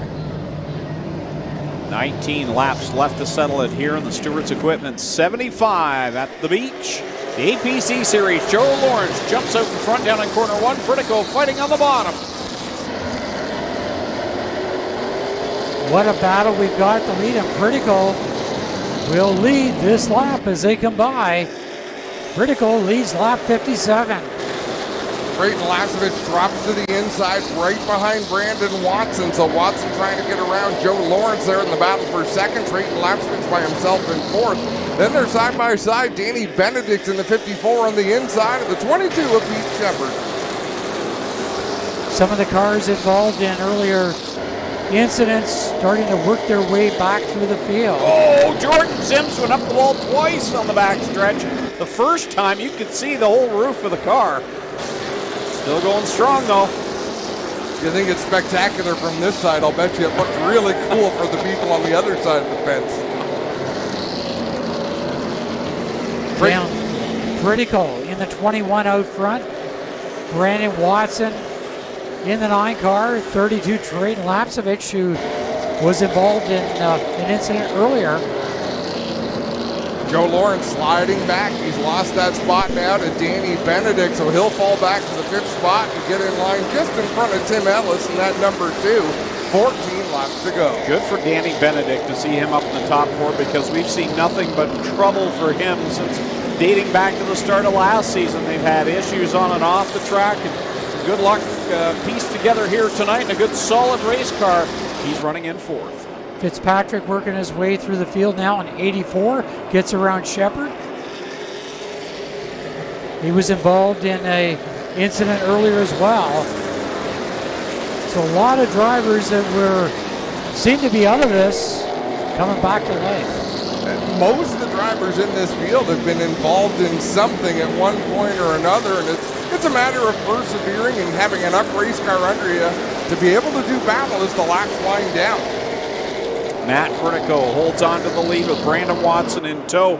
Critico unloaded in the very short practice they had. He was quickest in that practice session, but because he's only run one race this year, he had to start deep in the field with it set up by points. He got tangled up in that first race early on, was never able to make it towards the front, but he's flexing that muscle here now with 9 laps left to go.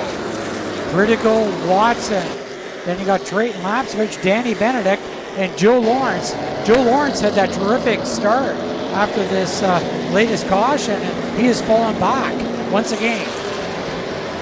It's been a character-building night for a lot of these drivers. They've had to swallow their pride as they slide backwards, regroup wherever they're able to fall in line. We're about to have a battle at the front of this field. Brandon Watson closing the gap. He's about a car length and a half behind Critico with laps winding down. Down to 7 laps to go. And Benedict all over Trayton Lapsevich in that number 32 car. So Benedict comes to life. And right now, should mention Pete Shepard. We said that his transponder not picking up. He is right now back in the 12th spot as he's dropped past Josh Stoddy as the battle for the lead heats up. And the guy that Shepard's chasing, tied with him the points coming into tonight, he's about to make the bump and run here. A little bit of a nudge on Critico for Brandon Watson. He takes the advantage down into turn number 3, drives it deep into the corner, keeping it pinned to the bottom. He'll take the advantage. Let's see if Critico gives him a nudge in return. 4 laps to go. Brandon Watson, the new leader.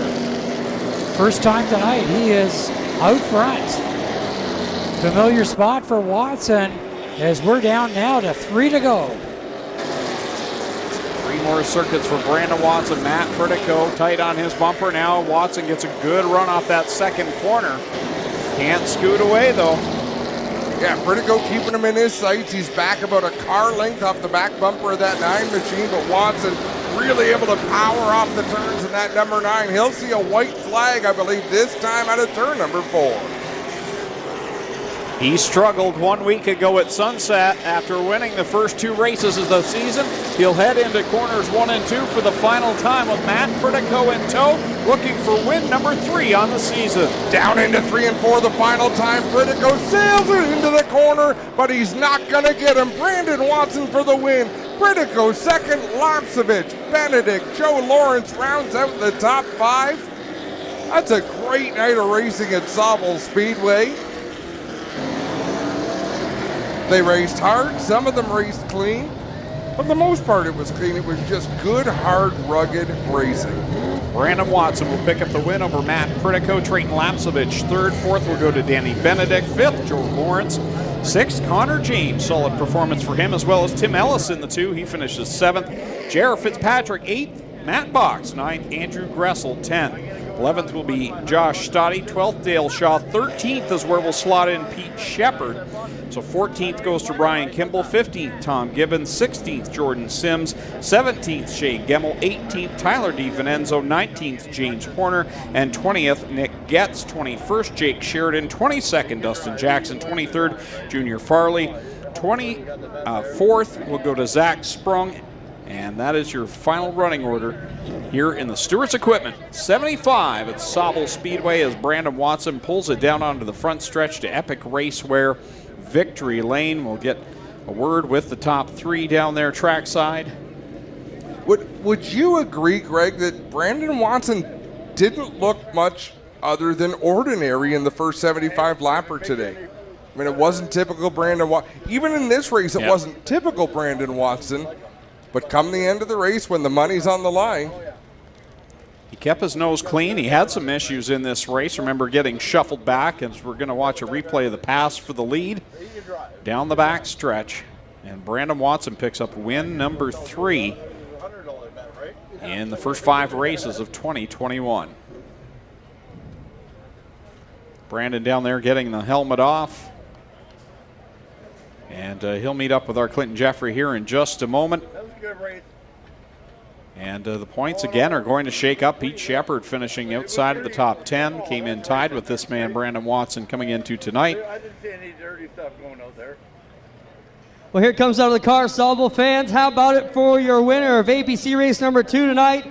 Brandon Watson gets it done.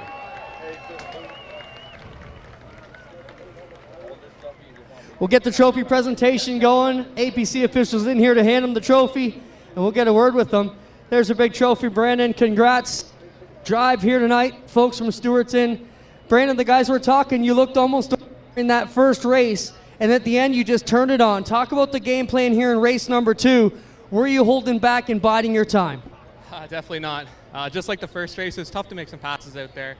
A lot of side-by-side racing, a lot of close cars out there. Doing the invert top 10 is tough now as those top 10 cars are all within a 10th in practice, and during the race they're all so good. So it's definitely hard to make passes. We had a good car at the start. I think we just used it up on the first race. So unfortunately we didn't have much for the end. We were loose off there. But my whole crew and the Call Racing Enterprise guys did an amazing job. This car was great the second race.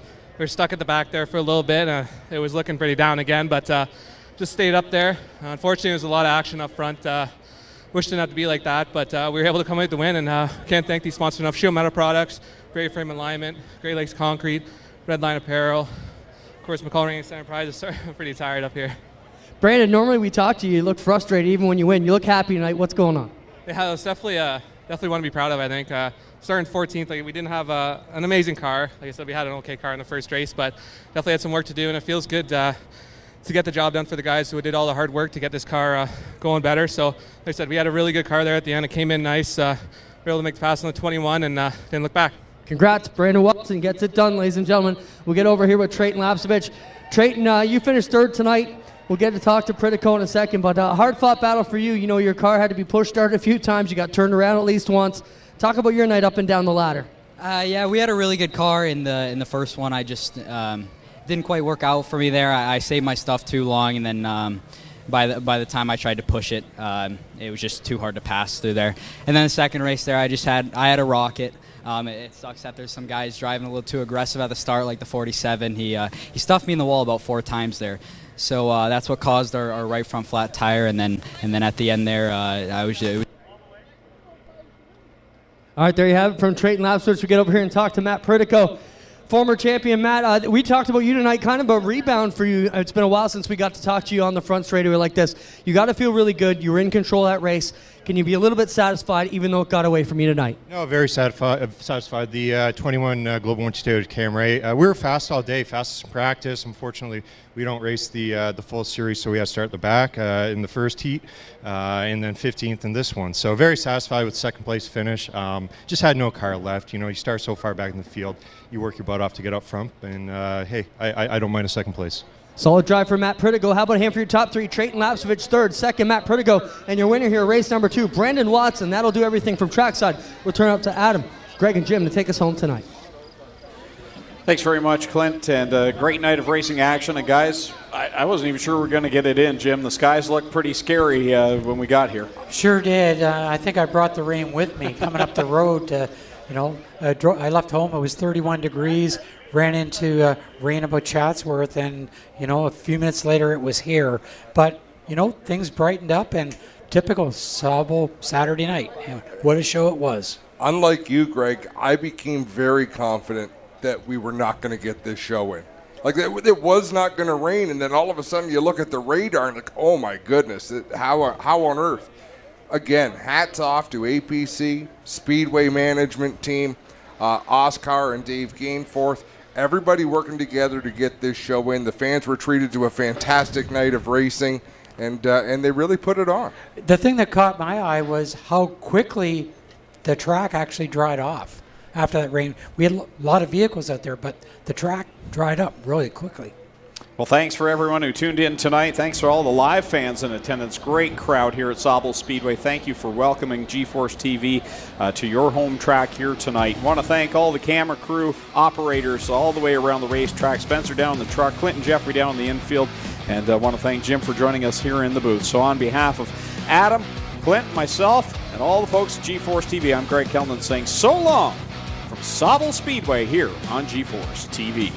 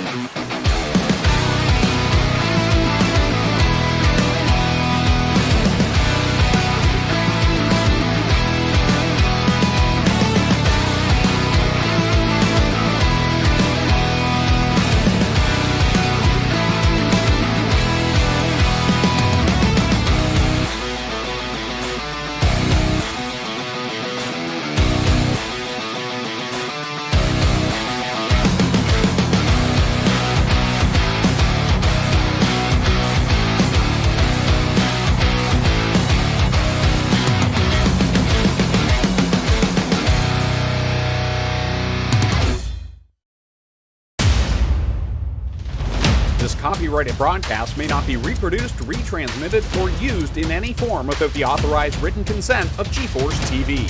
GeForce TV would like to thank you for your support and for watching today's broadcast.